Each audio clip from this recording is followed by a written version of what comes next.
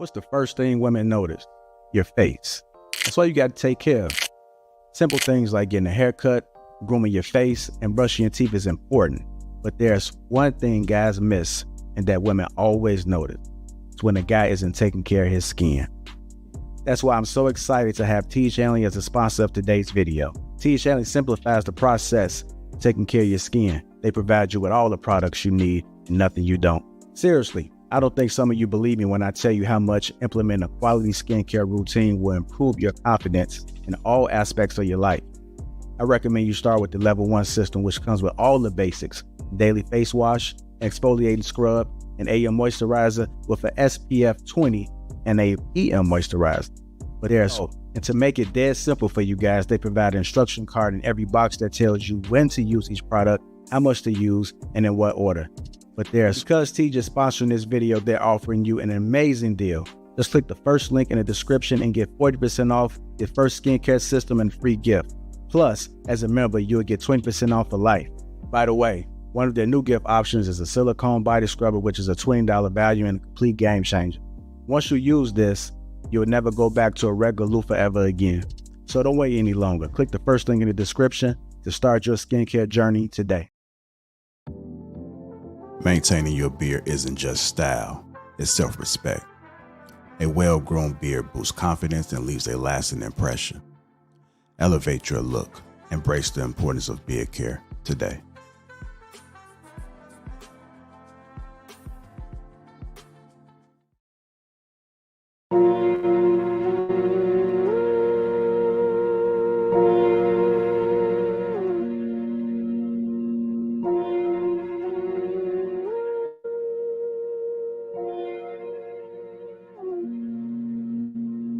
Flexing ain't discreet about it. Extra read about it. Say you wanna beef about it. We gon' come and see about it. Flexing ain't discreet about it. Extra read about it. Say you wanna beef about it. Find out nothing sweet about it. Flexing ain't discreet about it. Extra read about it. Say you wanna beef about it. We gon' come and see about it. Flexing ain't discreet about it. Extra read about it. Say you wanna beef about it. Find out nothing sweet about it. Look, mild like 3-6 pulled up, ski trip, cold winter. All my eating good. I remember when we had no dinner. West side, east side, no side, both sides with me. Check, come and check, leaving flex season 12, come and get me.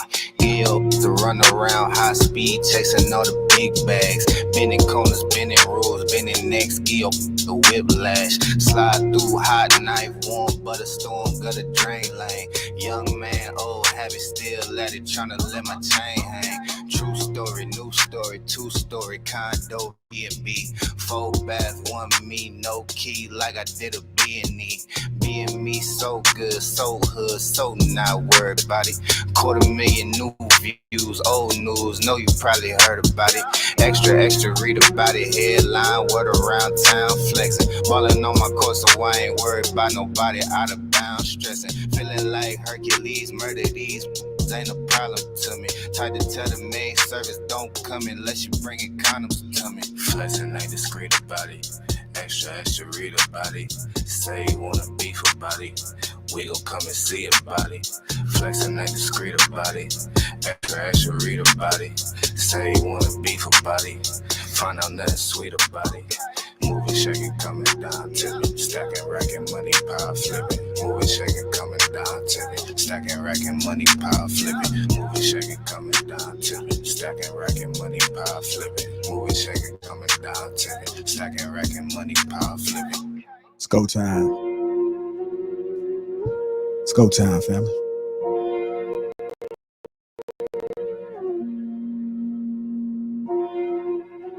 Y'all ready? Let's go.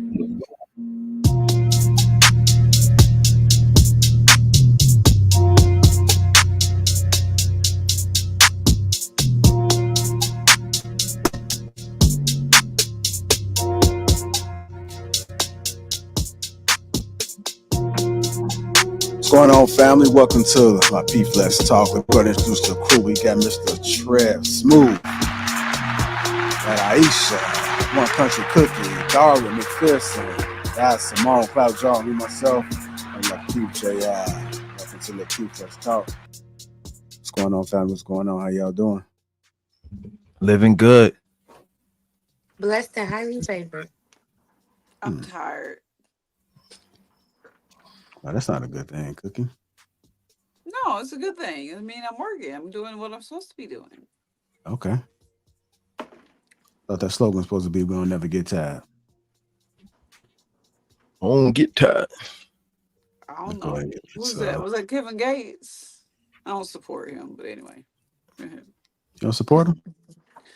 I mean, he Not your cup of tea? yeah, I mean, I ain't supposed to be quoting him or nothing, but yeah, I'm tired. I get tired. I'm not a robot. That's Hmm. Tesla's job not to get tired. I sleep. Ain't nothing wrong with that. Nothing wrong with that. All right, let's go ahead and get the housekeeping out the way, man. Shout out to the sponsor, T Channeling Uncomplicated Skincare for Men, 40% off, along with a free gift. And if you click that link in the description, you get 20% off for life. You also got your Assure Man King on top. This is for your beard. You're looking to get your beard in order. This is the way to go. That link is also in the description. Go ahead and click it. Holiday season is right around the corner. This is an excellent gift for the brothers, the sons, the fathers, the husband, whoever that male may be in your life. Hit the like button. Also, make sure you subscribe to the channel.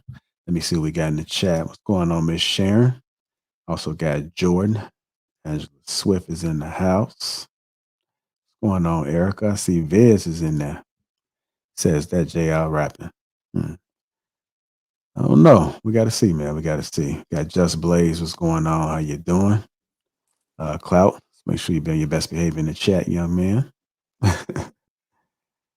I did got Just Blaze already. Got Rodney Dunn. What's going on? Miss Parker. Good to see you. Christopher Matthews. Daniel Sports Highlights, man. Welcome, everybody.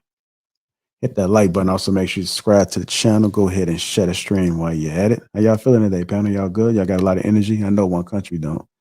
But she says she's a little mid today. Looking nice, Chanel. Me too. Thank you. I'm a little average right now. Average. I'm sure once the conversation start, I'll get a little more energy. All right. Welcome to the panel, Aisha. How you doing? I'm good. How's everybody doing? Hey, Aisha. What's up? Good. We're good. I'm good. Yes, blessed. Okay. Good to see you guys blessed. Just checking on something real quick. Just interesting, man. Okay, there we go. I was having those same issues, man. If something happens where you see me go out, man, it's because the Yeah, you froze. You froze right now. Froze. Yeah.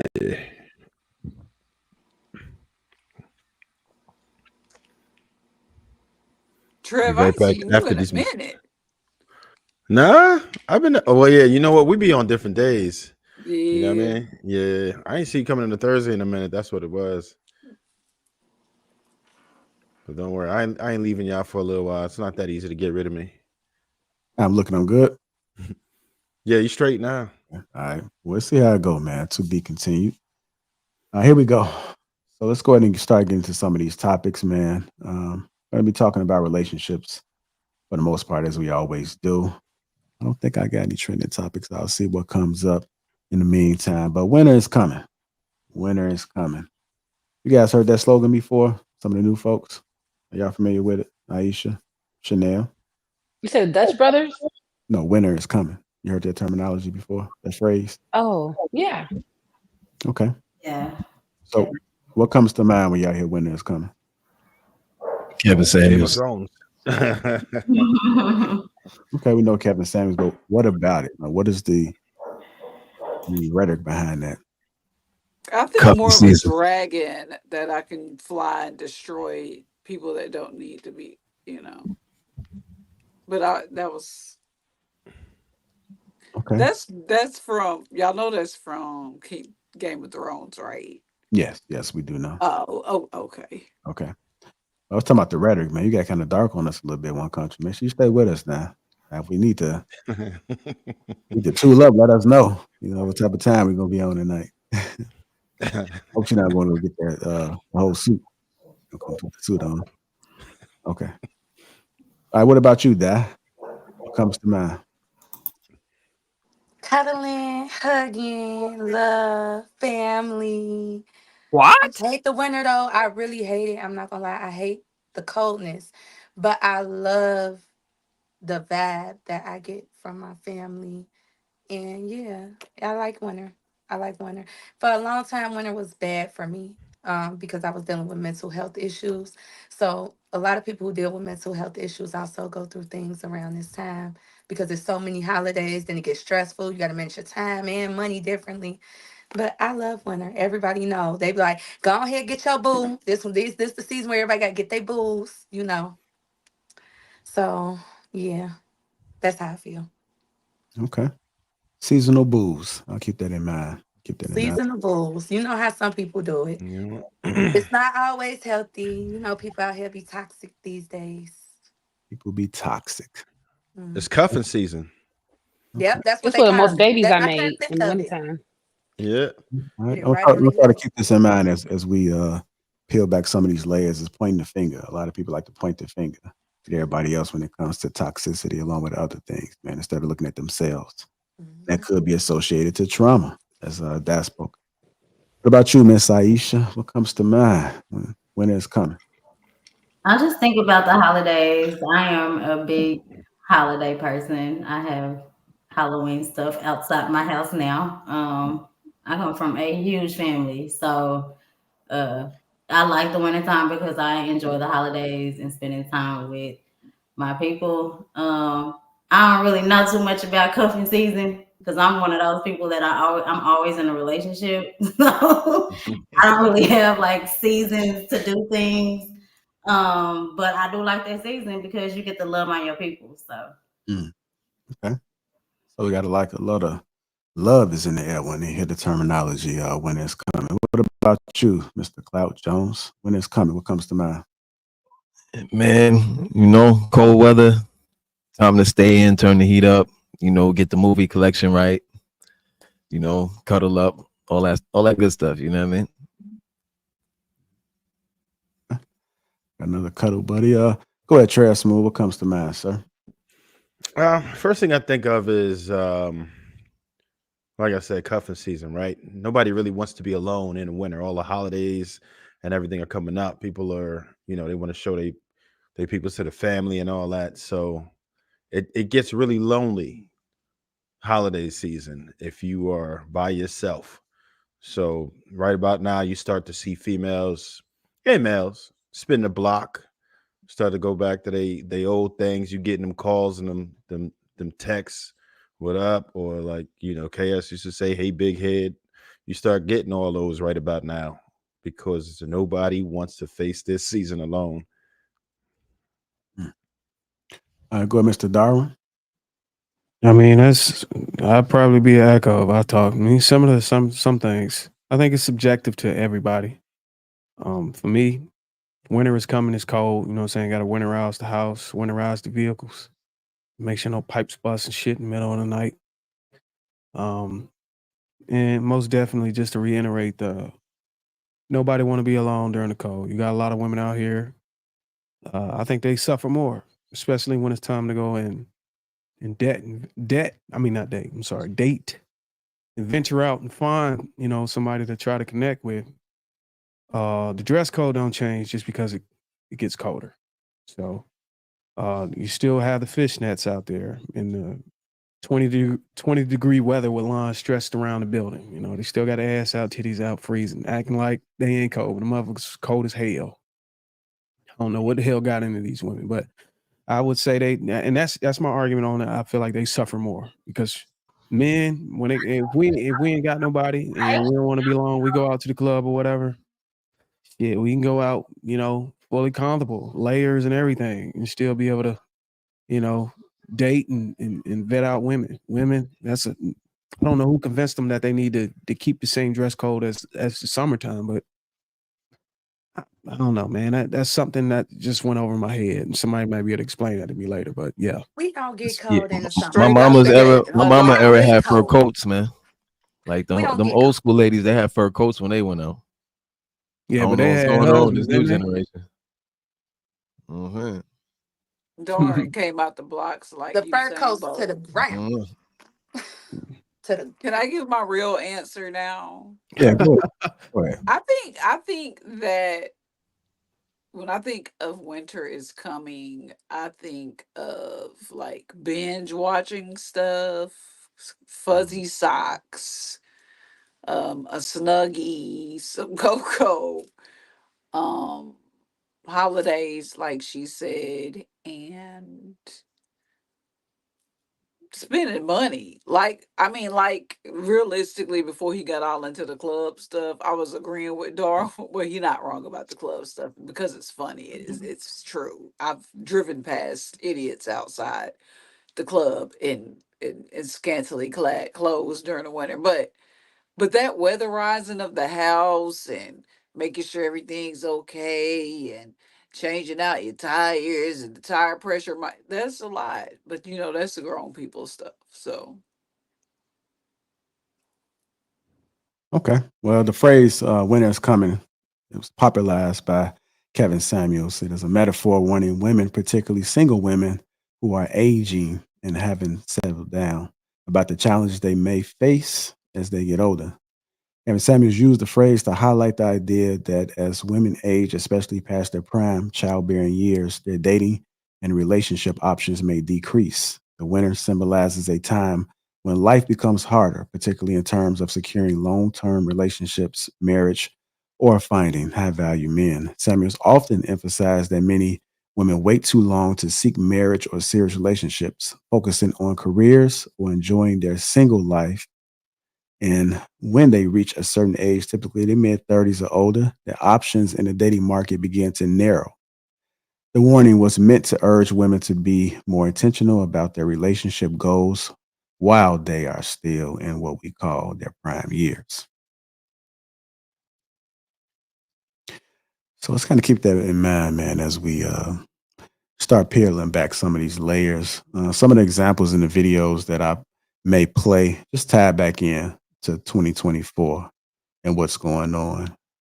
Obviously, we can't seem to agree between men and women. Some folks may think it's just online.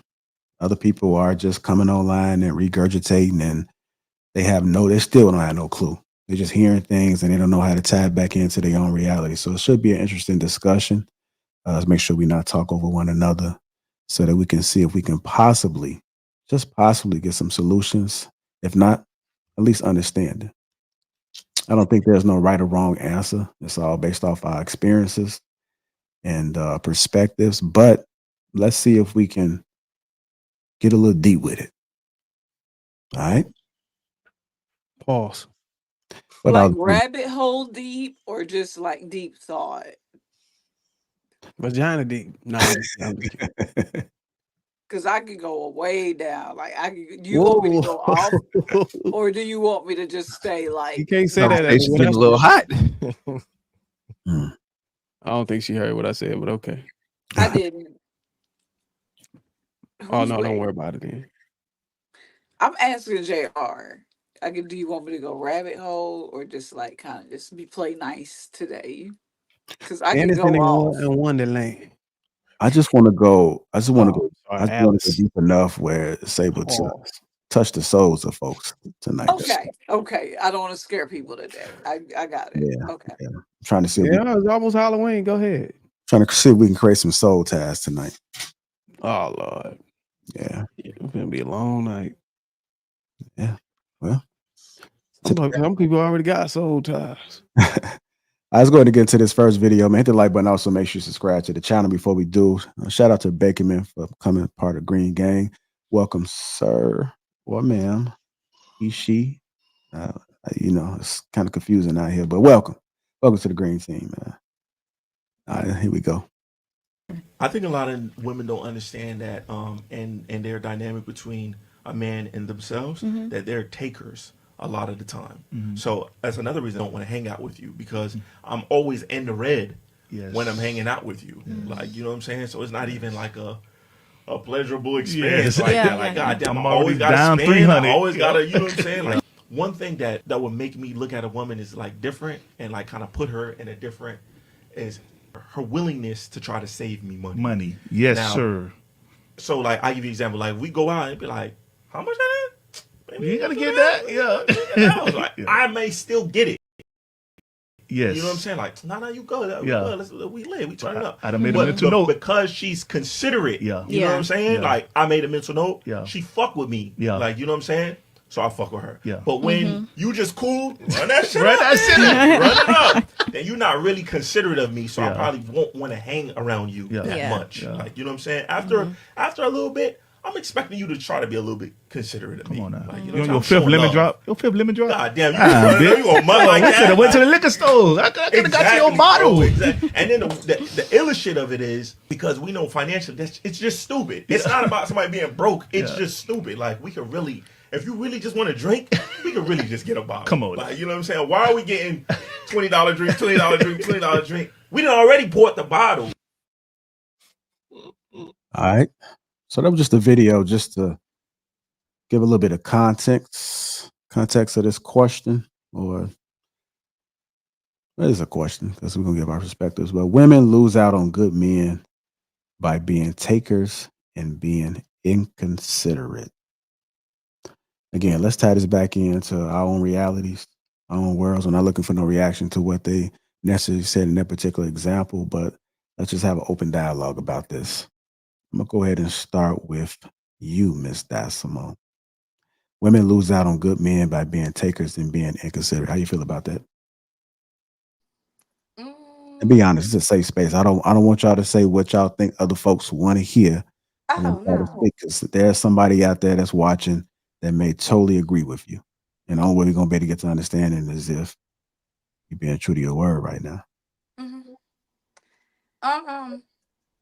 I can honestly say I can't like personally say why men stop, because I'm not a man. You know what I'm saying? But when I was hearing him talking, I'm thinking in my head like, I feel like him specifically trying to run game, because you're talking about women in the club. You're not even supposed to be spending all that money on a woman that you don't even know like that. And he like, yeah, if a woman at least try to save me money, she like me. And it's like, you shouldn't be taking her out unless you know she like you. You get what I'm saying? And the examples that he gave, he's like, yeah, because while we in the club spending $20, that's where you met her. What do you think you gonna get? You know what I'm saying? That's where you met her. And if you're older and you're still meeting people in those environments, what do you think you're gonna get from them? Those environments are usually, when you're looking for someone to date in those environments, it's not like those toxics are meant for fun. It's meant for kicking with your friends. It's not meant to find somebody to date. But I can understand, like, by what his explanation was, if I was to put myself in his shoes, definitely agree with him. Like, you have to be careful what we're spending money on. And I don't want no woman, if I was a man, I wouldn't want a woman that's just spending her money on things that's not going to contribute to our future, our family, our well-being. If she's just spending money on dumb stuff in order to make herself feel confident, then yeah, get rid of her. Because women, I do think, tend to do that. They tend to be like, oh, I want this and I want that and I want this, and the man to give it to them, but it's never enough. We like emotion. We like to feel safe. That's what we value in a relationship. But usually when a woman is focused on what you can give her and it's not any value in the things that you're giving her, that's a red flag. You should look out for that woman, because 9 times out of 10, she probably don't have her head on straight. She probably don't, especially with the woman he described. I wouldn't trust her. Interesting. Okay. All right, Mr. Cloud Jones, I'm coming to you, sir. Women lose out on a good men by being takers and being inconsiderate. What are your thoughts about that? I think there's truth to it. In my personal experience, I found that, I found a lot of women are extremely inconsiderate. Just basic little things they don't think about. I was watching Love is Blind the other day, and the main reason why one of the guys was like he can't mess with the girl is because His family traveled like 10 hours to come meet her. He cooked a meal, and she, as soon as the cameras went off, she went to sleep. She didn't help with no dishes or nothing like that. And he's just like, yo, I shouldn't even have to explain that to you and tell you that. So I absolutely think so. One of the things my dad always told me growing up, particularly, which is one of those little things that's kind of like similar to, I know y'all know Bronx Tale. You know how Sonny always told the youngin' like, yo, you do a little test, you leave the door unlocked. You leave the door locked and you open her door and see if she'll reach over. Little tests like that are kind of important because it does help to reveal the character of a woman. And for me, particularly, one of the things my dad told me, he was just like, watch a woman based off of like what she orders and how she treats what she orders. So he says there's nothing wrong with her wanting to, let's say, order the most expensive dish, right? He said that's a red flag, but it's not like a crazy, it's more like a yellow flag. But if she orders the most expensive dish and then doesn't finish her food, that should be a red flag. You know what I mean? Because that should let you know that that's someone who really doesn't respect your money at all, because they're not just willing to consume it, but willing to completely waste it. You know what I mean? It's one thing to order the tomahawk and eat the whole thing, and we have a great night. It's one thing to order the tomahawk, eat half, and leave the other half behind. You know what I mean? So it's little things like that. I think guys should be like aware of that, and yeah, just focus on.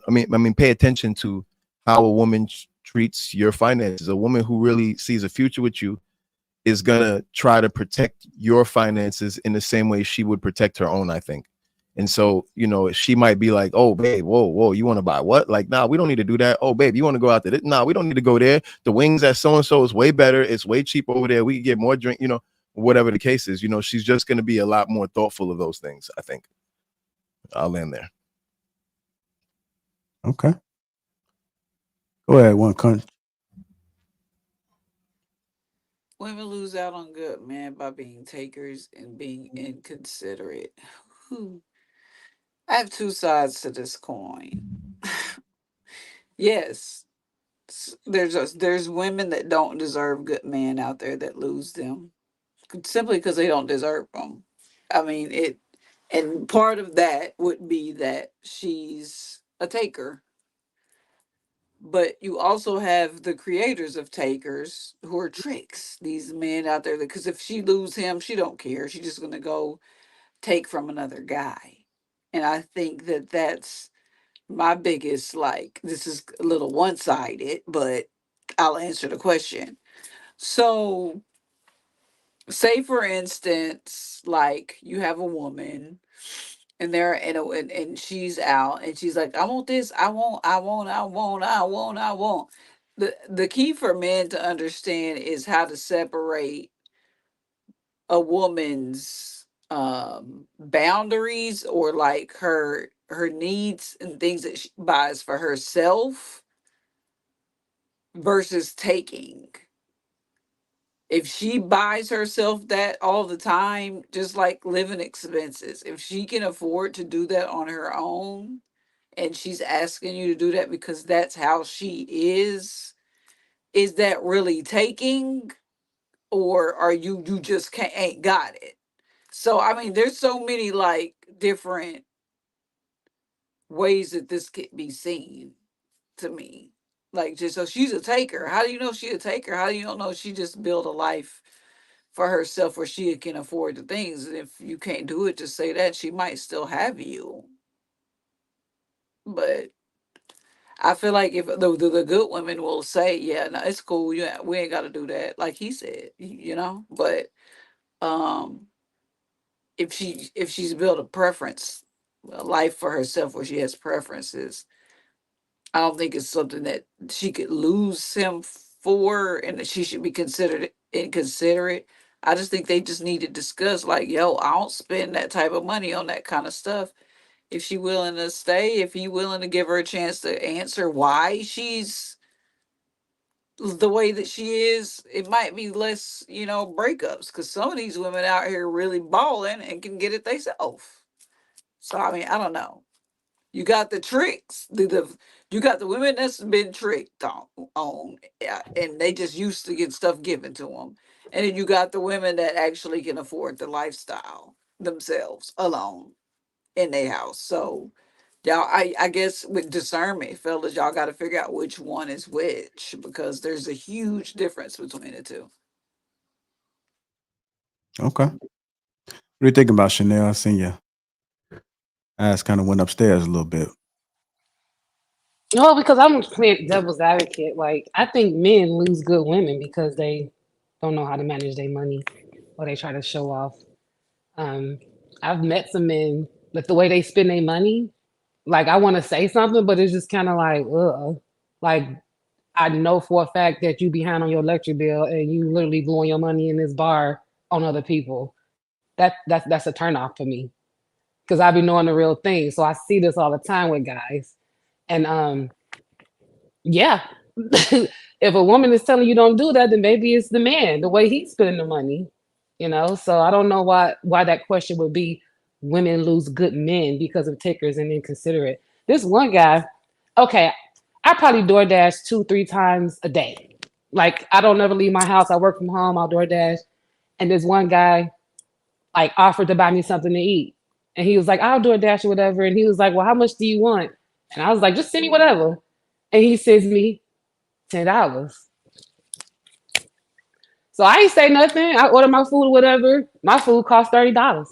and then when he saw what I was eating, he was like, damn, how much all that cost? I told him how much it cost. He was like, why you send you anything? I was like, that's what you sent. And then he was like, I was like, if I said $40, you send me $40? And he was like, see, that's when y'all start gold digging. Turn off. Turn off. What are you talking about? What are you talking about? Like I do this for myself all the time. So now I'm a gold digger because I was gonna ask you for 40. What are you So I don't talking know. about? Who was that? Oh, it's Trev. That's the soundboard. Oh, I'm like, who I is don't think that that? sounds crazy at So all. yeah, it's sometimes where I've told guys like, I don't think you should spend that much money. But they want to fucking flex. They want to, so they want to show stuff, and that turns me off because I am very frugal, but I'm very like strategic on how I spend my money, and I do not like spending money on unnecessariness. So I'm the opposite. Like I stopped talking to guys like that because money is not a big deal, but I definitely the way you spend your money, like I kind of implement that in my life, like how that looks like. Yeah, that's not gonna work.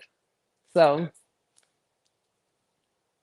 Yeah, I would second that. Some of the guys do shoot themselves in the foot. I try to tell guys all the time, you're gonna be dealing with women, and if you're gonna be going out, period. Even if you alone, money shouldn't be a problem for you to at that point. You know what I'm saying? You got to understand if you're gonna be catering to a woman or trying to impress a woman or whatever, or do something for a woman, you got to make sure you have the means to do it. And if you ain't got the means to do it, you need to communicate that before you try to put her in that situation, because a lot of these women today, whether you like it or not, expect you to be able to spend some money whenever you take them out. I mean, that's just the game. I don't make the rules. But in this particular video here, this guy is hoping that a woman consider that maybe he don't got it. It just sounds like he didn't communicate his ability to be able to spend or be generous. And you're banking on her you're banking on hope that she know your level of finances. It don't work like that. Some of these women don't even ask those questions. They just allow you to take them out. And because you agreed to take them out and show them a good time, they automatically assume that you have the means. And I know a lot of guys that do that. They don't have the means and they still go out because the desire to want to get some pussy supersedes the ability to be able to have the means to show the woman a good time. I don't know what they call it. I don't know if there's a certain energy that just overwhelm everything else, but it happens. And I would be wrong and disingenuous if I didn't show accountability on that side. I was young. I've been here before. I wanted some ass so bad and I only had like $100 in my pocket. I was not gonna let that define me. I wasn't about to take an L off of thinking that, oh, it's a bad idea to go. No, I'm going out and I'm gonna try my hand.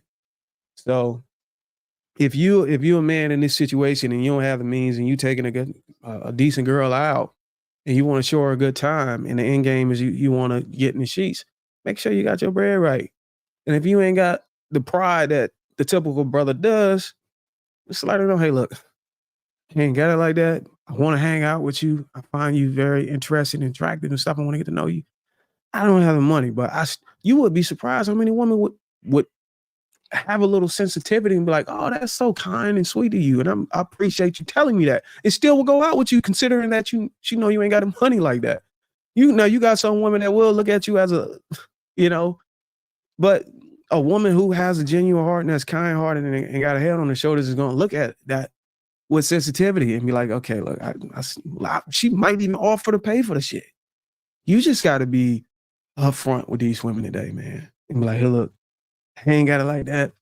You know what I'm saying? We can get some Burger King or some shit like that, or some cookout with some Cajun fries. I mean, hey, look, you know, or I eat the fries, you eat the burger. Like, just come on, man. Fuck it, bro. You ain't got the bread. Fuck it. You know what I'm saying? Or go get the bread and don't go out. That's simple. Don't go out there if you're concerned about your money. Stop going out there. Also, pro tip, if you're concerned about, you know, her not knowing about, you know, what your budget is, old school trick, simply order. You make the order. You know, you sit down, you say, okay, we're gonna get to this, to that, to that. Boom, you order within your budget.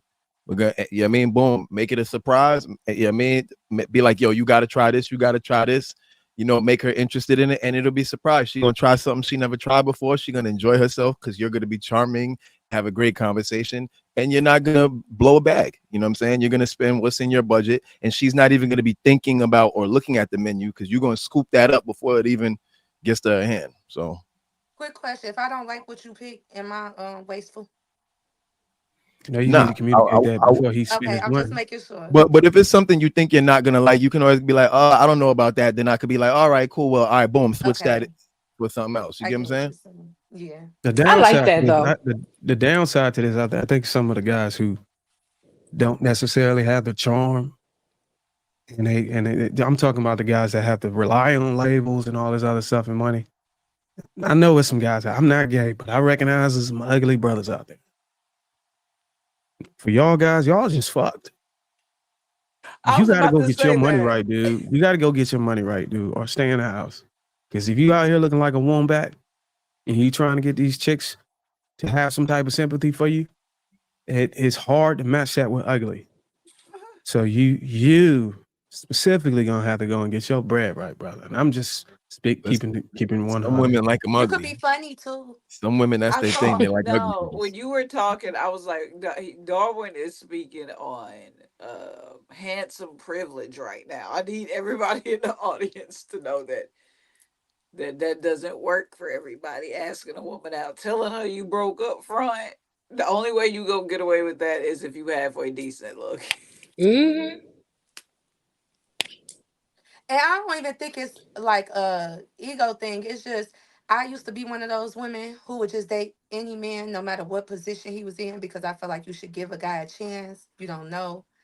But I do realize it's a lot of red flags that come with broke men, That's especially how at your our body count age. go up too, doing that behavior. You can't just date any guy just because you No, want but to do your that. body, yo, you don't have to have sex with every guy you date. You can give them a chance and date them. I date. Like I literally date. I don't just go out and have sex. I Oh, date. I okay. get to know people. I want to know about their life, their work, what they do. Because even if we don't work out, it's a chance we could be good friends. Like I really want to. When I decide I want to get to know somebody and date somebody, I'm getting to know them. And I So used you to do friends it with on a lot of niggas. broke guys, but I'm like, I can't do this. You real insecure. You're upset at me and you're So you friends on angry. man? Huh? So you friends on man? Damn. Okay. I be I don't telling got brothers time for about friend y'all type zone of women. men. And a Boy. lot of men don't mind it because I'm genuinely a good, like, I really be having men's best interest at heart. I feel like a lot of women do not have men's best interest at heart. So if I can give you some of what I know Like, you know what I'm saying? On some friendship level, on some I love you as my brother. I am a real woman of God. So I be seeing you love thy neighbor as thy brother. So So yeah, if we if gonna I come was in right your now. friend zone and I wanted to buy you something or pay a bill, would you No, let me? no, I wouldn't. I wouldn't. And I Mm. think my friends, they used to get mad at me for that. Like when I was dating guys, and if I'm Even not sure I even if like you in a them. bad situation. Even if I'm in a bad situation, I have a good support system. My family loves me. My You grandma, see that, my JR? I mom. told I you. have a All good of these support women is system. part of the exception. That shit is pissing me off, bro. You said what? All of the women only ever coming to the Lapeef Network is always part of the exception. We never get a woman that No, say, yeah, I'm gonna my make that motherfucker pay my hell. He dumb enough to no, pay. Where are my those friend. women at, JR? God damn. Let me tell you, I'm one of those women that most women would call stupid, or you're letting men walk over you, or you're funny. Because my friends tell me, this is what they tell me. Like, a guy would try to do something for me, and if I feel like I can't do it for myself, I'll say no.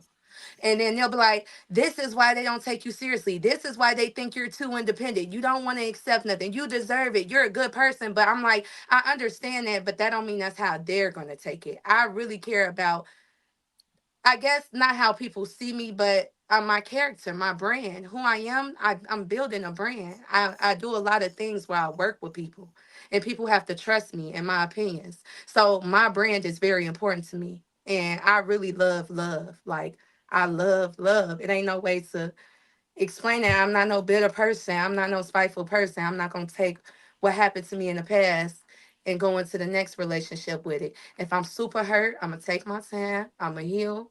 And then, you feel me, move on. But I really do believe in Even forgiveness. if your baby needs some Similac. I told you I have a good support system. Now, Okay, on okay, the other yeah. hand, if I didn't have the support system, if I didn't Oh, have that it, nigga out I the street. probably He up would. shit creek, Yeah, I ain't probably would. Because it's my baby. You get what I'm saying? But I have a good support system. So thank all glory be to God that I'm not in those positions to have to do that. You get what I'm saying? And some women so just like, let me play it out though. Let's say you ain't got no support system. okay, This dude in the friend zone was like, look, I'm gonna get your baby some Similac. I'm uh-huh. gonna make sure he good. If he need anything else, let me know. I And got you, you and I'll take pay you back on my next check. Thank you. he I gonna you appreciate your know help. he don't want no payback. He won't. I'm gonna tell you what he want. Uh, He All ain't gonna be right. my friend. I'm very upfront. Hey, I understand what you're saying, but when you're upfront and clear about your boundaries and you ain't playing no games, you don't have those issues. I don't have those issues. I am well, very upfront and I'm very oh, you know, self-aware. he ain't no Similac. What you gonna do? What if he wants? Oh no, hell no! I So would your rather baby go gonna dance. starve? Let me tell you something, and This is I'm gonna not be Oh settled be hell honest with you, no. Darwin. Darwin, listen to me. I'm gonna be honest with you. I was dating this guy. We was cool. I was not ready to have sex with him. Come help me with my rent. So you gonna Listen, let your listen, baby listen, starve? listen, listen, listen. So I'm you like, ain't can gonna you bust it open for the listen, baby? listen, I listen? got Let me forty finish. I'm dollars like, for you, baby listen, girl. let me finish. I'm like, can you help me or whatever? He like, we're not even talking. We gotta be on a certain level. Cool. You know what I want to go do? I danced at a titty bar. That's exactly what I did. I'm not selling my actual pussy. Like, no, I'm not doing that, bro. I'm not doing that. You fucking with a man. You fucking with a person. He has a heart. A man is not no wallet, bro. I don't think shit like that is cool. If you Them do dudes at not the titty plan bar got on hearts being too. with a man, you should not be taken from him. That's not cool. It's not cool. Them If niggas you at the don't titty like a bar got man, hearts you So shouldn't too. you be gonna let the taken baby? from him. So you gonna let There's the baby? other Hold ways on. for you to do So you whatever you gonna have to let the do. baby So, starve until you get off the pole? you said what? So you gonna let the baby go hungry until you get off that pole and collect them dollars? Oh my Boy, god, I made 450 that in man at the two titty bar hurting too. hours. 450. My mom couldn't help me. My grandma couldn't help me. I was finna get evicted. I didn't know how to sell weed, and I had to come up with the money in 2 days. What are you talking about? I'm not finna. You think if you're What are you that talking do you about? think that's cool? I want to know. Do you think that's okay, Darwin? For me to Well, take his listen, money, I'm no, gonna I'm answer not that. I'm finna gonna be with answer that. Let him. me answer that. I think if you sold me on your brand, you sold me on your brand. So I'm gonna take that in consideration. And if you since you sold me on your brand, I would think it's better for you to go ahead and bust it open right there over the counter No, than to go out there and no, publicly tarnish your brand. it's not publicly. You in a strip club. Yes, I'm Strip not Darwin. in clubs a is low strip key. club. First off, that's why I said a Your titty hiring manager bar. might be in there. This is why I said a titty bar. Two, I understand what you're saying, Darwin. This is not something I did for a lifestyle. I'm just being real. Most women is not gonna come on here and be real. This is something my right hand up to God on my life. I did this for maybe a month or two until I got caught up in my bills and learned how to manage to budget because I didn't know any other way to make any extra money. I was working my job from 7 to 11, no bullshit, 7 a.m. to 11 p.m. I was behind on my rent because my child's father just killed himself and I didn't have any extra time to invest in any extra money. So while I get off at 11 p.m., I take my daughter to my mom's house and I had to do what I had to do. And once I got back up on my budget, because I don't care about bags, I don't care about that. I didn't do it for money, like for those type of purposes. I did it literally to survive. Two, I did a titty bar. I was very specific. Nobody saw my pussy, nobody saw my titties. Three, the area that I did in, it wasn't even a predominantly black community. I was very Titty bar careful and about what I titties. do. And I'm not saying that's right, but what I'm saying is I would rather find a way to make it myself than to take money from a man I do not plan on being with. That's Hold on, not that was a you could that was a what do they call it in the strip club where you can't take all the clothes off? a titty bar. That's why I said a It's titty bar. topless. It's just called No, not topless. In topless. Atlanta, I could not be shit. topless. I could not. It's In hot literally a Atlanta. bar. I could not be topless. Where All were right. you at? Oh, so you were Uh, bartending? no. It's in what is it called? All Stars. All Stars. Oh, is that in Indiana? Because I know Indiana, No, it's not. like It's on they Cicero. can't take off their thongs and they have to have pasties on their boobs. No, So we have to wear bra, stockings so guys can't slip their hands under your underwear, and you have to wear something nice with some heels. A lot of businessmen, a lot of guys in suits. It was predominantly white and Middle Eastern that was in there. So they came in suits, but we cannot no, you can't take off your bra. You can't let them touch on your pussy. They can't even touch you. You just dance. It's like juking. You go to the club, you juke, you get your money and you come home. I didn't dance at no strip club. I couldn't. But when I knew I needed the money and I was asking all my friends, I'm like, can you just, I'm had the money. I did my overtime. I just need somebody because they said they're going to evict me. They was like, well, you're not even behind a month. I said, I know they strict out here. I'm in the suburbs. Like, this is a private owned building. So I have to give them the money when they tell me to give it. And my homie was like, I can't give you the money, but I can help you to get it. I can help you get that money. Thank God. Glory be to God. I'm not in that position. I was 21. I'm I'm in a 33 bind, now. Nate. All right. Let me go ahead and get Aisha in now. What are your thoughts about the discussion happening? Women lose out on good men by being takers and being inconsiderate. What are your thoughts? I think that it just depends on the circumstance because I feel like Cookie, like what is, like don't be coming out here if you don't have it. Like if you're gonna be dating somebody, it costs money to date. Every time I walk out the door, I feel like I spent $100. Like the moment that I hit the pavement, that's $100. So you're gonna have to spend money when you're dating somebody, even when you just showing off and buying drinks, because you've already set that expectation. If you take me out and you spend $200 at the bar, that's an expectation that you put on yourself. I didn't give you that expectation. You out here doing this. And what kind of relationship do we have to where I should be concerned about your finances? Because I'm over here paying every bill. So I'm not really concerned. Like, what level of relationship are we? Are we just dating? Do we live together? Because if we live together, we already have a bar with bottles. We're pre-gaming before we left the house. We already drink. We're not going to be drinking up in here. So it's like, where is all of this coming from? And I think that what Darwin said was JR brings women out here and none of them are like the opposite, because the women that you hear about on social media and the women that he's talking about, they are few and far in between. Like, we are real women. No, sir. Okay? It ain't what I hear. I see. They So- just don't want to come up here. They probably busting it open right now. Not for a couple drinks at the bar. I hope not. Yeah, boy. They throwing ass. Trust me. But I just seriously think, don't go out here dating women who don't have the money. If you don't trick the game up, because they don't pay for these bodies and now they got to maintain them. Okay. So if you don't have your tricking game up, then don't come outside complaining, because it just sounds like what I hear is he's broke. That's what I'm like, dude, you broke. Like, Yeah, he broke. What I I say? remember I one don't time I want went no out with this Do scrub. guy. But do I wait a y'all remember one minute, feel time I as went out everybody with though? this is guy, laughing, right? y'all. But wait a Do minute, women y'all go feel into like you dating expecting to spend money? Like, you know how you just said, oh, like I like don't date if you're broke. Do women have the same attitude towards dating, like that they shouldn't date if they're broke? I completely Yeah. go. I mean, I'm above that now, but I wouldn't even go out if I didn't have money. I'm one of those. I wasn't one of those people that was like, oh, I got $20. I'm finna go. No, I'm not going nowhere if I don't have money. When my friends, they calling me, asking me for money, I'm side on you if you just borrow some money. You why are you out? You should be unhappy. You should be at home trying to make money. You shouldn't be out smiling with nobody. Like, no, if I don't have the money, I'm not going out. If I can't buy Aisha. the meal that I bought for myself, then I'm not going because what if we get there and your car get declined? I've been there, okay? I've been somewhere where the dude's like, oh, I must have dropped my card in the car. Boots on ground. Now let me ask you this, Aisha. Now, if you need the money, is she gonna rap? Is she gonna put that ponytail in the bun and get on? Huh?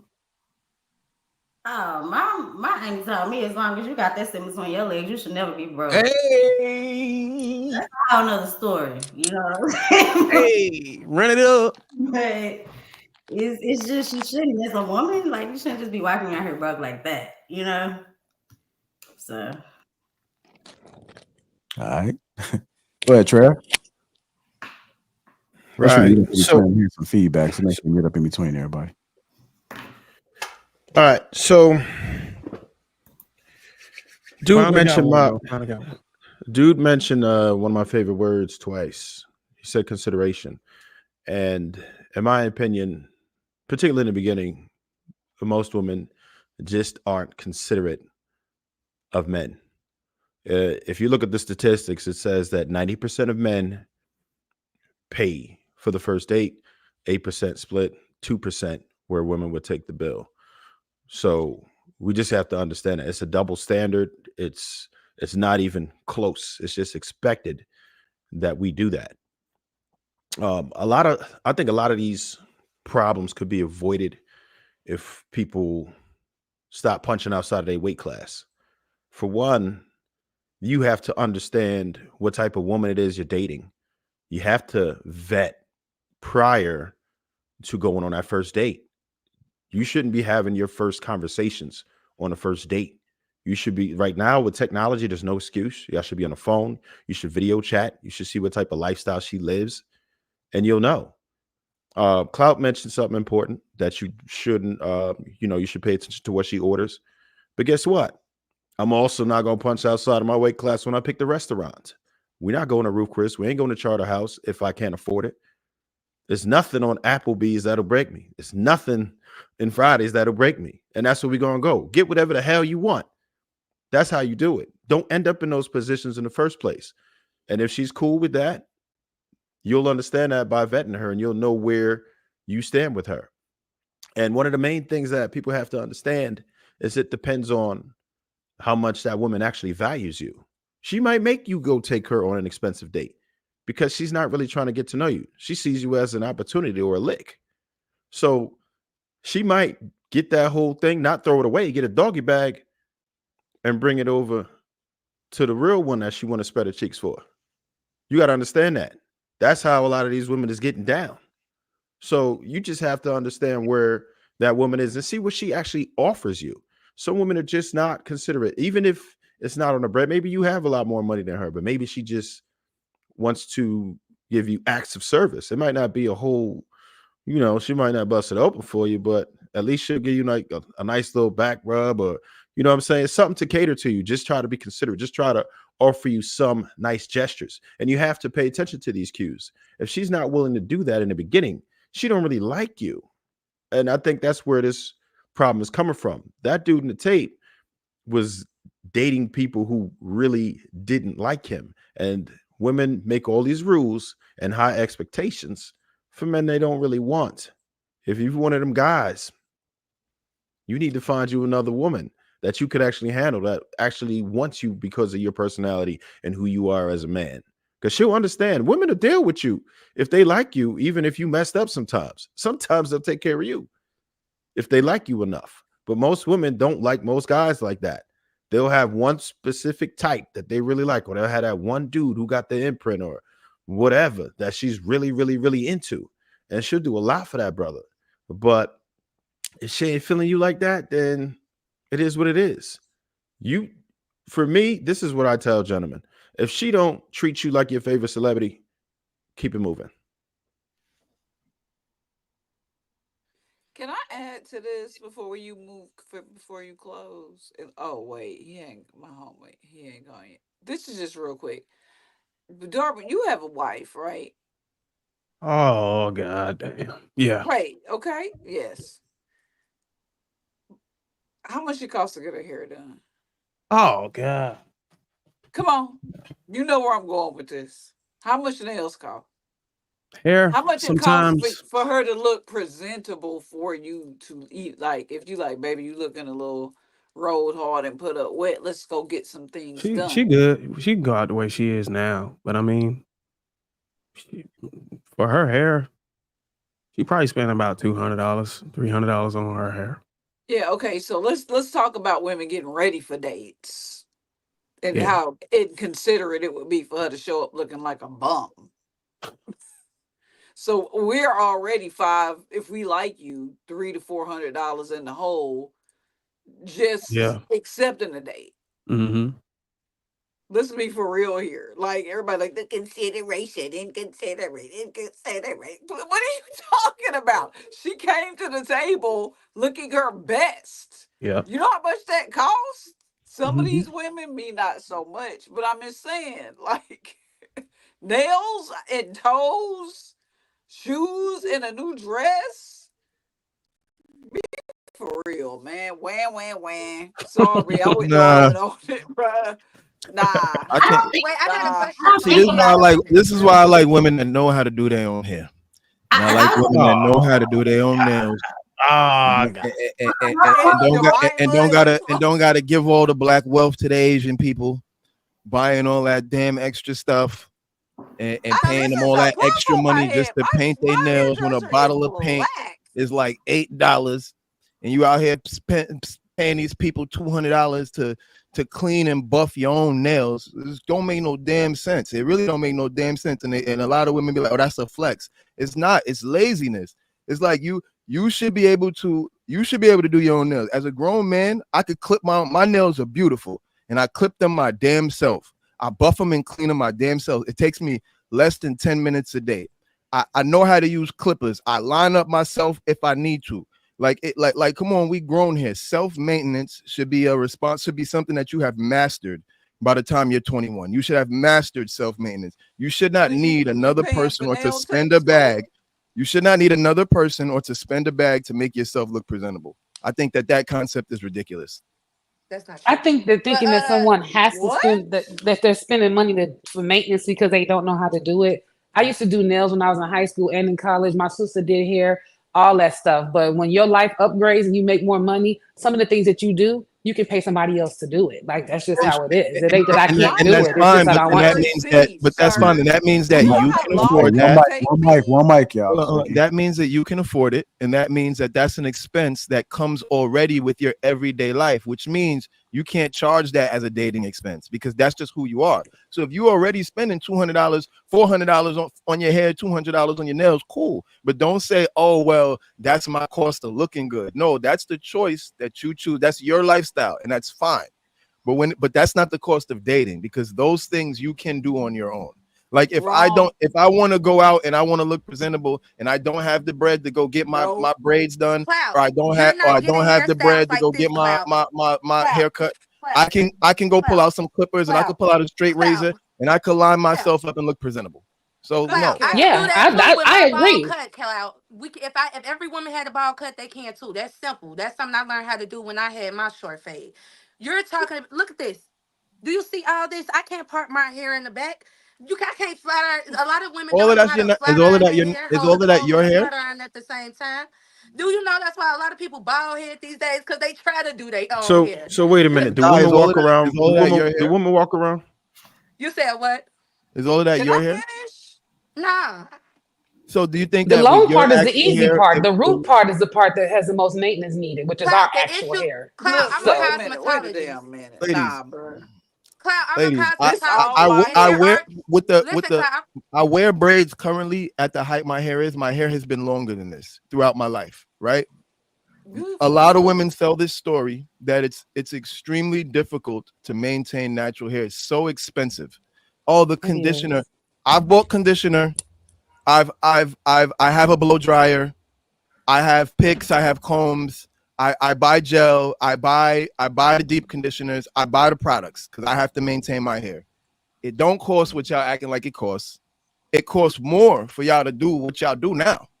So I don't understand what the excuses in Cloud, like it's an excuse. It's like y'all have an as a aesthetic that you cosmetologist, desire, and because you desire that aesthetic, you're willing to spend the money to have it, and that's great. But don't make it an Cloud, that's excuse not as though true. like you can't make yourself Can presentable somebody without else Cloud, that's spending that talk? not type of true. money. Shut As a up. cosmetologist, I Shit. have women who I sit could in tell you. my hair who does their own hair and their hair does not grow. Some women just it's not as That easy means as that what they you haven't think. learned. That just means that they have No, not no, learned that's how to not true, maintain their Cloud. hair. That's Can I Cloud. You Well, have finish to my anybody Hold gonna on, make hold a on, let life me y'all. let me give situation you out some of learning black how to Hold do women, on, Cloud. everything themselves. Pear two, for hold on, instance, Pear two have hold so on, much hold alcohol on, in their products hold on, that hold on. Time out. All right. I think one country you need to finish. Marcus haven't spoke yet. Let's get to them and then we can circle it back around. This Go ahead. is thank you. This is our crown. I have 4C hair that is down the middle of my back. I am not showing up to a first date with a puff in the top of my head. I'm just not. I'm gonna go get it washed, blown out, and flat ironed by professionals. And that's why my hair got this long in the first place. People messing with their own hair into Nothing. catastrophes. We see it every Lie. day. I'm Lie. so glad that you know how to do your own hair. Good job for you. But when you Stop it. dealing with natural hair 4C, nah, bro, you gotta pay somebody to go do that. And I that's just dated a it is girl. what it One is. one of my girlfriends had Of 4C hair course. down her back as well. She used to do her own weave, meaning I would watch her on a Hold on, pause, stop, because it's an excuse. I would watch her on a Saturday, sit down in Indian style. She would braid her hair in the mirror. She would braid it into the pattern she needed to. I would watch her cut the tracks up with the sewing and sew in her own tracks. And she was doing that. And it would take her maybe about 4 or 5 hours and she would get it done. So again, I it's an don't wear excuse. weave. They need to I'm flat not iron saying my that you do. hair. I'm not saying that you do, but even flat ironing certain things, you can do it. You're acting like if you shouldn't be messing up your own hair as a grown woman. You should have had practice throughout your life of maintaining and taking care of your own hair so that you know how to do it by the time you're a certain age. I just think that that's basic. Other women and other demographics do it.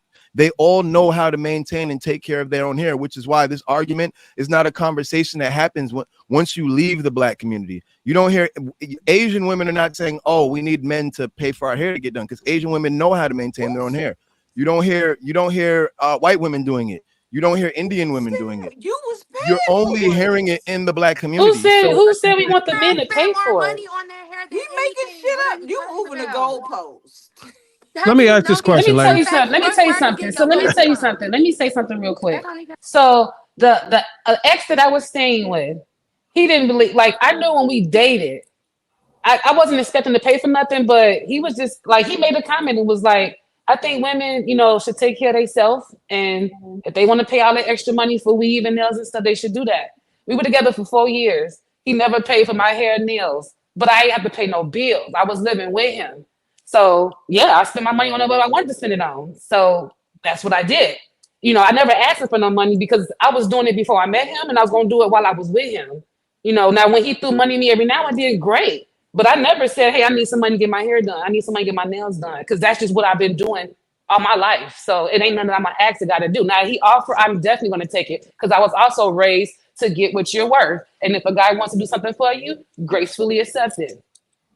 I don't Let me ask understand y'all how this, ladies. somebody Hold that on real ain't quick. Let me ask y'all married. this, ladies. Now keep it real. Hold on, we gotta get Marcus in there. We gotta get Marcus in there. Okay, go ahead. Go ahead. Y'all hilarious. Y'all super hilarious. Claudia ass come in with a grenade. He just boom through that motherfucker. Dark. Well, Clout and Trev, before y'all got on this hair conversation, y'all was cooking like a motherfucker. Y'all was going crazy. Because at the end of the day, people be punching out their weight class. That's really what all this shit boiled down to. Because if somebody like you, they'll put up with all type of shit to keep you. And it's simple as that. If the people don't want to be around your ass, it's because they don't like you like that. And if you got to incentivize them with shit that's outside of who you are, then you already lost. And that's how you're going to have a high ass divorce rate. You finding people who you can convince to date you because you got some money, or you can convince to date you because they in a bad situation, or whatever that is. It's not you that they dating, it's the circumstances. Circumstantial dating will lead to circumstantial marriages. That's not to death do you part. And y'all can get back to the fuckery. That's all I have to say. We get to Aisha, check in with her, and then we'll go to Darwin's question. Go ahead, Aisha. I just think, like as previously stated, he just said it, don't date outside your weight class. Like, honest, if you look at the world, that's how the rich stay rich. The rich date the rich people. Like, they date in their circles. They date people that are like-minded. We're reading the same books at Starbucks, like they date people within their circles. And so that's how things work. Anytime you try to mess that up and date outside who you are and yourself, it just doesn't work out. Somebody's gonna be angry, somebody's gonna be upset, And I think that when we are dating, I do agree with you, Trav, we should have consideration. Like, I am very considerate. You know what I mean? We can literally go to Wingstop. I love Wingstop. You know what I mean? We just gotta be consistent with the Wingstop dates. That's all I'm saying. If you're gonna judge me for eating fruit snacks, I can't date you. I'm judging for that. Like,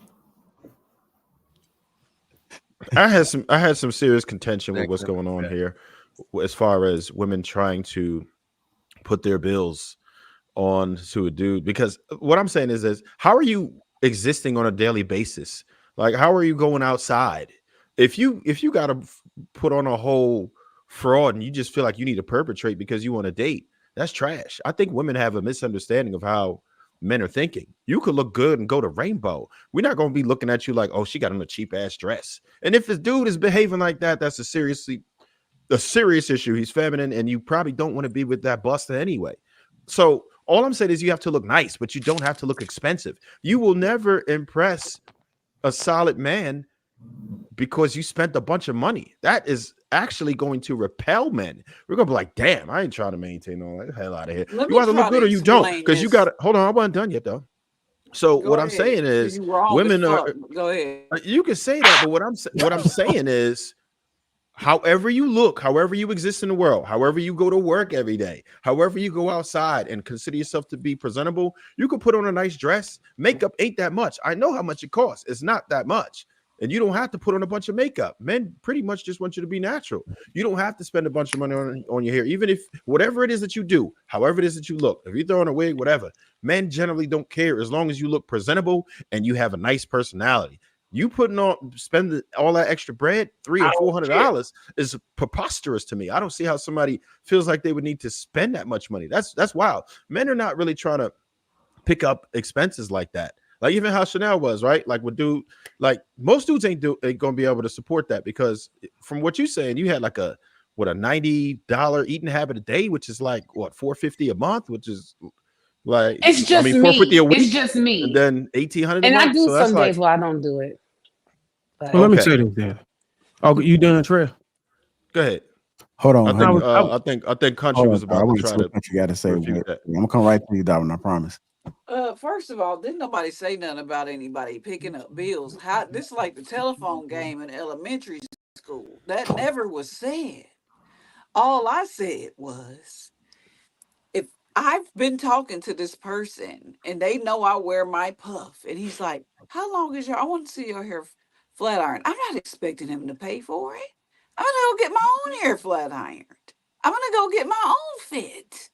I want to make sure I look nice and presentable for this person that I'm talking to.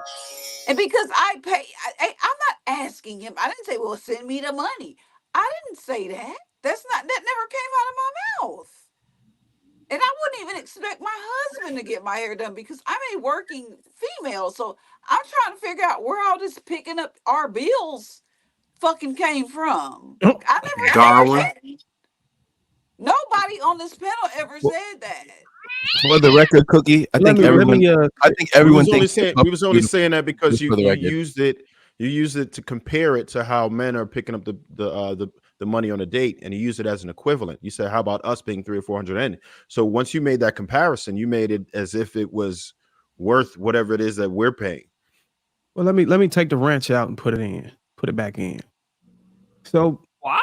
And I'm gonna do it in the question. Pause. Ladies. How do you take a wrench out? This is for the ladies.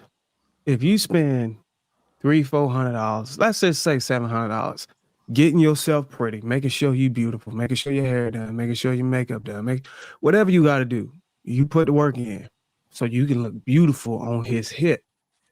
You know, you can elevate his status standing next to him. You spend $700, don't you think that is a bad trade-off if you end up with some $20 dick? With some what? Penis? $20. What? I'm just saying, you putting all this money and all this effort into your look so you can elevate his status when you're out here. And isn't he trying to take you to something cheap? Me personally, if I know that my woman is putting in a whole bunch of effort to make herself the best version of herself and be beautiful, I'm gonna treat her. I'm gonna appreciate the effort she put into it. That's just me. I mean, I'm not like every other guy though. Different prices. That's true. That you like, you say somebody got $20 dick. What's the different prices of dick out here? I don't know, man. What's your what? 0 to pause. Infinity. What you mean? It's like, let the ladies answer that one. I don't want to answer that one.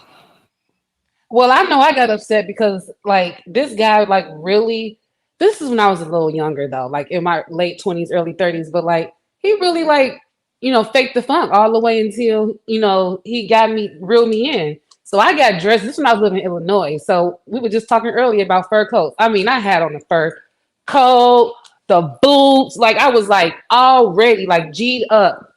And we ended up going to somebody's house that looked like a trap house, and they was playing cards, and I was way overdressed. Everybody else that was just, and I was sitting on the couch with an attitude, like I'm ready to go. This is waste of my outfit, never again.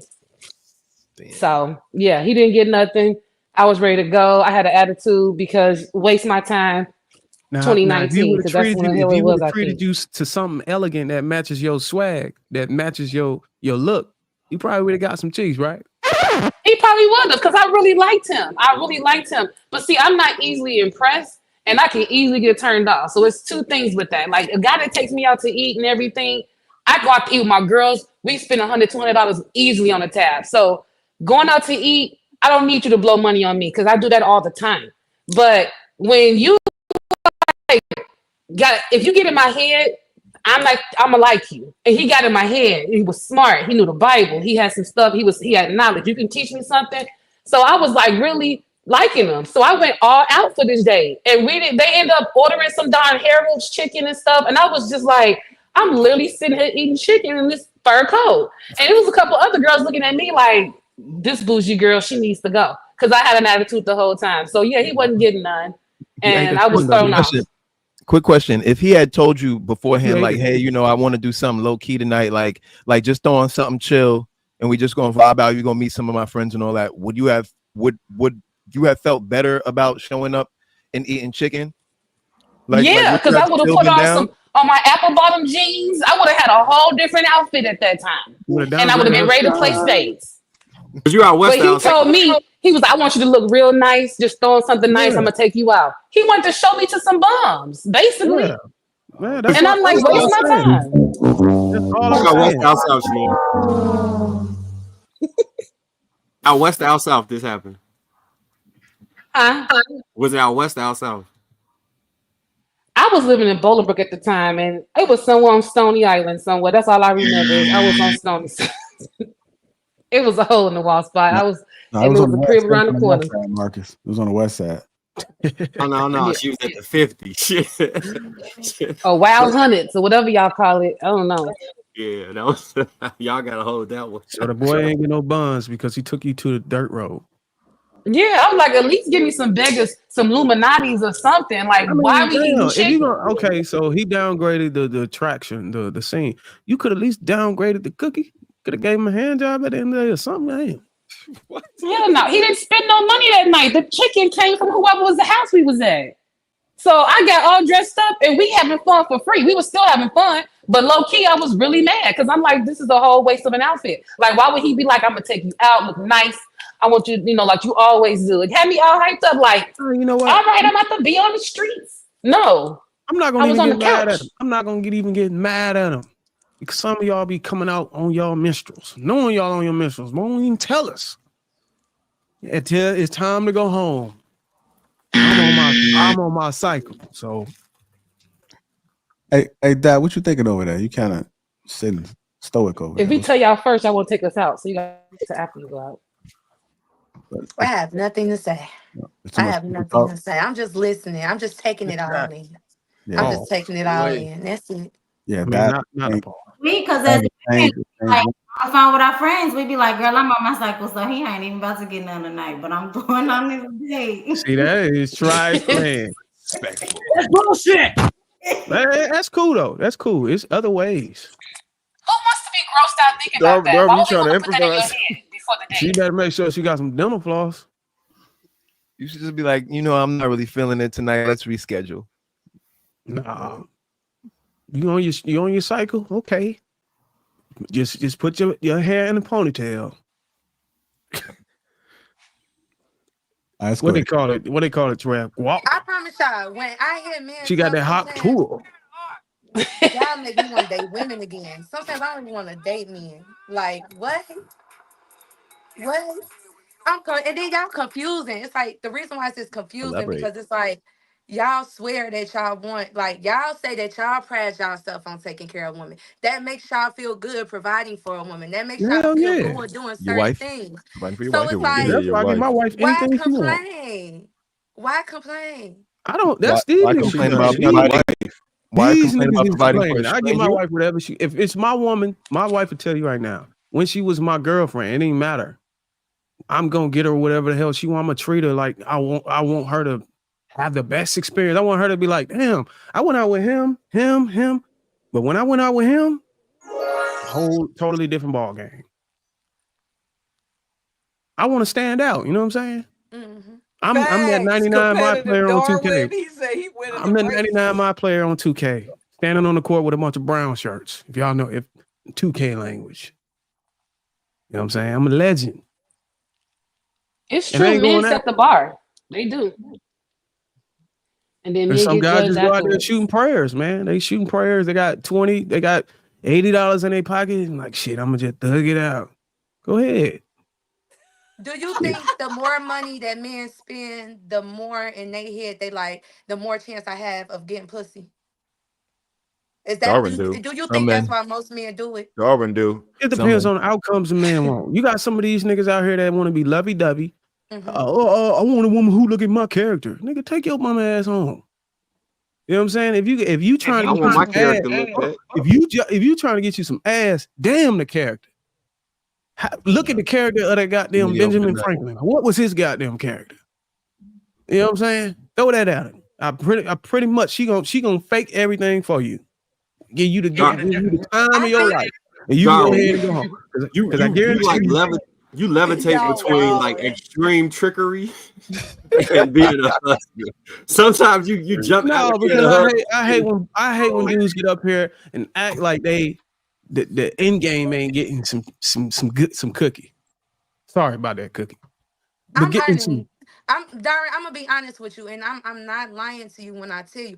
I be surprised by the things that I hear coming, not just out the men, but women mouth. And I feel like this is the reason why dating and marriage is so complicated. You know what I'm saying? These are small things, and if you so insecure that you gotta be like, okay, when I take this girl out, I'm going to make sure because she asked me for this and this and that. How I feel is if you fumble me, that's on you. But I'm not going to change who I am in a relationship. So for instance, for me, if we going out on the first date, I feel like it should be 50-50. And I don't care what no bougie females say or what any men who just, no, I don't know if I like you. I don't want you to feel obligated. I don't want to feel obligated. I don't want you to make me feel obligated. So I'm going to come with my own money. But I feel like just this topic alone and hearing everybody talk, this is the reason why I do not want to date, because it's like just come into the relationship as you are. You know what I'm saying? If you hold back, you're gonna date somebody who's 9 times out of 10 on that level and gonna hold back. But if I come out and I'm doing this and this and this and that and this and that, 9 times out of 10, if this man don't do it, okay, on to the next. And this man don't do it, on to the next. Eventually I'm gonna find the one, because all glory be to God, he always got my back because he know my intentions are true. So no matter what I do or who I'm dating, if I'm going out on a date and I think I'm interested in this guy, I'm going to pay whatever I need to pay. Honestly, a lot of my friends call me a sugar mama because I like spending on guys. I like helping guys get to a better place, even if we're not fucking. You know what I'm saying? Like, I feel like guys sometimes need a support system. Maybe that's just the guys I attract. I don't know. But I'm not going to change who I am because I'm scared I might get hurt or I might get this. Like, I really want true love. And I feel like the only way I can really gauge that is by being who I am. And by like now I can see guys who's like, because guys have like fucked me over so much, I can depict those guys now, but I still have my loving heart. You know what I'm saying? I'm not insecure. I'm not bitter. I'm not none of that. I just learned how to depict them. I moved from them. And now I'm attracting guys who's like, oh, yeah, you cool as hell. Woo, woo, but I ain't even gonna lie. I got this going on, but I want us to be cool. Like, they're more honest with me. They like, oh, yeah, I want to take you out. I want to give you this. I want to give you that. Like, it's not like my pool of guys have changed where it's like now they see my value, whereas other guys I feel like at first they didn't, because I was attracting broke bum niggas. But because I maintained in who I am, now my dating pool is a little bit more interesting. I'm like, okay, yeah, like I You like had this. me I ain't until gotta you have brought. sex. I ain't gotta think about feeding his ego and his Oh, go ahead, insecurities. We Mark. can Go ahead, take our Mark. My bad. time. I just want to say, when I be talking about women, most of the time, the women that I be interacting with kind of sound like die as far as how they feel when they actually like you. So that may be why my viewpoint be skewed as fuck when men be saying this is the type of women that you did. And I think it's worth noting she also from Chicago. So that may be a regional thing where women feel that way. The Midwest thing. There's You a say what, certain thing that was very prevalent in Chicago. You know, a certain philosophy that may have had an influence on that. So, you know, Chicago, right? Yeah, that's why like I don't care, like you got $10 billion, but tricking still come off as tricking to us. Like we'll do, you give your woman the world, but tricking just to be tricking, it still come off. We call them paymasters. Like, oh, he a paymaster. That's what they say. No, all I was gonna say with Die is I was with her until she started bringing up God is got your back. I get it. I'm talking about I'm a religious man too. But I'm not going to say that God micromanages my life and stuff where he's pulling the strings like that. Because I'm telling you, he didn't tell you to get on that pole. He didn't tell you to go out there and get that pole money. I mean, that Similac money. If you ever had to do it. I don't know if she did it or not, but yeah, you said listening to us makes you not want to date. I don't know how you can sit up here and say that when we be giving you gems night in and night out on here that you can take and apply to your own life. Is she stuck? Yeah, she been froze for the whole time you've been talking, bro. Yeah. You actually cut her off. No, she was getting ready to cut me off. It's the way she stuck for me. Macarena. Well, on the first date, if I don't like the guy, I pay the tab because I know I'm not gonna talk to him when we're done. So, I've done that a few times, and a couple of guys got mad because I did that, and they used the excuse, "Oh, you're not fucking me no more because I ain't paid the tab. You offered." Well, I don't want you to. You know what's Damn, crazy? I spent my money on I this don't girl. go on dates with people unless I've been talking to them for at least 2 months on the phone. I mean, y'all got to be honest, ladies. Sometimes y'all go out on dates and y'all got certain outcomes y'all want. Can we be on? It ain't just me. Like, Don't use the excuse that we want free oh, meals. Some guy gonna act like that I was on a date with him because I wanted a free meal. I'm like, dude, the food I cooked in my house is better than this plate in this oh no, restaurant. What I are you talking wasn't. I about? wasn't gonna play you like talking that. about something else. I'm just saying, like, Oh. Trev probably can know where I'm going. If a man want some cheeks and he going out, I mean, he gonna make sure whatever he got to do, he gonna get what he want. That's the outcome he want. Oh, And women I'm do saying, the do same women thing. think That's real. They'll women lie, think the but same whenever they, you know? I feel like when Yeah, a that's man true. go out, he should be looking. If he ain't looking for a wife, then I don't even want to fuck with you. If you're a girl now and you're going out for some ass, So you don't was even always come. looking for a husband. And then if you going out looking for some ass, expect to pay that money, cause that bitch gonna charge you, guarantee. That So bitch hold gonna on, what are charge you you. doing though? Who me? I'm going out to get to know people. I No, don't I'm know what's saying wrong with if you people. wanted the outcome of getting some money. I don't want to get no money. I don't even. If I want to get money, I'm gonna go get a job. Are you saying that women go on dates to I get do money? not I feel guess I'm like this is confused. crazy to me. Like women. God is an angel, but she got that voice like she done been out. She got She No, said I she ain't got a no voice leash. like I She haven't asset better had. liability. she got that voice like she hollering like, hey, let me get a VIP.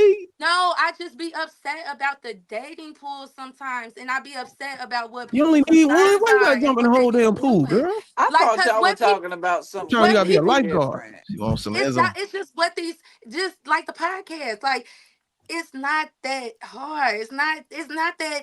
It's not that. JR say It's we not need that to move difficult. on. It ain't that difficult. Where your ring at then? I would have had a ring if he wasn't Oh, dead. We was okay. already together Sorry. 9 to 10 years. All This the right, man so that I'm gonna took my bag off on that. virginity. This My this condolences. was the man who took my virginity. I had a baby with him. He was my best friend. I know what I'm How talking recent was about. this? I'm sorry to hear this, but how Who's recent your was this? best friend? He passed when our daughter was 6 months, so she'll be 11 and on the 21st. Okay, okay. Now that changes things. It's been 11. How Trust many me, years? Darren, do you know how heartbroken I am? Because I understand where y'all coming from. I would have been a woman who's married right now who's like, oh, it ain't no excuses. It ain't this or that. I hate the fact that I'm a statistic. I hate it. Do you know how hard it is to go out there and be genuinely ready for love, ready for this, ready for that? And they think because you look a certain type of way, you talk a certain type of way, you listen to a certain, men, they think we come with these stipulations. When guys see me, they think they have to, like, if you see me on a daily basis, literally out in person, guys think they got to spend $400 or $500 when they try to take me out. Guys Yeah, think I'm finna hit their pockets just because of how I look. You know what I'm saying? yeah. That's difficult. 10 It's years. difficult. I get it. 10 years, but I'm sorry. That's unacceptable. I didn't even What think do y'all you was mean it's talking about unacceptable? It money. took me 7 to 9 to heal. I 10 was years. damaged. Imagine you losing your wife. That's what sucks. When people tell me that, it's like, imagine you losing your wife. Me and this man was finna get married. I knew his family, his mama, his cousins. Do you know they called me first when he shot himself in the head? Said, call his mama, call his sister, call his brothers. That's who I was. Do you know how long it's, and then not only did I endure that pain, but I endured it when I was 21. Most people ain't Listen, even emotionally I mature. understand your pain. I understand. I've lost So loved ones Good, too. there are Darwin. excuses. When you care about yourself and you're focused on God, God told me to do things a certain way. And that's why you said, when you said put it in God's hands, that's crazy. But when you put it in God's hands, No, I said I don't believe God micromanages you, and I think that's the reason why a lot of no, people get when he stuck so he much. give you what you ask for. If I ask for God, I want clarity. God, I want answers. I want healing. I want love. God is going to put those things around me, and then guess what? It's up to my job to put in the work to learn that stuff. It's not like the information just gets downloaded. That's not how it works with God. You got to be careful what you ask for. Well, I I'm just agree, saying God don't I've been micromanage, in these but He gives conversations you what before, you and a lot ask of for. women try to use God as a crutch on why they're in a situation or some past experience. But you got to understand. But I just said hear me I use out. God to You get have me a out of situation. That's the difference. I okay. never said He You got a got me in a child. You got a situation. He get child me out. now. You got an 11-year-old. You got a child. You owe it to your child to move on and give that child a father experience. I'm doing that. You didn't even ask me what my current situation was. I'm doing that. Trust and believe I'm doing that. That's what I want. I Okay, just told okay. you I'm What's your for current? love. Okay, I give you that. What's your current situation? I just got my baby back. Huh? I just got my baby back. We You are just got him back. currently going to church on Sundays. He's Uh, currently helping me. I am in a great space. I'm healing, I'm growing, I'm learning because I'm not a perfect woman. I still have to learn how to love him as a man, respect him as a man. He still has to figure out how to love and respect me as a woman. We've been together for 6 years. My family loves him. They depend on him more than they depend on my stepdads. You know what I'm you've been saying? with They've him been for around longer. 6 years, and he still got to try to figure out how to love you. I dated a guy that's younger than me. And another thing is, I'm not ready to be married. I I'm am sorry. still That's healing. also unacceptable. Why? Because in our community, I wasn't provided the resources that I needed to be healed. So I'm focused on my healing right now. That's why No, I'm that I confused. wasn't pointing at that. But I'm You had confused. Why is it you unacceptable? said earlier you had a support system around you. Is that correct? Yes. I'm trying to understand what you consider a support system because me, when you say stuff like I got a support system around me, it means you can go to somebody that give you guidance on how to vet properly. I think you losing it when you think God is going to help you vet. I think God, when I You asked think him, taking I him to needed help. church is Let me tell you something. Listen, All Darwin, I things are told God I possible through need to Jesus Christ. understand what I'm doing wrong in my relationship. And guess what happened? This podcast came back and y'all started talking. And little do y'all know, y'all was talking about situations I was going through, situations that helped me get my man back. I started deleting pictures and I started doing a whole bunch of stuff Hold on, because what I kind of didn't pictures was it? understand. Because when my man died, he wasn't a full man yet. So my man couldn't articulate to me what's important to a man and things of that nature. You talking from a place of privilege. I'm talking from a place where I was born. I was born into a community in Chicago where we don't have those type of resources all the time. You think you think I was We born don't into that? see we don't see two-parent households very often. Am I lying, Marcus? That's why I love talking to Marcus because he understands I what type do. of things we go through in our city. How What do you you know I saying don't is, understand in that? order to be that type of person, you have to understand you got to have access to certain resources. You have to have access to certain education. You got to have access to certain people. Oh, And until you get old enough and grown enough to do, now you still dealing with the trauma from the people who raised you wrong. And now you got to unlearn everything you just learned when from a child. And now you got to relearn things. That takes time, Darwin. how That much takes time does it time. And take? I'm not gonna just jump into something with a man because he could provide for me and everything and I can't do for him. No, I need to know what that man needs. I want to love him back so he don't think I'm trying to take his money and do all that stuff. So yeah, healing is a process. For real. Especially when you lost somebody you thought you was gonna marry. We was already locked in. He took my virginity, my baby. He know my family. I know his. Come on now, that takes time. And Well, until you lose what I'm something like telling you, that, what you I'm would never exposing right understand. now is the fact that you still bringing up your ex means that you ain't moved an inch. I have, and that's the problem. No, you haven't. Y'all think just because I've healed don't mean it won't hurt. When it's death, death hurts forever, baby. The difference is It's 11 now years when I later, and talk, you I using this wish you as a would have way to. saw me 3, 4 years ago when I was under 100 pounds. People thought I was on crack. So for you to be like, you ain't moved an inch, I moved, baby, and the man that I got see it. He loves me. He wants to give me everything in the You world. still He healing. even does for my family. He do things I can't. He been with him for 6 years, and he never married you. I am not in a position to get married. I wasn't.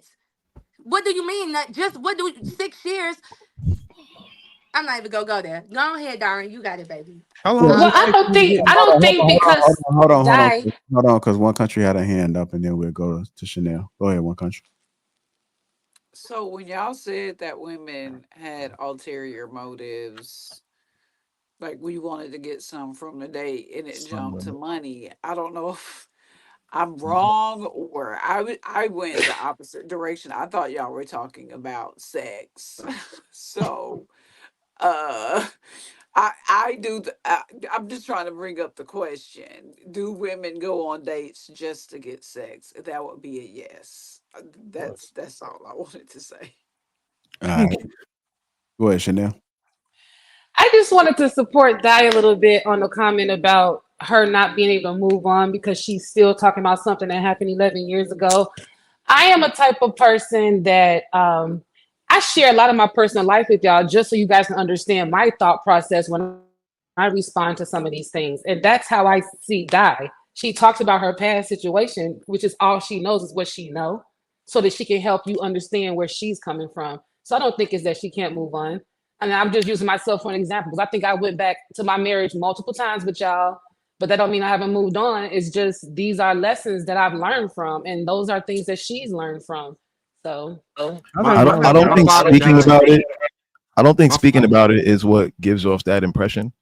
I think it's that and I mean this with no offense to Di, but I mean every time that she brings it up on the podcast, she does become emotional, and a lot of times you can hear that she's coming to tears, and it's like I can understand death because, like, for example, I've lost my father.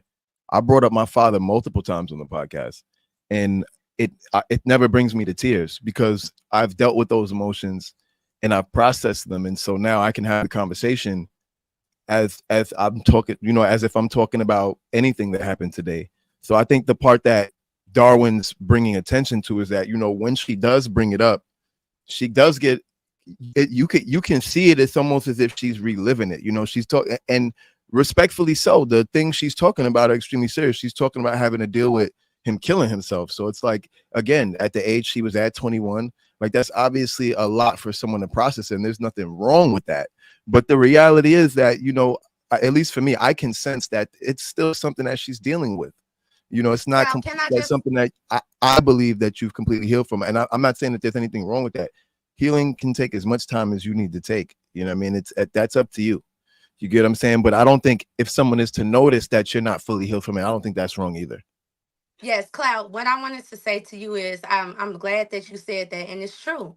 It's gonna always hurt me. My cousins, they passed in a car accident, same car accident every time of year, even if, and it didn't hurt. I was younger and it was so much more long ago, but you're not gonna see me speak about it with that type of pain. I do feel like I do need to heal more from it. I feel like I've healed a great deal. The reason why I was getting even more emotional while talking to Darwin, and this has nothing to do with your highness. That's the ex, my child's father. It has to do with, okay, I was a straight A student, graduated high school at 16, doing everything right. When that situation happened, I started doing everything wrong. Just like my brain just couldn't process how to do the right thing. That's what trauma does. And people judged me for it. They told me to just get over it. They told me it happened so many years ago. The first 2 years, let me tell you what I did, Cloud. I went to go get my own apartment. Me and my baby was good. I paid for all my bills. I was like, what? I just got to work harder. I can't get emotional. I got a baby to live for. I got to do this. That caused me to suppress.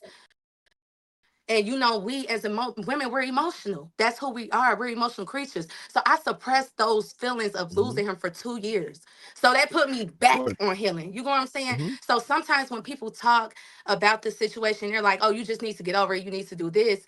It's like, when a man dedicates himself to a woman dedicates herself to him. So for my life, I saw my life up under him. I was under his following, under his lead, like a man leads. I was following him, and that was the first man I've ever followed. You know what I'm saying?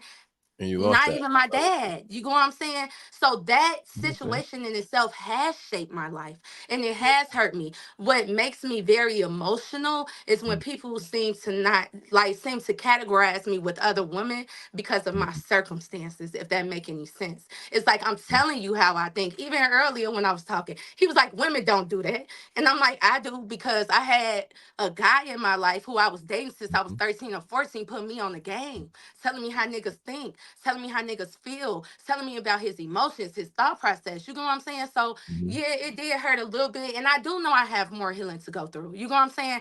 But I talk about him a lot, and when I do talk about him, I do feel like I have to go back to that emotion so I can show y'all what I'm saying is real. You know what I'm saying? Like, as you see, as I'm talking to you, I can talk about it. I'm not as emotional, but I'm not gonna lie, he triggered me from people in my past who didn't know how to deal with me. It made me almost hate the Black community for a minute, because they was like, you don't got your daughter like the rest of us do. Why you ain't got your daughter?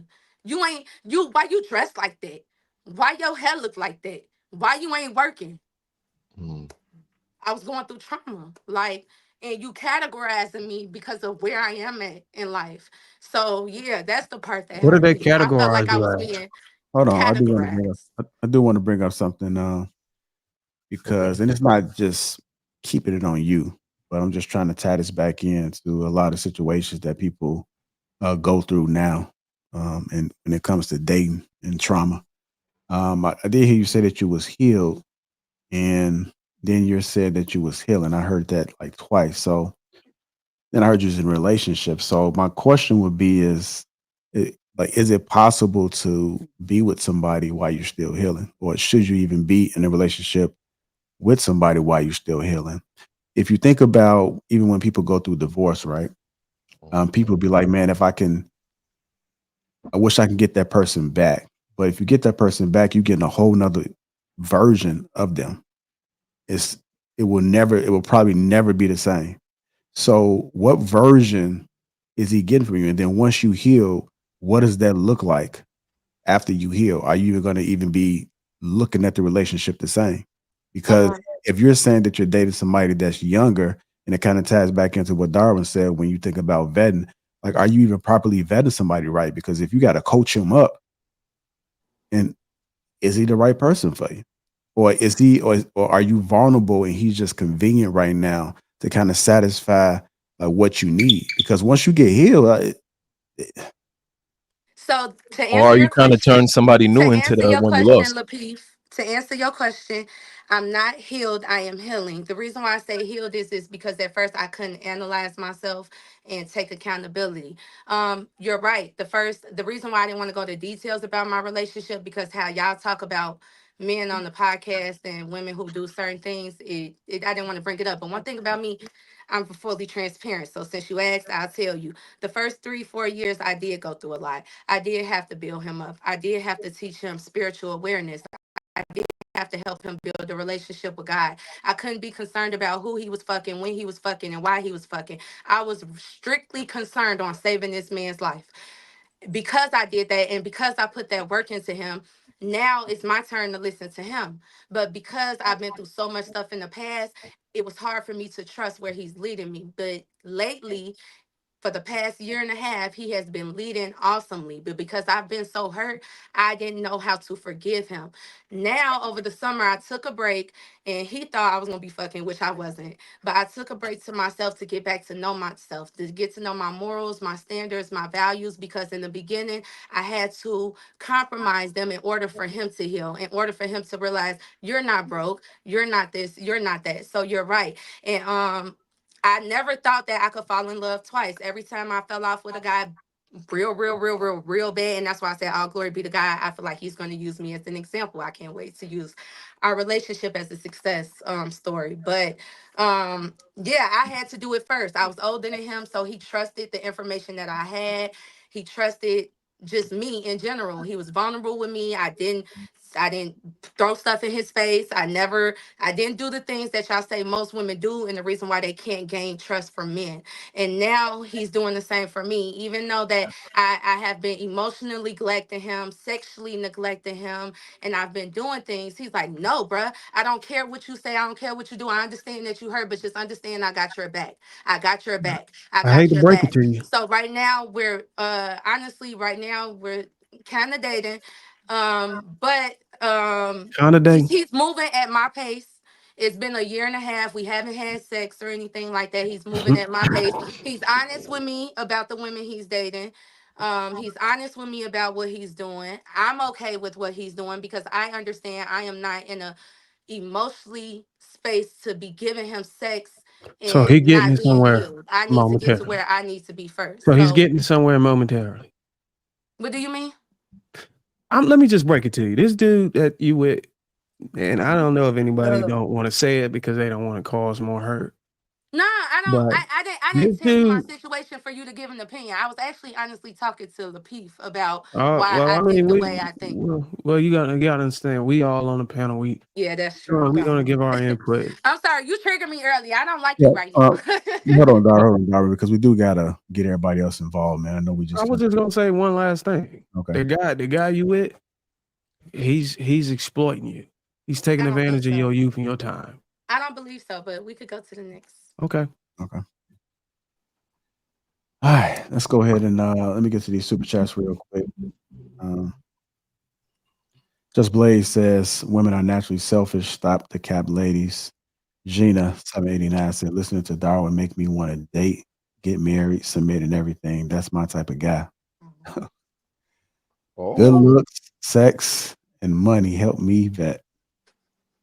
Gina again said, shut up, oh my God.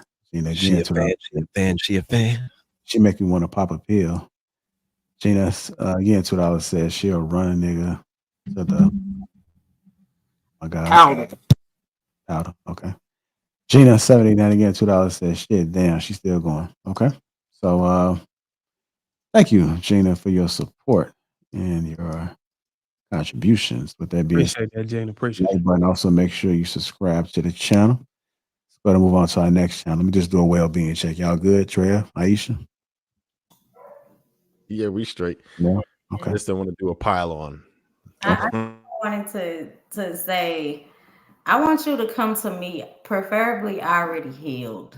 You know, I feel like at our age, you should have, and if you're not healed, then you should be doing the work. Like you should be going to a therapist. You should recognize your triggers, know where this trauma has came from.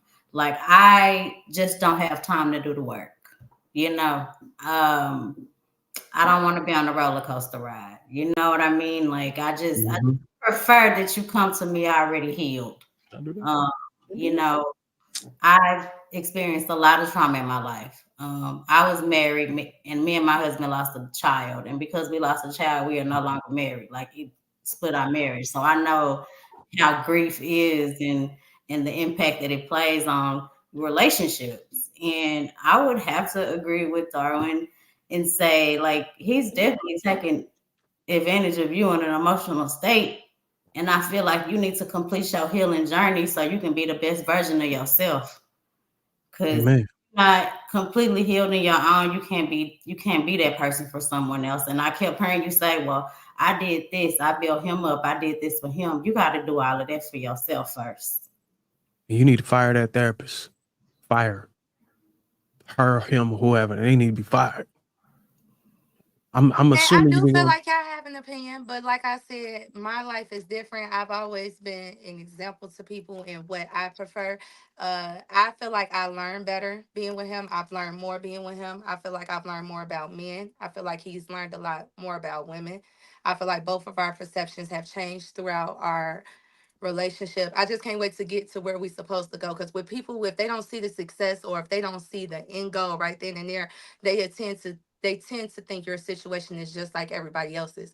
But in actuality, there are people that go through the shit that we went through in their marriage. You know what I'm saying? And there are people who grew within their marriage, and there are people who continue to grow within their marriage. But I do hear what y'all saying, and I am healing. That's why I'm doing now. I'm focusing on me. I've been doing that for the past year and a half. And even while focusing on me, most men was just like, nah, I'm not fucking with you no more. He's still willing to maintain a friendship based on my terms. I'm not doing anything for him. I haven't been doing anything for the past year and a half. I'm not gonna lie. I've been strictly focused on myself, and I'm probably gonna do it for the next year. But I am glad to say that me and him are now on good terms and speaking terms because yeah, I just feel like he's shown things to me Why over did he this leave in the past first year and a place? half that I haven't been able to accept, like I've just seen just complete. I don't know how to explain it. It's like a 360, like not just in just the way he articulate himself, his goals, his ambitions. He completed school. At first, when I first met him, he only thought he could work a warehouse job. Now he just finished school. We actually finished school together. And when I finished cosmetology school, he finished school at Illinois Media School. Things that him and his brother used to have the same mind frame on how they treat women, and when they cheat on women, they used to like dog them and make talk them out of thinking for him. Now he's the only man in his household sticking up for those women and telling those men, hey, you're using her. Hey, you're doing this. So for me to see him doing things like that and taking accountability and kind of speaking up for himself in the household, talking to his mom about her childhood traumas because she don't He get it. did also And get his I just own see him house too. growing as a man and as a person. And the more he matures, the more that I feel love. Like I said, the best thing about having your highness and experiencing him, can't nobody come in and give me what they want to give me and be like, oh, I love you. Hey, It's guys. like a certain feeling. Oh yeah, I'm sorry. No, Bro, it's all good. What's the age difference? Just so we can move on. What's the age difference? A 5-year age difference. Okay, how old is he? 28. Okay, all right. Let's go ahead and move on, man. Thank you. Hit the like button. Also, make sure you subscribe to the channel. Let's go ahead and switch gears a little bit, man. I'm about to bring up that topic, I'm gonna Clout. just say somebody got to do the hard work. I'm that person. I don't mind it. I'm built for it. The who? The harbor? No, he said the hard work. The work that don't nobody else want to do, basically. No, you gotta In let you order gotta to let a help our man you people gotta let heal, a to man do the understand work. what we could be going through and how to finally make this relationship work. Because I people mean, it ain't sounds getting like married for a reason. it's a lot of. Marriage is going down for a reason. People get married and think they healed and still get divorced. So it's You gotta like, let a man come in yeah. there and lead. And It's kind of that psychological. dude is not capable of that, obviously. All right, let's go ahead and keep it I think moving. you deserve the best die. And I just, Darwin, now that I know how old he is, I just think he's too young for you to get what you deserve. But I don't know your situation. And I know I want to leave it at that. I Like, take it as a compliment, he's y'all. I take it as a compliment. Thank you. And basically, when I'm hearing this, maybe I need to recognize my worth. So I'll start working on that. All right, you ready for this topic, Clout? Let's go. All right, here we go. Having a conversation with my husband, and I was like, why is it that statistics show that women have a hard time raising up boys to be men, but men statistically can raise girls up to be women? And he said because men have both chromosomes, X and Y.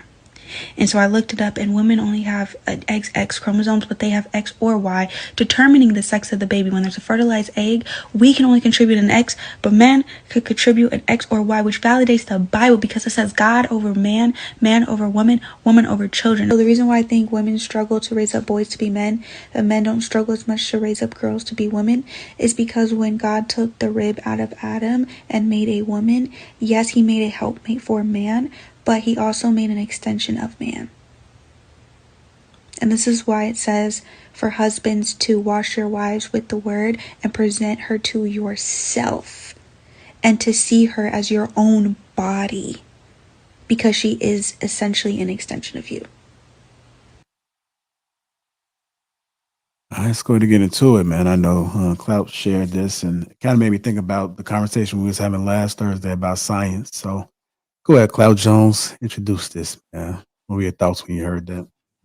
Well, I just came across it and I just thought it was interesting. That's why I shared it with the group. But yeah, I thought the scientific explanation she gave was really interesting, which she was saying how, because it is statistically single fathers, for example, tend to not really have much difficulty raising young women that are productive in society, but then single mothers do tend to have a little bit of difficulty raising young men that are productive. And the chromosome explanation was interesting to me because I think a lot of times women think that we don't experience some of the things that they experience, like we're that much different from them as far as like being able to experience emotions.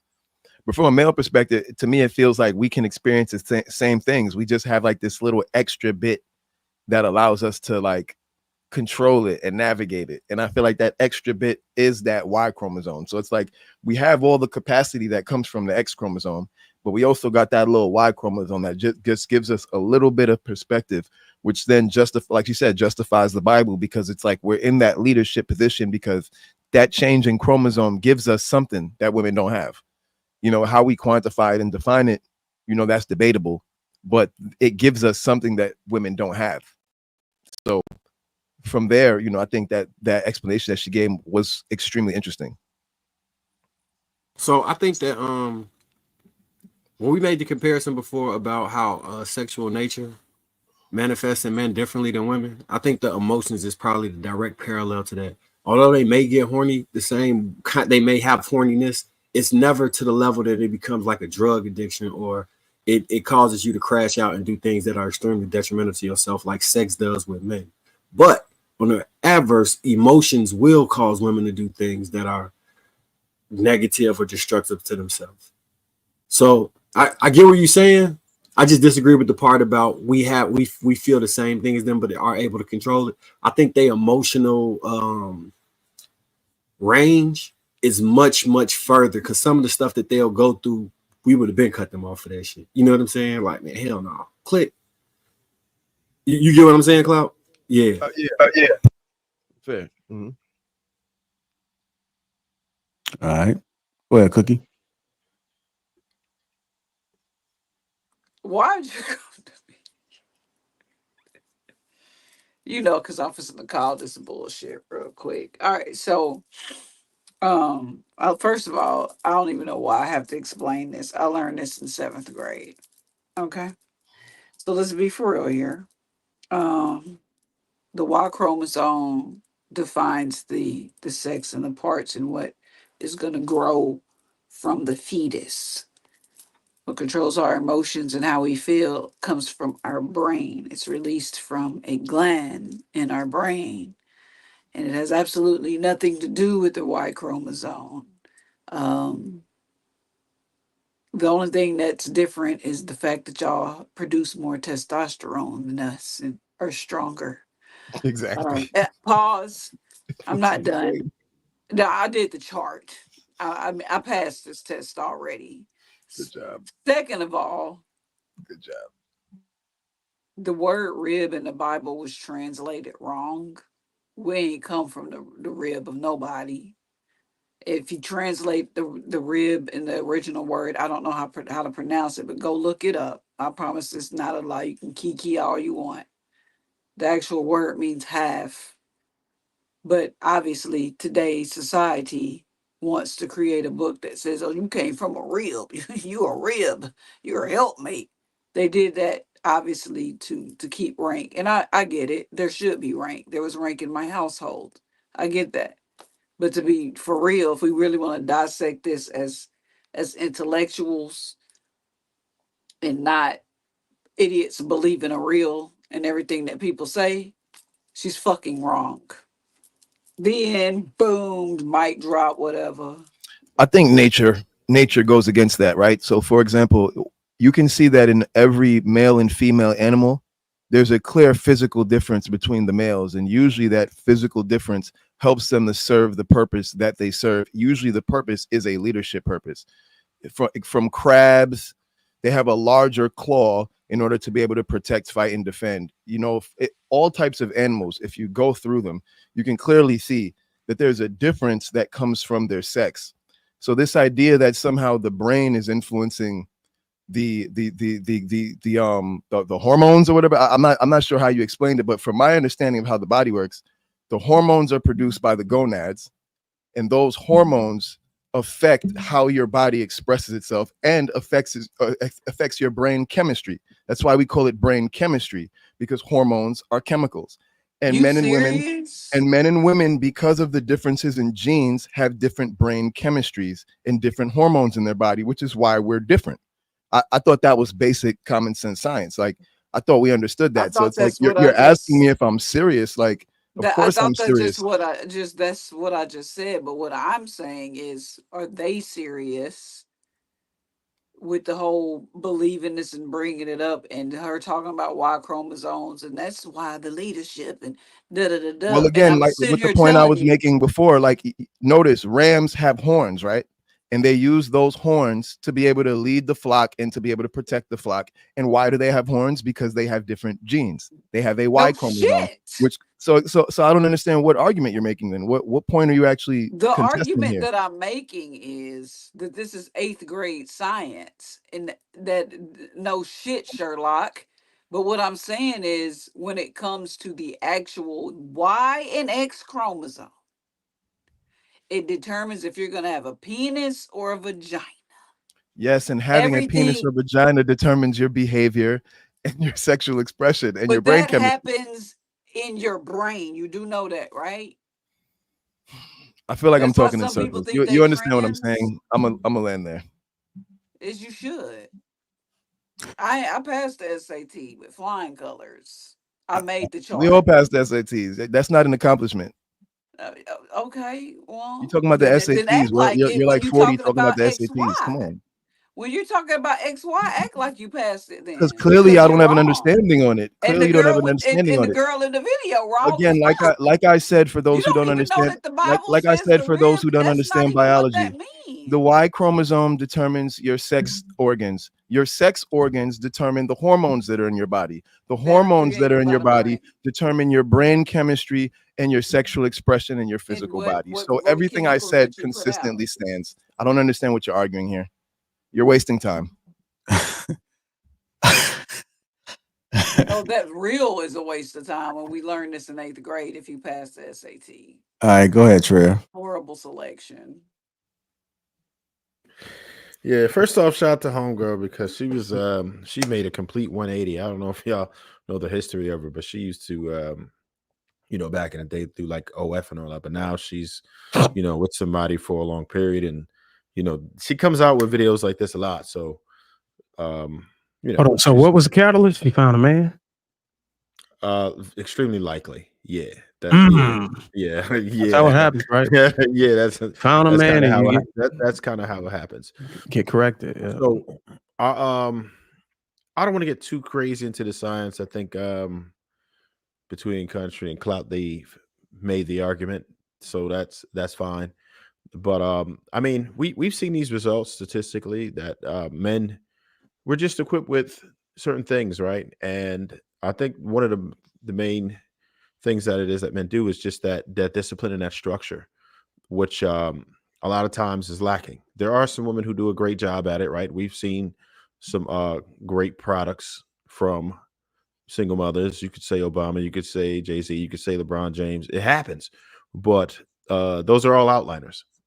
In general, men do a fantastic job at raising children. The ones who are doing that, they do a great job at it, and it's just the way we're wired. We know how to do shit. Like that's just what it is. We do this, and a lot of it is. I think it's just us understanding the logic of it, just understanding cause and effect, and being more methodical about it. That's how I feel about it. I see some a couple faces around them, but Well, I that's will how I say feel about it. I will say on the upbringing of the children for the man, since it's close to what we've already spoke on, there's many things, but I'm gonna just consistently stay on what's been already brought up. When we're taking care of children, you know, we handle our traumas better. We're able to heal more efficiently to where we can move on in life and give the kids the life that they deserve or the life that we want them to have. Women, however, they're a little bit more sensitive, a little bit more emotional, so they get trapped in their trauma a lot of times and they kind of get stagnant and they come into relationships fragmented. So you got to understand how trying to find love and trying to find a relationship and still raise a child can be kind of difficult for a woman. So maybe the point I'm making, it kind of correlates to what you were saying as far as men being able to raise women more effectively. And that's just related to the points that we've already touched on. There's many, like I said, there's many other things. The thing about the Bible, I mean, I read the Bible. That's coming from my principles and standards. So I'm gonna stand on business. That's 100%. And if any woman on this panel who disagreed, and you come from a man and a woman of marriage who came from those standards, and you ain't married, you ought to be ashamed of yourself. You ought to be ashamed of yourself that you're not married and you're not carrying the traditions that your parents carry, and you deviating. That's a devilish behavior in my book. But who am I? That's my opinion, and I'll yield. All right, Mika I got a Aisha. question. Hold on, she'll never come right next to you. Hold on. Go Aisha. I actually agree with Cookie. I think that it's two separate things, and I think that saying that your brain is in control or your emotions and your sex, that's two different things. That's like saying sex and love is the same thing, and it's not. That's just how I feel. There's an X and there's a Y, and I don't know because there's also animals that are in the wild where the woman dominates. So it just depends on how you look at it. Like women ruled England for how many years? So I don't think that one thing has anything to do with the other. All right, I go think ahead. those. What was your question, Chanel? When you say you should be ashamed of yourself that you're not married, I hear sometimes men say that. And my question is, when you say that, are you talking about a person that's never been married, a I'm person that talking has been about married, or are you talking about that person being married today? I'm talking about a person who is not married. I'm saying a woman who come from a family who believe and encompasses the tradition of being married according to biblical scripture. And there's women out here, for example, that don't even desire marriage, aren't even put in effort to be a wife. And that's the home and that's the culture and beliefs that she came from. So if she's not living up to that, she's not honoring her mother and her father. She's deviating. You get what I'm saying? Yeah, So, I but mean, the I man understand. chooses the woman. I think in your case you have been married, right? Yeah, I have been married. And you still that's still on the table for you, right? Yeah, well, after, I divorced when I was 29. And after a Oh, hold on. How old are divorce, you? I'm 42. Oh yeah, yeah, So I've been changing. I divorced when I was 29. I've been proposed to twice, but after you go through a divorce, you're not trying to get married right away, and every time I met a guy that, they want to, lock me up. So I was on this journey in my 30s, at least up until I was about 35. Like, I don't want to be married. I've been there, done that. I'm trying something different. I got uncle in my What does your family father think of from, that? huh? What does your father think of that? I don't want to be married. I mean, you Well, still I never busting it told open, right? anybody that. That was a personal decision that I had for myself. It wasn't nothing to discuss with anybody in my family. My family knew, it was a big disappointment in my family that I got a divorce because my family is very traditional. I was the first one to get a divorce, to be honest. What does your father think of that? You're My not trying father to get wasn't in married. my life like that, but Okay. he was at my wedding. He did meet my husband. He did have a conversation with him. And when I left him, my father said, I know you. You like your mama. I knew you was going to leave him at the wedding. Hold on. Did your mama leave him? Yes. Oh, that's bad then what he just said. That's like a shot at you. No, it's not. No, it's not. Yes, My it mom is. left him. Your father took a shot First at of you and you don't all, even know it. first of all, you don't know my father and my mama. I'm just going by My what you just mother, said. my mother and my father met at Purdue University. That's the school I graduated, got my MBA, my degree from, my sister and all of us. My father was drafted to the Atlanta Falcons. Okay. My father went down to Atlanta, got into a fight and beat up somebody on the team, lost it during summer camp, whatever it was, sent them back to Indiana. So he lost his contract with the Falcons. Okay. My daddy came back home and started being a drug dealer. That ain't nothing in our family. Okay. Ain't nothing in our family. To be honest with you, my uncles and my grandfather, they came by the house one day and my sister was on the floor. I was on our house Our while my father mama cut was her at internet. work. Can you see me now? Yeah, we can see you. My grandfather saw me on the couch, my sister on the floor. We're drinking a bottle. My father in the kitchen cooking drugs, my mama at work, and it's a crackhead in the kitchen. My uncle and my granddaddy came with some guns and told my daddy to leave the city. And they took my sister and I and took us back to the house. Now you gotta understand, my mama's the only one that had two girls. I have 8 uncles. We were the only girls besides my mom and my grandmother in this family. So very protective. My mom left my daddy because of the environment that he, created around us. So if my dad was in my life, I don't know how different I would have been as a teenage girl. You know what I'm saying? So I don't regret anything that my dad wasn't in my life, but my dad knows my mother too. So it wasn't a shot, you know, that because I left my husband, it could have been, well, he saw some signs that he knew I wasn't going to deal with. Whatever that was, I would never take somebody that hasn't been in my life most of the time. The last time I saw you, I was 13, and now I'm 26 getting married. And all of a sudden, you know me that much. So I wouldn't have looked at it like that. So my father ain't never took a shot at his kids. I mean, like I said, I was just going off the information you gave me, but when you put it into context, it gives more understanding. But Yeah, my family I don't guess the believe only in divorce. question. And my mom I've never seen my mom with a man ever since her and my dad broke up. To this day, I have never seen her with a man. My mama didn't divorce my father until we were like 18, 19. You know what I'm saying? Almost 10 years later, when his wife called and said, can you please divorce him because he's using the excuse that you're still married and that's why he won't marry me. My mom didn't believe in that. She wouldn't marry him, divorce him, but she divorced him because of that. So, I come from a I guess the only background where when question you is I guess the only question is why did you divorce your husband? because he was an alcoholic and it was tough. It's tough when you're dealing with an alcoholic. You competing with someone that can't put the drink down. You know what I'm saying? That's coming home. You know what I'm saying? Getting into bar fights all the time. All of his married friends calling me, yo, your husband on the couch. He won't give us. He tried to fight with the keys. He just gonna stay here tonight. That's what I dealt with. And when you in grad school and you're dealing with that, I was a kid that grew up with an uncle that was alcoholic who fell off a 10-story balcony because he was drunk, paralyzed. When you come up with all that stuff, and then I moved fast, he cuffed me up quick, like you mine. And I'm like, okay. But the more I moved with him, the more I learned him, the more I started getting scared. Like, damn, like I can't have no family with this dude. That was my mistake. You know what I'm saying? It ain't nothing having to do with, oh, you married, you supposed to stay together. I even called my grandmother and asked her, I said, Grandma, I don't know what's wrong. Like, I just don't feel it. And she was like, you're gonna have to figure that out. And that's what she told me. Talk to your husband.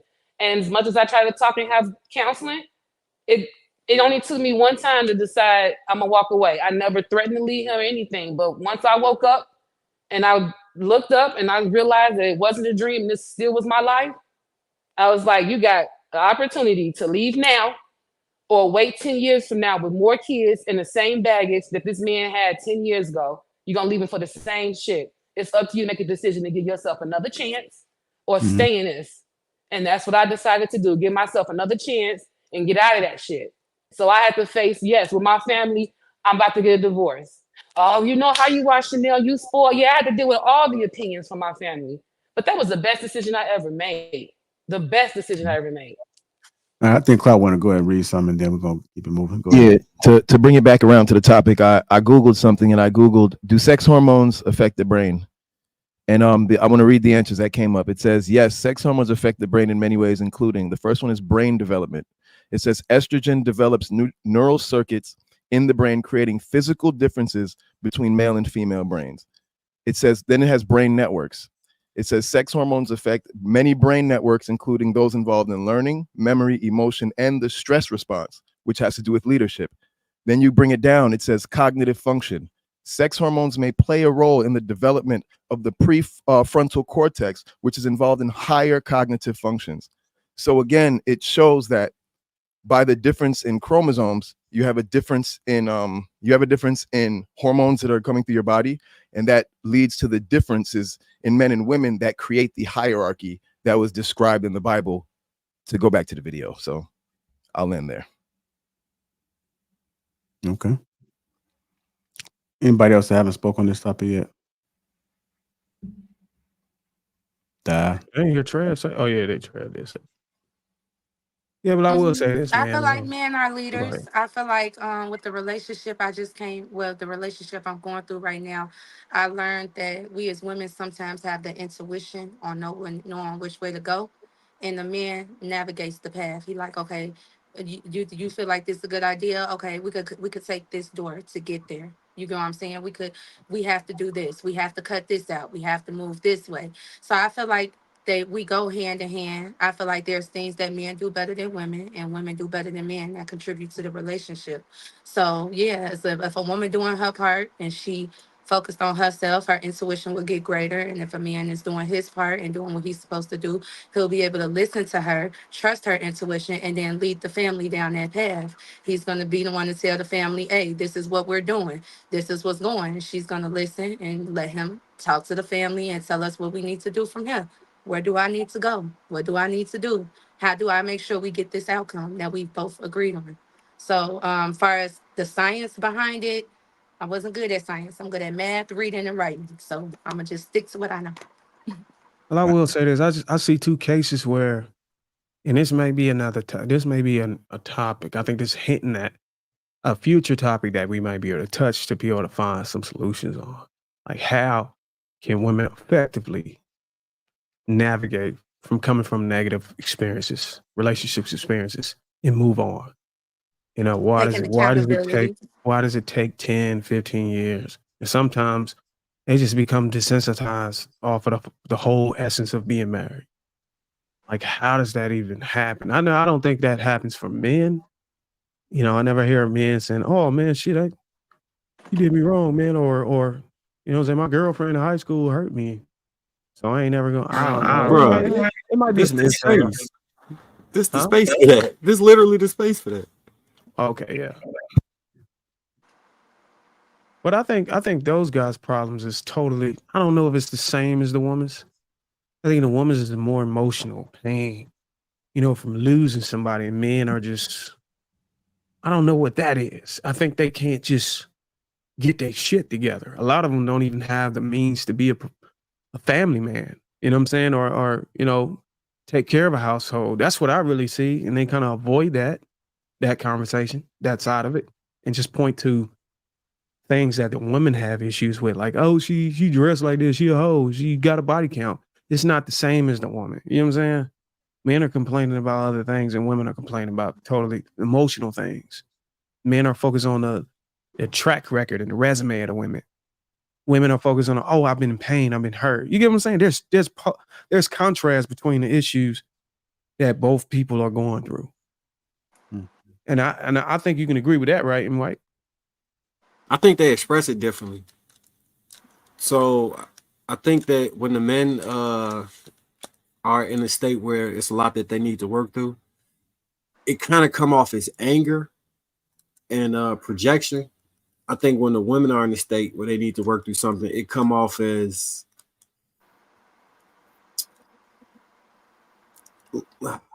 it's not quite anger. It's along that line, but it don't reach the line of anger. But it's something else mixed in there. Sorrow and desperation ain't there. It's like if you were to mix desperation and anger into a pot, that those two things could be, and it's not to say either of those things is an issue. I'm just saying that's the I don't know what the name of that emotion would be. Because they just deal with trauma differently. Because the way they emotionally react and hold on to something, sadness.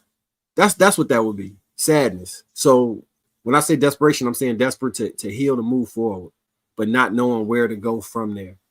Sadness. They come off sad and remorseful, and in the extreme cases, vindictive. The men come off angry, and in the extreme cases, irate. You know what I'm saying? If that makes sense to you. You get what I'm saying? So what do you hear when? Don't you hear something totally different? Like whenever you say, "Okay, why you ain't got a wife?" They point the finger at the woman. But then when you ask a woman, "Why you ain't got a husband?" They point the finger at. Well, I guess they do point the finger at the man. But for the most part, they say, "Well, I've been hurt and I've been this." I think you hear that more often. I've been hurt and I've been this and I had to go through this, so I'm not ready. I'm doing me. I'm working on me. Men are like, man, I would get a wife, but look at these hoes. You know what I'm saying? You see, it's like, so the projection part of what you were saying is most definitely resonating. It's just, I'm just lost on that. Like, is it your circle? And I think I heard Di say something very important. She said, I don't like you right now. You know what I got from that is maybe you need to hang around more people that you don't like. Maybe you, in a sense of, maybe you need to hang around people you don't relate with as much, because the people you relate with might just grieve with you or allow you to vent too much instead of helping you move forward. So maybe if you're hanging with somebody who's gonna light a match on your ass and be like, hey man, fuck all that. I Get your hang with together. people that hold me accountable. You do hang with people that hold you accountable. I have older How mentors the who hell are did you deal with married. this I dude? have mentors in my life who are married. I tell those are the people I What do they say about the generally guy you talk with to my then? relationship I'm about. I interested have now. people. We do got to. We can probably get to this conversation on the back end, but we do got to. Okay, yeah. We got to get some more topic. Okay, let's do that. All right. Did everybody else answer this topic? All right. Pressure King says, woman on the panel can't wait to defy God. Pressure King. Limitations 410. The hands of the pitiful women have sightened their own children. They were their meat in destruction of the daughter of my people. Just Blaze 1011 says, ever notice it's never her fault, it's always a man's fault. Sorry, Coco. But I'm sure you was at fault as well. All right. Appreciate your contributions. Let's go ahead and keep it moving. Y'all ready for the next one? Good. Okay. Oh, smile, man. It's getting so serious. Everybody triggered. You're triggered. I think the men and women. The men are triggered. Are the men triggered too? I hope the men ain't triggered. Y'all been cruising. Here we go, y'all.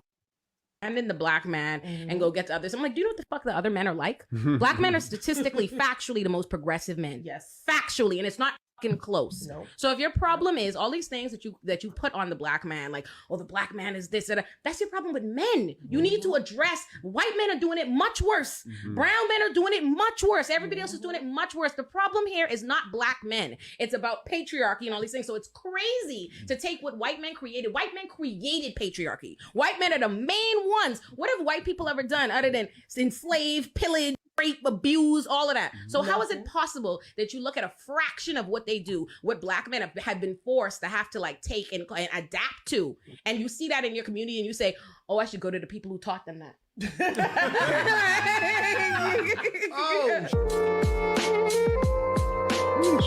Oh, damn. We got to let the ladies respond to this.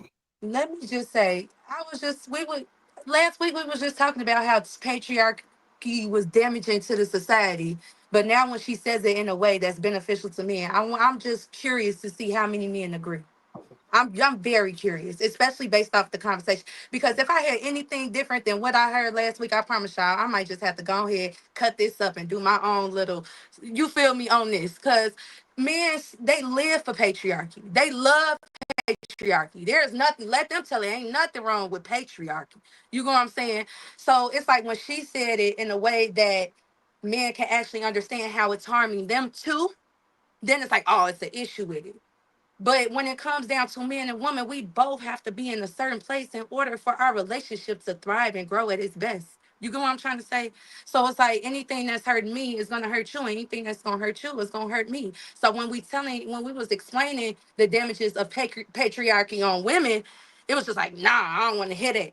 But now that it's on men, I know y'all want to hear from the women, but I'm curious to hear from the men. How do they feel about this patriarch that was put on them by these white men who told them, you need to feel like this about these women, you need to treat them like this, and you should act like this, and you deserve this type of respect, and it should be done this way, and it should go about it this way. Like, I want to know, because in reality, that's where y'all learned it from. Y'all learned it from these white men. They I don't know set no the white men. foundation for what Nah, I ain't America learning from is no white today. man. Let's talk let about us finish. it. Clock it. Oh, go ahead. Whoever. Go ahead, Bruiser. No, well, I'm just gonna be quick and say, I'm not gonna just respond to the word or the concept as a whole. I like to unpack shit. Like patriarchy is a number of things that goes on in that type of civilization or society, that type of society. So you're gonna have to really unpack and point the finger at what do you think is bad for women or men? Like what part of it? And then we can try to go there. So I'll let Cloud go. All right, so there's a couple of things about patriarchy I want to address. Number one, I feel like everybody likes to frame patriarchy as though it's something that men got into a dark room and sat around a round table and decided to invent. Like, let's invent this thing to subjugate women. That's not not even white men did that. Patriarchy exists. Patriarchy exists because men are the only ones on this planet that have the power to enforce laws. That's why patriarchy exists. Simple. Number two, patriarchy exists because of women. Because if you listen to most women and the popular perspective of most women, what do they desire? They desire a man that is stronger, smarter, achieving more, and doing overall better than them in life. Most women say, I want a man that can lead. I want a man that can provide. I want a man that can protect. By asking for those things, what you're asking for is a patriarch, because that's what a patriarch does. It's patriarchy is so built into women's desires, and they don't even realize it, that they think that that's just like normal. No, that's patriarchy. That's what it is. What you're asking for is a patriarch. You're not just asking for a man. You're specifically asking for a patriarch. When there are women out there that say they want a man to grab the bill and all of that, that's patriarchy. So at the end of the day, I just feel as though women like to complain about patriarchy, but never when it's beneficial, only when it requires something of them. When it requires them to submit to patriarchy, then patriarchy is the big bad wolf. When patriarchy is sending mostly male soldiers to die for war and sending mostly male police officers to deal with the violent crime in the streets, and when patriarchy is sending mostly men to go drive the trucks that go the tow trucks that go help people in accidents, and when most of the firefighters are men, and when all the plumbers are men, and all of the jobs that no one wants to do, garbage men and all that, man, patriarchy is great then. It's always great then. When a man is paying all the bills and taking care of the home and being a good provider, patriarchy is great then. The only time patriarchy is a problem is when that man who's paying for everything says, hey, have my dinner ready. That all of a sudden patriarchy is this big bad wolf that's subjugating women, and men got together to create it. That's just not the case. It's just genuinely not. Men are just the only ones with the power to enforce laws, and so naturally the responsibility of enforcing laws falls on us. And so that's what it is. It becomes a patriarchy. The men in the family tend to be the ones in the power because they also tend to be the ones with the responsibility. If women want patriarchy to change, it can immediately change. Like for example, you said you don't like patriarchy. You like taking a bill sometimes. That's great. That is how you dismantle patriarchy, right? Through feminism. Make things more equal. Don't expect guys to pay all the bills. Don't expect guys to pay for the day. Ask guys out on dates sometimes, instead of expecting them to approach you. If you're willing to do all that and actually live feminism to its true core, then cool. Ain't gonna be no more patriarchy. Now, as far as how patriarchy negatively affects me personally, I mean, with all things, there's positive and negative. There's benefits of patriarchy for me, but there's negatives, like what so many men talk about, having to cover the bill all the time, especially in a world where patriarchy for women is optional, but for us, it's often considered mandatory. Like, you need to be a patriarch, but I don't need to submit to your patriarchy. And I just think that that's not a reasonable or even a equitable or good faith position to take. And I'll land there. I like that. I like that you said that. I like the where you came from. I just strongly believe a lot of things are taught to us, and it seems like men, they pride themselves on doing everything by themselves, but a lot of men, like you said, complain about it. The guy was like, I hate going on dates because it's like, I know I'm gonna spend something. So, I remember a guy was I can't remember if that was you or not, but they were saying how going on trips is stressful for them because it's way more responsibility. You know what I'm saying? And I think whenever men tend to get help, or if a woman wants to help a man or wants to go there, it's not the fact that I want to stop you from leading. I don't think it's that, but I definitely agree with what you said. How and I like how you put that, because I was really curious to hear your answer. But how you said that men have downfalls to it as well as they benefit. Okay, I can understand that, and that makes sense too. So I appreciate your opinion on that. Yeah, I think patriarchy is a great thing. The issue comes with terrorism. I think people conflate the two things, especially when you bring in the white man, you talk about historically what they've done. That was terrorism. I wouldn't consider that patriarchy. The framework, it exists in there. They were the head of the terrorism, but that wasn't patriarchy. The definition of patriarchy is simply a system of society or government in which the father or eldest man is the head of the family, and descent is traced through the male lineage. It's a social system where men have authority and power over women and learn about origins for. Okay, so with all that said, like patriarchy provides for men to be chauffeurs. Can you hear me? Patriarchy provides for men to be chauffeurs, bodyguards, financiers, chivalry, All the things that are extremely beneficial to women come through patriarchy. If you remove that, you'll have the biggest sassy apocalypse you ever had in your life, and women would not want that. Even with the removal of some of it right now, it's a huge complaint about how men are nowadays. The first, like feminism, like women should be able to have equal rights and be treated with respect and all those things. I think people tie tyranny to patriarchy in a way that you want to dismantle patriarchy, and it'll be at the expense of women to do that. You'll lose so much more than you gain by trying to dismantle that. Just so much more. The expectation for you now to go have to see what's going on, go bump in the night. I don't think you want that. No, they don't want that. They don't want that because Saving Private Ryan was one thing. It would have been Saving Private Nisha. They want they don't want the World War I, World War II, all this other shit. It would have been crazy, man. You gotta understand, man. The world we live in, man. The fact that women gotta fix their mouth to even come against that, a man's leadership and his. You gotta understand, with his leadership, we sacrifice as well.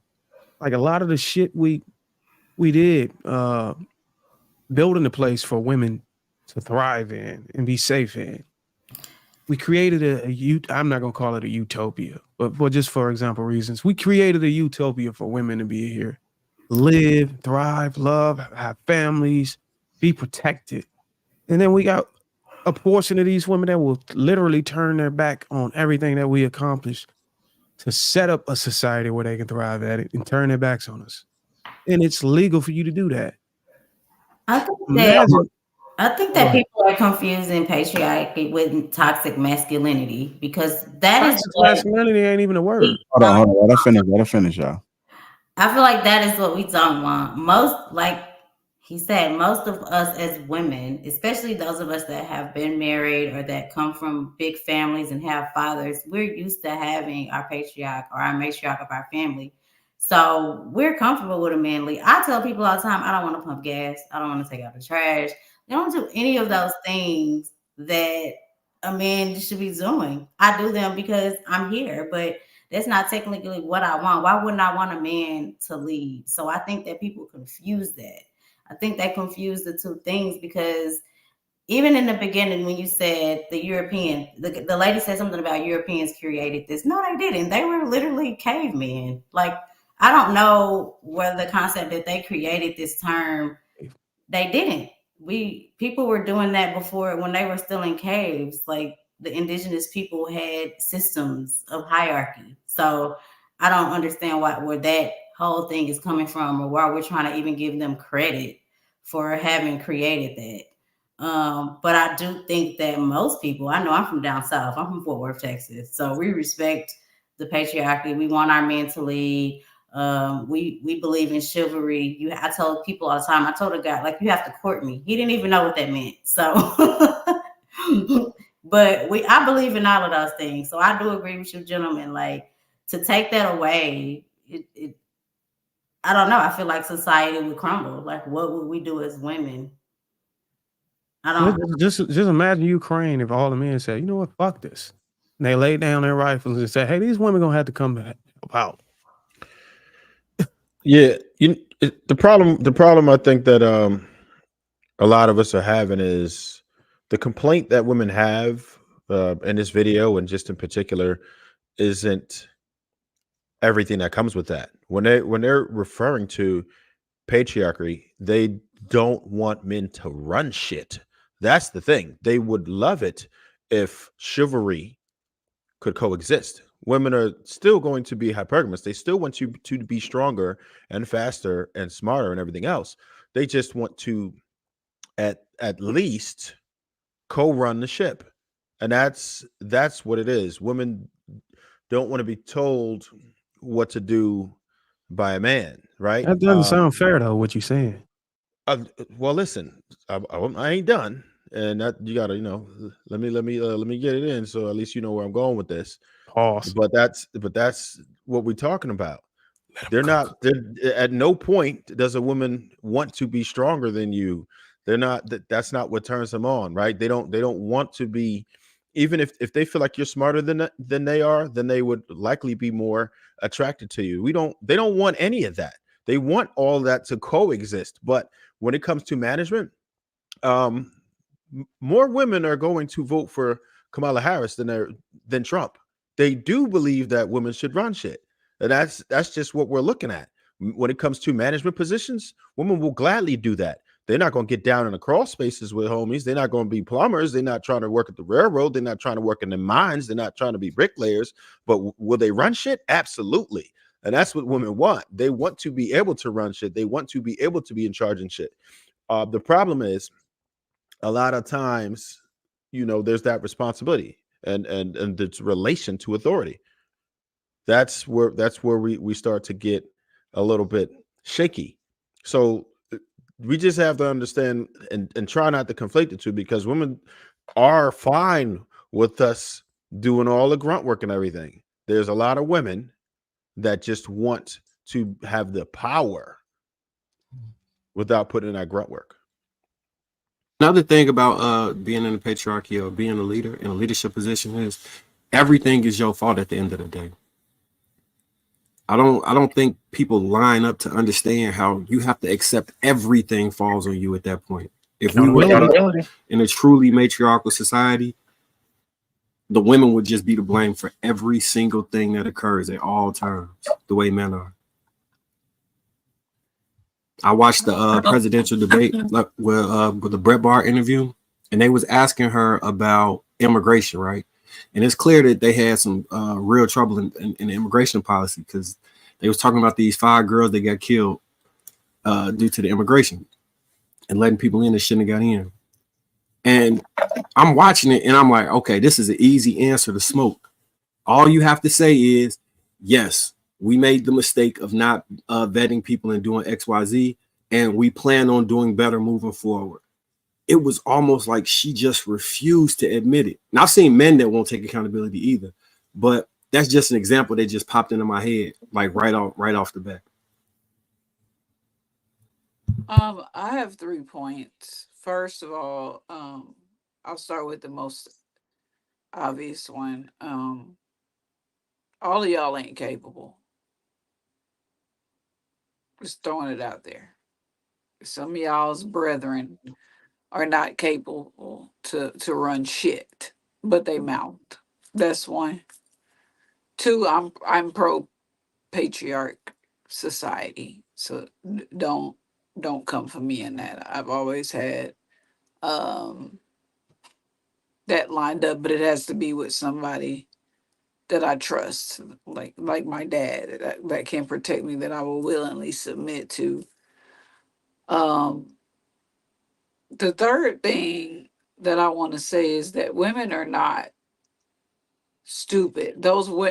Because of point 1, point 3 is happening. These feminists are running into all these non-worthy men, and it's starting to scare them, and they're running off trying to do things on their own. Now, I'm not joining the circus, but it's definitely a rising number of non-worthy penises and Y chromosomes running around this motherfucker, where they definitely ain't lead me nowhere.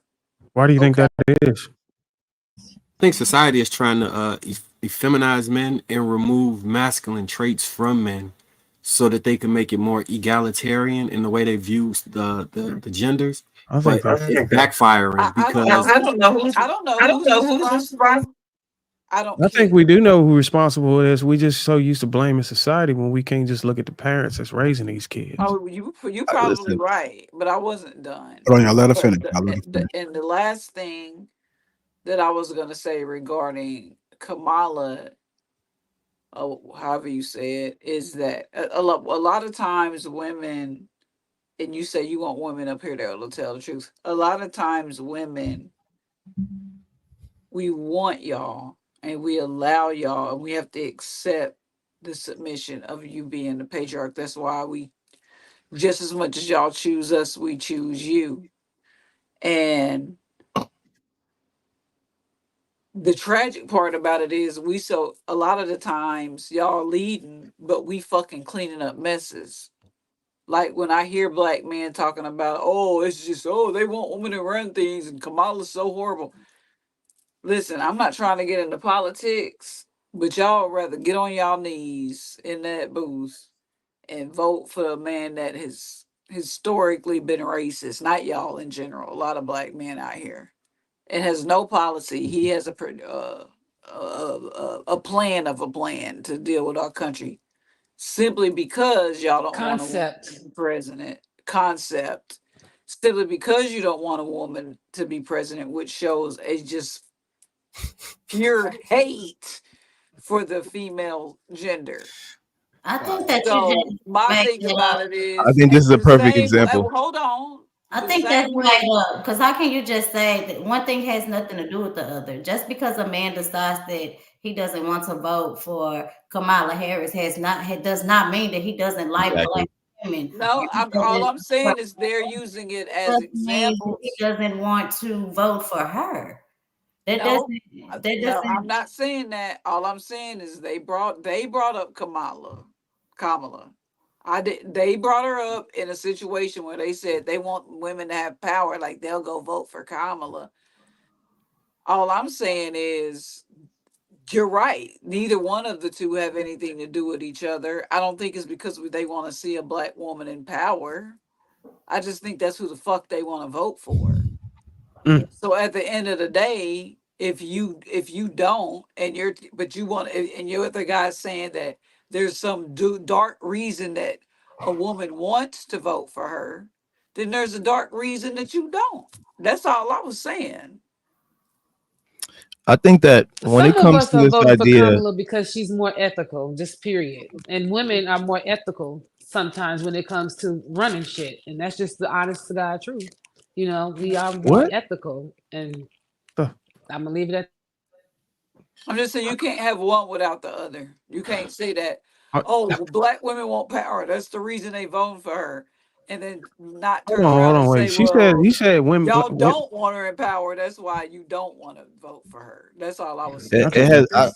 There's two sides to every fucking I don't. coin. We're not gonna I sit here don't and think play that's that. what it is. But Black women first. But you Hold said on. Who? something earlier. You said something earlier that I want to push back against. Where Nah, you if it made was this statement where if it was longer than 10 you minutes said ago, I'm not you said talking something about it. about how there's a lot of men that are not worthy or whatever the They case is, not. and what I find is that in some cases that's true, but here's the problem with that ideology that the men aren't worthy. The problem is that what Trev said is he said that women want to be in the management position, right? And Yeah. so what I'm finding happens is a lot of time it's not that the men aren't worthy. It's just that because the women want that management position, they refuse to acknowledge the man as worthy. So I'll what accept happens is that. so what happens is a lot of times they'll undermine and go against everything he's doing because they feel for whatever reason that they know better. And because they feel like they know better, they're not taking his input anyway. But I think in many situations, if not dealing with a woman who's trying to usurp control of the management position, I think most women will find that the average man is quite capable of leading a woman. Like the average man is quite capable of doing what's necessary to lead a home, to take care of children, to run a family. It's just that when you're dealing with a generation of women who are conditioned to dislike men and conditioned to resist men naturally on instinct, right? Automatically, he's obviously not going to seem worthy to someone who's been conditioned not to respect masculinity. And I'll land there. I can agree with that. But I also know that me being a woman that was raised in a patriarch family and that I do agree with it 100,000% that some of you people, some of y'all, them running around here are not worthy. They're just not worthy to be followed by me anyway. Let me just put it like that. I have a question. let me just get this one quick thing out. Chanel, do you think it's more ethical? Do you think it's ethical for somebody to transition a 10-year-old child into from a boy to a girl? The fuck? Where's she? I don't think Chanel on here right now.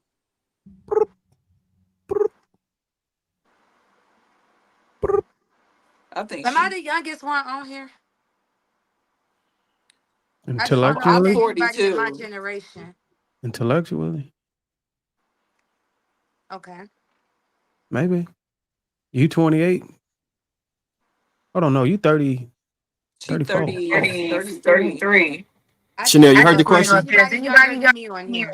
Is there anybody in my generation? Because when I hear a lot of people talking, it just seems like it's it's like it's people from at least that's around my age group and younger, they're not thinking like that. Like a lot of even the men, a lot of men are becoming more emotional, which is causing them, which I think is good.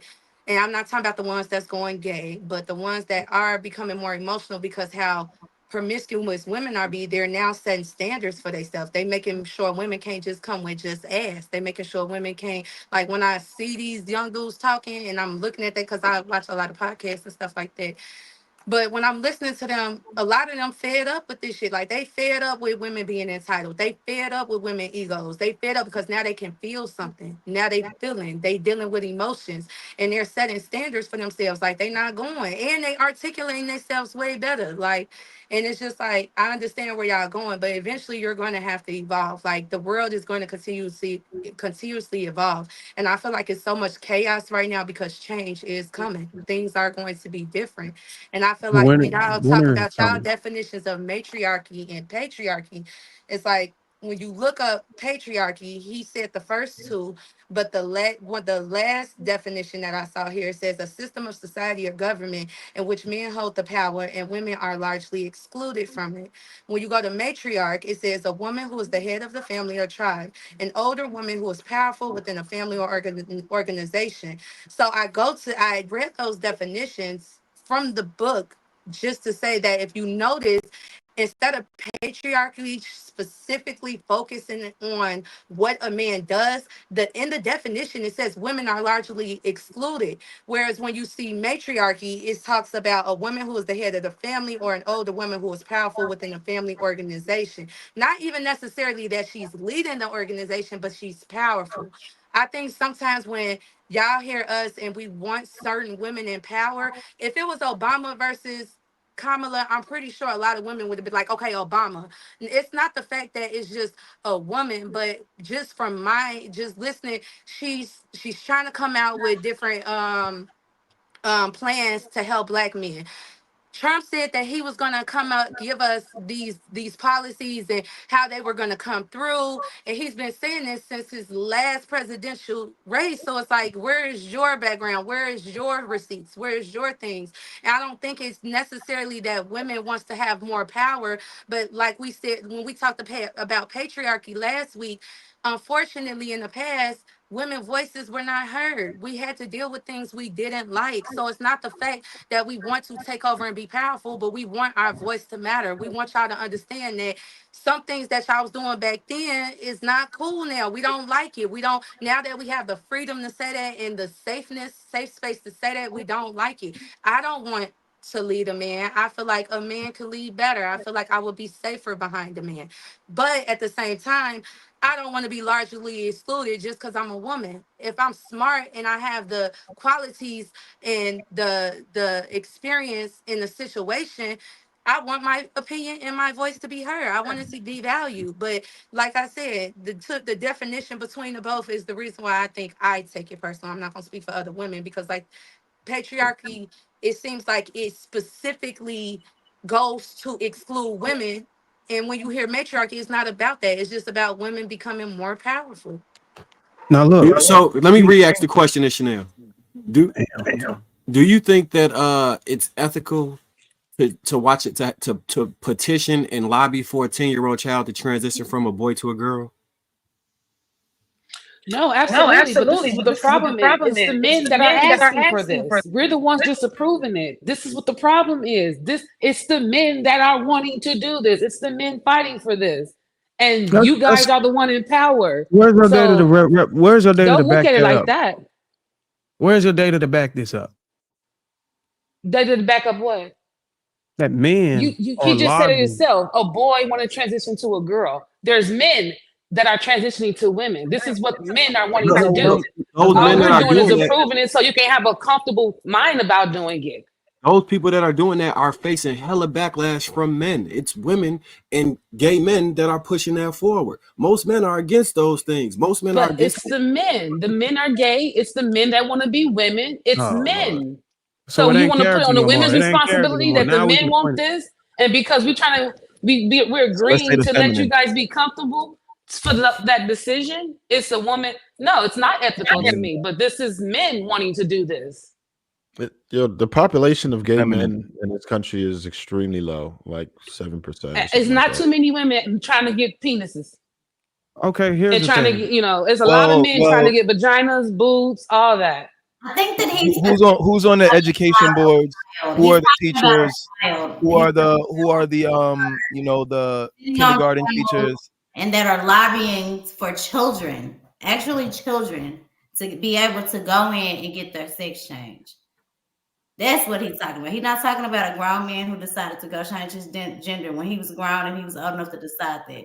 He's talking about a 10-year-old. But that came from men. That came from men. That came from men, older men from the past that have been doing this. That's where it came from. Kids that are not the ones that woke up and decided at 10 years old, that's what they want to do. They got that from So- older men doing that. Let me ask you this: They how got many that from male what the celebrities? narrative is. Let me ask you, The people who how are many male lobbying celebrities have you for seen that got babies from men Africa that they done transition to girls? How many men you seen do that? I mean, have I seen what? I've seen the most How athletic many men in men the have you world seen? do that. No. How The many most men have athletic you? men No. in the Hold on, hear me out. world do that. So that's Listen to the enough. question.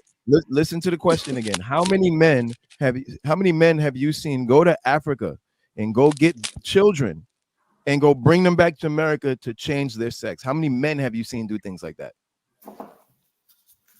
Why would I see any man do that? Why would I see anybody do that? All right, I've now never how had many that women have experience you of seen seeing do that. that? Have you ever seen a woman do I that? Have you haven't ever had seen an a woman? experience of seeing a woman do that. So you've never heard of Charlize Theron? You've never heard of Angelina Jolie?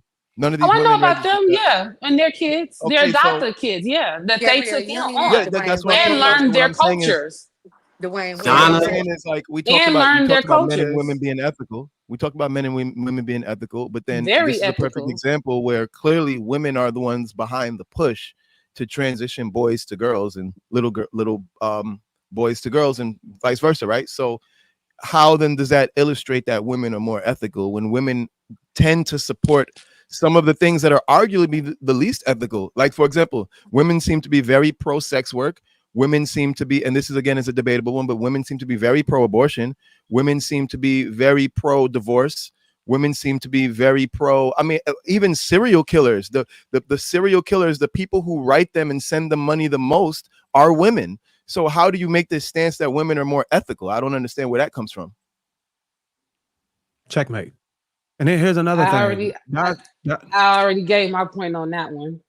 And that's I already gave my point all on that one. humans are fucked up, and this is a wasted conversation. The problem is people Exactly. keep putting Like I don't argue with stupid. I on- know when to pull it. So Yeah, people keep putting traits Oh, on it was stupid now. genders It was instead stupid now. of It wasn't people. checkmate now. no, I said I stupid, don't right. argue with stupid. I didn't call No, anybody but- stupid. Hold on, but let I me don't re-ask this argue- question.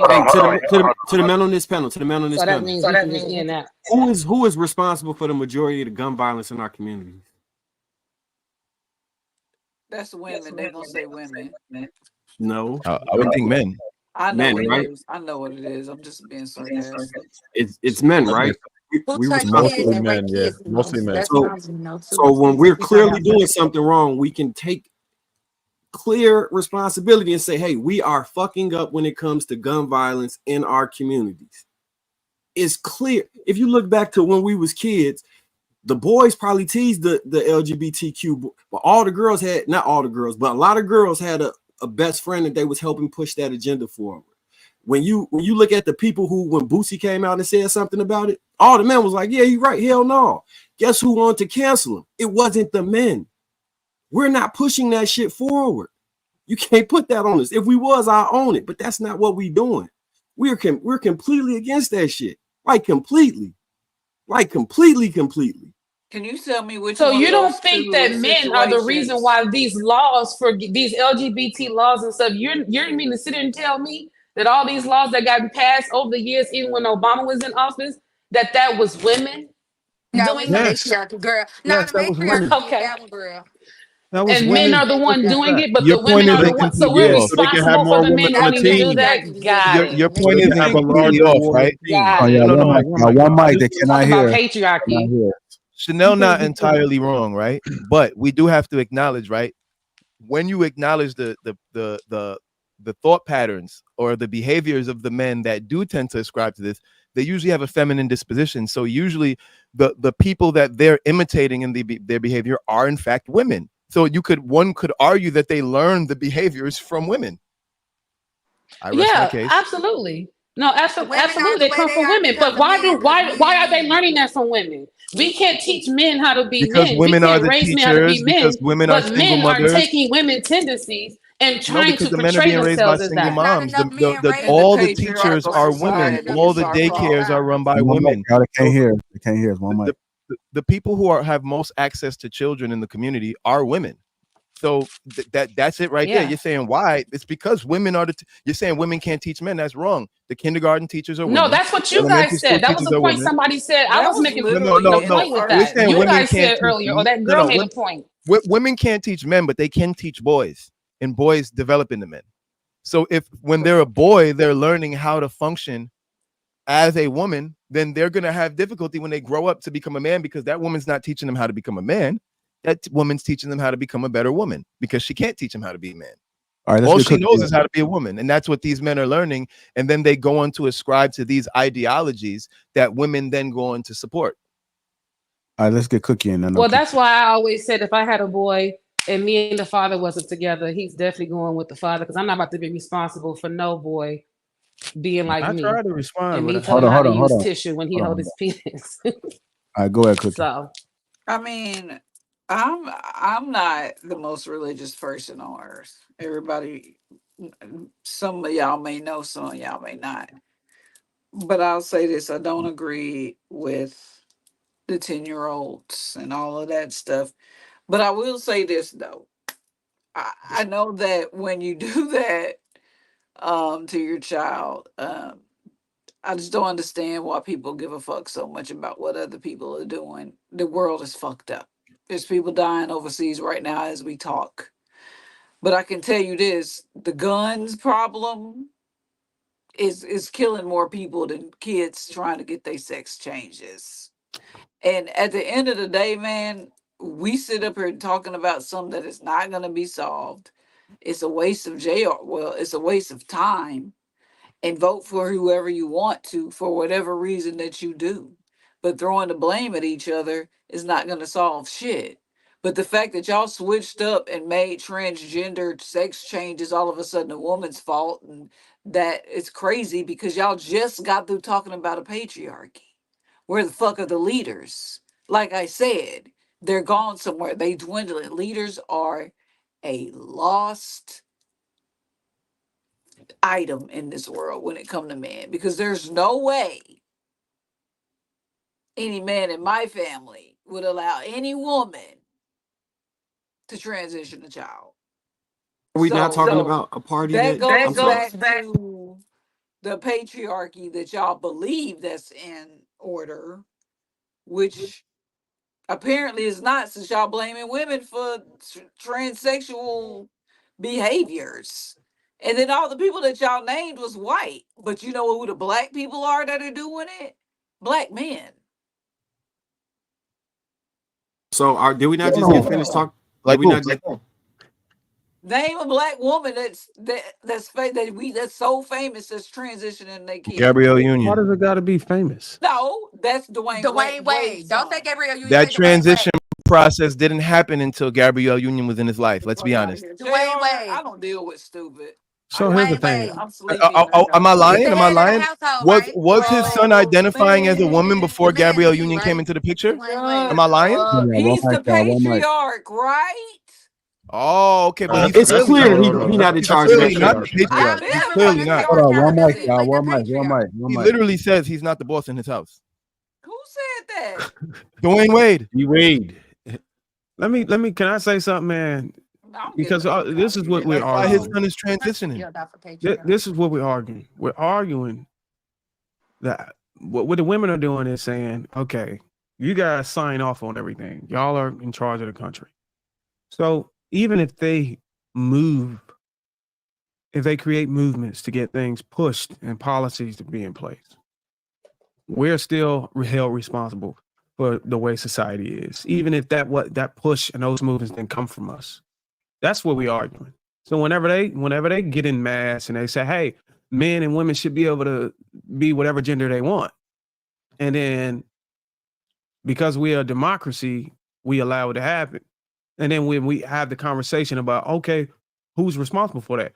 They say the men did because we created the democracy that allowed them to create a movement to get us to move the pencil. I understand that part, but that's not a fair way to approach the situation when we talk about who's responsible.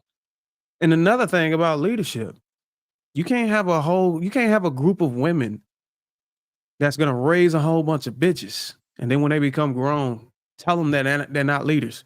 Those motherfuckers came from your vagina. You can't raise boys up to not be leaders and then say, oh, y'all ain't no motherfucking leaders. No, you're not a leader. We're leaders, and you are in mass. You're not even allowing these men to be in their kids' life to even give them the qualities to be leaders when they grow up. So take some responsibility on that. We taking our responsibility, accountability. Y'all got to take y'all's accountability as well.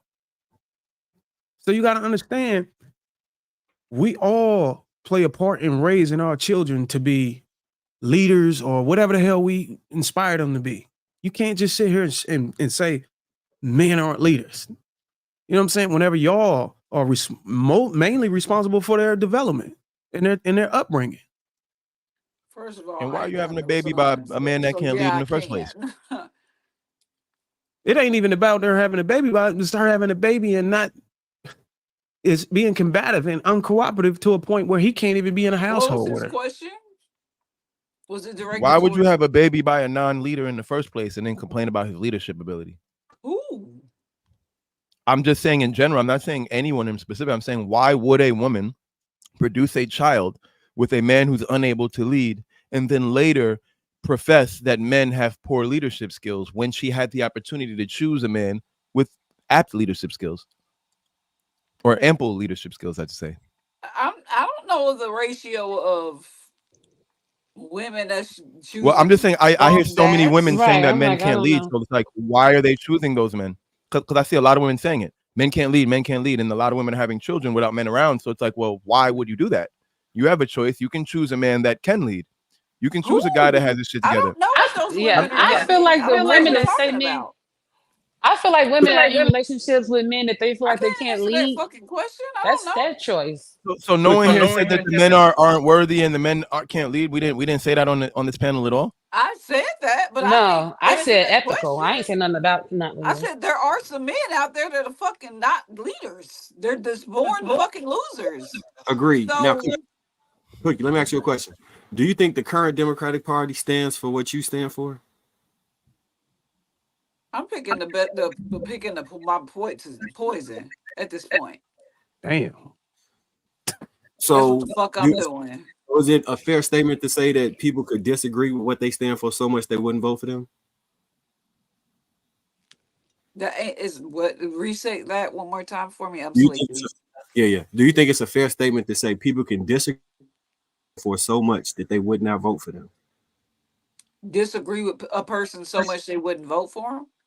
Disagree with what the Democrats stand for, like not be pro-abortion, not be like transition. Yeah, absolutely. That's why I ended my statement with saying vote for who you want for. But what I was saying was, don't say that women are voting for a certain person because they want to see a woman in power, and not say that men are not voting for a person just because she got a vagina, because that go both ways. That's all I was saying. So what do you think about Obama when he said that black men is not voting? Fuck Obama. Well, I was going to ask Cookie that. I mean, I don't. Facts. What do you think? What do you think about Obama when he said? I feel like it's weak. I feel like black men are not voting is weak because the white men voting. Y'all keep giving these white men an opportunity to one up us all the time over simple-minded situations. One thing can keep you from voting. So that's how I feel about that. Black men not voting. You don't hear no white men not voting. White men think they own this country. They gonna vote whether they win or not. That's what's wrong with our community. You understand if not, there are white men legalize between 10 and 30. You understand if they legalize between 10 and 30 million illegal immigrants, that completely removes any voting block power you have. It's a bad. I know what power I got, and I'm exercising in the United States. I pay enough taxes to do that, and I'm not gonna have one I'm not thing saying you even clearly doing don't understand what he just said. contribute to a decision that this country makes moving forward. You don't understand what he just said. You should listen to him. It's a learning moment. No, No, it's I'm good. not presented. I'm You good. clearly don't I understand what he said what I just said. said. If that was your response. Okay, well, If that I was your do, response, you Shannon. don't I do. understand. okay, well, That's I what am I'm saying. interested. People have made their mind And up. that's I your was not problem. Y'all trying can't to learn. push. Hold on, y'all. That's your problem. Hold on, because I am interested to hearing what point he was going to make just for the audience, right? Because we are here for the audience as well, not just the panel. Go ahead.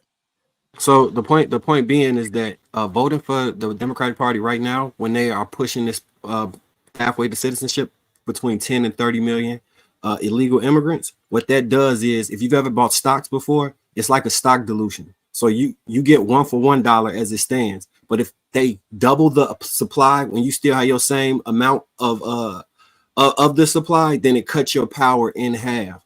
So to do that without receiving something tangible for doing that is akin to like self-mutilation. Like we be harming ourselves more.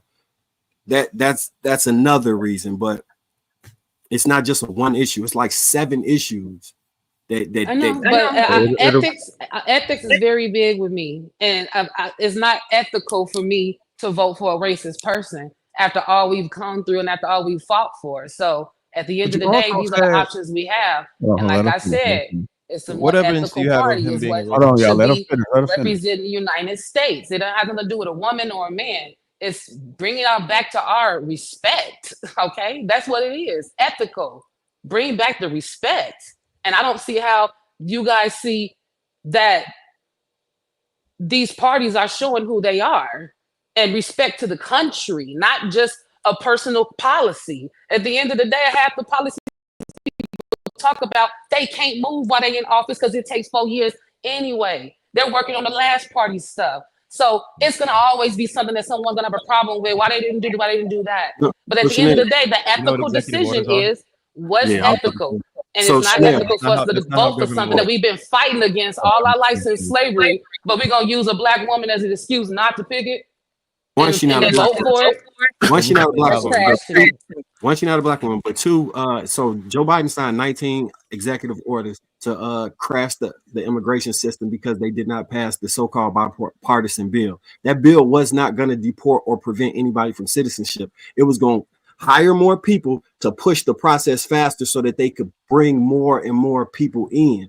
The issue is black people in general suffer whenever immigration happens, either used as a buffer class or to drive the lower wages down. When they drive those wages down, what it does is it increases our unemployment or it forces us to work at a standard that we can't have a standard of life behind. Immigration negatively affects us within our communities for that reason alone. Then you add on, it increases the demand for housing in cities like Chicago, where they just flooded us with illegal immigrants. And all of these people, these Venezuelans just got vouchers and all type of shit. The state is paying for it, and it's got us in a $1 billion budget deficit. We are getting royally fucked by these policies. This ain't got shit to do with her being. I would love to see a black woman be a president. If you So which of the candidates are talking about fixing those policies that you're talking about with Biden? He talking about mass deportation. He been saying he was going to That's a build a wall concept? and do Is that a that during his concept? Wow, this presidency. man He is didn't sitting do here it. telling What do you you. mean they wouldn't wait. give him the money to build the wall? All been that the money, but they president. had the money to send to Ukraine. So a lot of the stuff That's that y'all not. are he's So saying arguing why is are not y'all true. believing when he say he gonna do this? How do you have proof that he gonna do it? Like He for didn't do it. example, should He had the opportunity to do it. She He didn't have swore no up and down he opportunity. was honestly, I gonna feel get like the At the problem, end of the the real day, problem we have in the black community is I feel like a lot of voters very are obvious. they get all of their information from the media, and I'm a perfect example to me of that is Chanel just said Donald Trump's a racist. Now, cool, I know a lot of people That's believe my that, right? opinion. That's But my opinion, and that's but what hold he's on, shown. let me finish. So don't Let tell me me I got finish. that from the media I because I get ain't all never right. Let said me nothing finish. about Let me anything. finish my sentence, All right, please. then clean it If up I then, because make it if right. I ask you, if I ask you right now, to quote word for word the exact sentences that he said that you consider racist, I know for a fact that you can't do it. You want to know why? And I what know is for your a fact point that for you can't do it. asking that? What is your And the point for reason why I'm asking that? Are saying you that, saying I'm making the reason why I'm assumptions? He was Are you endorsed by finna the make an media saying it's good assumption? enough for Because me. that's showing like your to finish my intelligence right sentence. now. Don't insult But my intelligence. Because when if I you can't finish sit my here and see that, if I then you finish should my be able to sentence, you should be able to say if one I word for finish my word. Why I sentence, gotta you'll tell you? understand. If Chanel, you don't, then you ain't Let me paying finish my attention. You ain't let woke, me finish my sentence. Like I was saying, baby Huey. just based off what you said, right? I know that if I asked you to provide evidence to corroborate your beliefs, I know that you would tell me that it's like you just said, that it's your opinion, it's how you feel. But I know for a fact that you wouldn't be able to, because every example in the media that has been presented as a quote unquote proof of his racism was taken out of context. I know for a fact that I could read words to you that were read, that were said by Donald Sir, Trump. I've been And knowing if Donald I Trump was didn't racist stop since I was interrupting watching me, him on and TV if I didn't when tell he you, hold on, fired stop. people. Hold on, Chanel, hold Way on. before that, when he kicked those Chanel, black people out those Chanel. apartments to build Mar-a-Lago. Stop interrupting me. Okay, this is way before he was ever to be a camp. Stop. Hold on, Chanel. You're talking about firing people on a show where a black woman won. You're talking about the first person. You're talking about the I'm first not talking person about a to show. I was open a telling you country when I club realized in it. That's how Palm long Beach ago that it was available was. for both Okay, black and Jewish people. that's how long Hold ago it on, was. hold on, Chanel. Listen, the audience would love to hear both of you guys' points, right? Okay, I'm not saying nobody's right or wrong, but I do want the conversation to happen. But it can't happen if both of y'all are talking at the same time. So if Well, somebody he else, don't never stop. okay, right, okay. Well, I'll put the So at timer up. some point, you got to Okay, start okay, saying something, you know. I'll put a You're 1 minute. interrupting Lapeef. It's Hold clearly on. I will put up Boy, the 1 bye. minute. Chanel. I will put up the 1 minute original. 50-second timer for people, but we also got to be mindful of the other people that haven't spoke either. They're just sitting there and they're just waiting. So let's just make sure that we keep that in mind for the people that have been talking often. All right, go We ahead. can move on. I'm good. Okay. Yeah, like I was saying, all right, like I was saying, the majority of the examples that are most popularized as proofs of Donald Trump's racism are almost 99% taken out of context or cut from the original statement. And if you get the whole statement in full context, you'll see what was claimed to be said was never said. Then if we're going to just talk about the history and the records, Mar-a-Lago was the first club to the first country club to open in that area that was open to both black and Jewish patrons. This was at a time where that area would not allow black and Jewish patrons into the area. You got countless business owners who in the 90s could not get funding for their businesses, and they went to the Trump administration to get loans. Not only were they given loans with extremely favorable terms, but then when they went to pay their loans, the money was the checks were ripped up, and Donald Trump didn't take the money. You're talking about a person who Oprah even said would have made a great president, and a man who said long before he was running for president that if he ever ran for president, he would use Oprah as his vice president. If that's a racist person, that's literally the worst possible racist ever. When Jesse Jackson was running for president, Donald Trump funded his campaign. Like, a lot of the stuff that y'all are saying, it's literally just not corroboratable with fact. It just doesn't live in fact. So even people, they often bring up go another example. Please don't interrupt me. Please don't interrupt me. Let me Please don't know interrupt about me. that. Chanel, Please don't interrupt me. I have 52 seconds. I have time left. I have time left. Another example people use is they talk about this. Oh, well, what about that letter he wrote for the Central Park Five? Have any of y'all ever actually read it? Because if any of y'all actually read it, you would know that he doesn't mention the race of anybody in the entire article. He doesn't even mention the Central Park Five in the article. The only time he mentions race in the article is he says it's a shame that black, white, Hispanic, and Asian families can't walk through the park safely. So what I'm saying is half of y'all are running through believing something that you've never actually corroborated yourself, because I know for a fact if you had corroborated it, you wouldn't believe it because it's not true. And there's evidence there to prove it. Then during the presidency, literally everything that Hold on, Clyde, before you move on, the the Democrats are the ones who convicted the Central Park Five. You forgot to add that part. All right. Right. And the Democrats are the ones who convicted them on top of that. All right, go ahead, Chanel. Exactly. Huh? Go ahead. All I gotta say is if you think it's ethical to send people to run into the Capitol, which is totally disrespectful to the United States. If you're trying to say that that's ethical and that wasn't proof to watch it, everything you said is known and void. Okay. That's So another let me tell example of you that something that's that didn't happen. unethical. Let her finish. No, bro. don't make an excuse for that. Don't make an excuse for that. You're done, told them okay? to go peacefully. You've talked, you're done, okay? Heard it, got it, great. All I'm saying is if you sit here and say that it's ethical to send people to the Capitol without any excuse or all these other nuances that you're gonna throw out there, it's not ethical to have anyone run to the country of the capital of the country and disrespect it and kill people and then sit back and act like that ain't my fault. Okay? So it is unethical. So there's Have not you just okay. racism. He's unethical compared to the other candidate to represent the United States of America. And that's just how I feel. It ain't got nothing to do with the media. Okay? It got something to do with what he actually did. All right. Well, if you're landing there, I just want to respond to that real quick. If she's landing, hold on, because everything she said is actually Please false. tell him to stop. He said no. We're moving on. Hold on, y'all. Hold on. Everybody just keep talking. I'm sorry that I have I know what I'm talking about and you can't stand let's it. get some other people. Let's get some other people. No, you just talk too much, Cloud. Sometimes you lose me. I'd be like, all right, you lost me. I talk because I have things to say. You don't, so you should be quiet. Let's get Save it for another concept. Save it for another real night. things to say. I'm sorry that you don't. You got a PhD in everything. Jesus. Yeah, I'm intelligent. Unfortunately, you're not. That's not my problem. Intelligent people tend to have things well, I got an MBA in my own business, and you looking like fucking baby Huey right now. So the shut MBA up. don't Get out mean of nothing. here. I've been running my own R&B business since I left high school, shorty. It's nothing to run a business. Swerve. Oh, you're in your feelings. Swerve.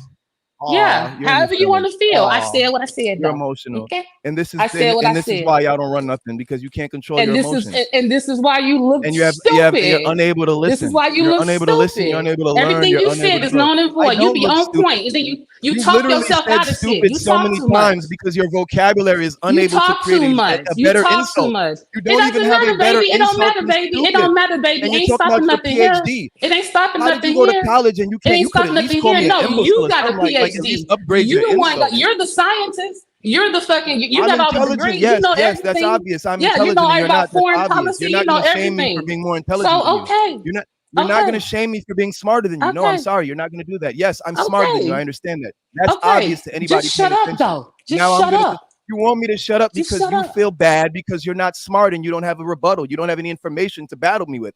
But I'm going to continue and no talk one's about trying to battle you. I told you I don't argue with stupid, and you still ain't figured that out yet. So then why are you still talking, lady? You're not even standing by your own principles. Talking. You don't even stand by your own principles. If you think I'm stupid, why are you talking then? Whatever. Exactly. Cloud. Yeah, whatever. Go ahead, whatever. baby. Yeah, Go ahead, baby. Yeah, please continue with your vocabulary. Let's hear how big your vocabulary is. Yeah, come on. Oh, you right, go I'm on, wrong. baby. Again, You right, limited I'm wrong. vocabulary. Dim-witted woman. You right, I'm wrong. Limited vocabulary, low-level bottle of barrel woman. You right, I'm wrong. You right, I'm wrong. You right, I'm wrong. Anyway, you right, I'm wrong. Like I was saying. You right, I'm wrong. Like I was saying before, I was rudely interrupted by the hyena. Oh, right? Jesus. Essentially, if you go back and actually watch the speech instead of looking at the clips that are taken from the media and listening to what the media tells you, you'll know for a fact if you quote Trump exactly. Snopes will even tell you. Are we still on the same subject? If you fact check with Snopes and you check, hey, is it true that Donald Trump incited a riot? They will tell you no. Donald Trump did not incite a riot. He literally told them to go peacefully. He literally told them to go there and march peacefully and protest. So again, you're proving that you have no education on the topic because you're reiterating things that have been proven to be false. Oh, you still talking to me? You still talking to me? Obviously. I don't even know what you was talking about. I don't even know what you're talking about. I know your comprehension skills are very little. I understand that. But yes, I was talking to you. Oh my gosh, Cloud needs a moment. Cloud needs a moment. Cloud needs a moment. Maybe the words I'm using every night you do this. Cloud needs a moment. Cloud needs a moment. Here we go. Please clap and make noise because you don't have words. You need more time? Yeah, yes. You need more time? Do your walrus movement. Yes, do your walrus movement. You need more time? Thank you. Yeah, that's how you look. That's how you look. Words. Give me some real words, Miss Intelligent. I don't argue with stupid. I don't argue with stupid. Keep talking. You said that like 8 times. Come up with something more intelligent. Google me, baby. Google me. You can Nobody get will you ever want waste their time Googling you. No one will ever waste their time Googling you. Nobody. Move on, baby. Move on, baby, because I'm done with you. Stop it. Stop Move it. on, baby. I'm done. Move on. You're done when I say you're done. Move Relax. on. Yeah, I'm gonna okay, keep all talking. right, You keep all right. I responding because said what I clearly you're said not though. done. I said what I What you said. don't The understand, problem always what been you if you don't don't shut understand is up. I'm controlling you like a puppet right now. You think you're That's in control of fine. yourself, but That's you're still fine. That's responding because fine. I'm making That's you. fine. That's fine. Exactly. Yeah, That's how you exactly. Get in that play. submissive Grow tone. That's what I up. like. Grow Get in up. that submissive Grow tone. That's up. what I like. Grow up. That's how I like you to behave. Grow That's up, how you talk to baby. me. Grow up. Good girl. Yeah.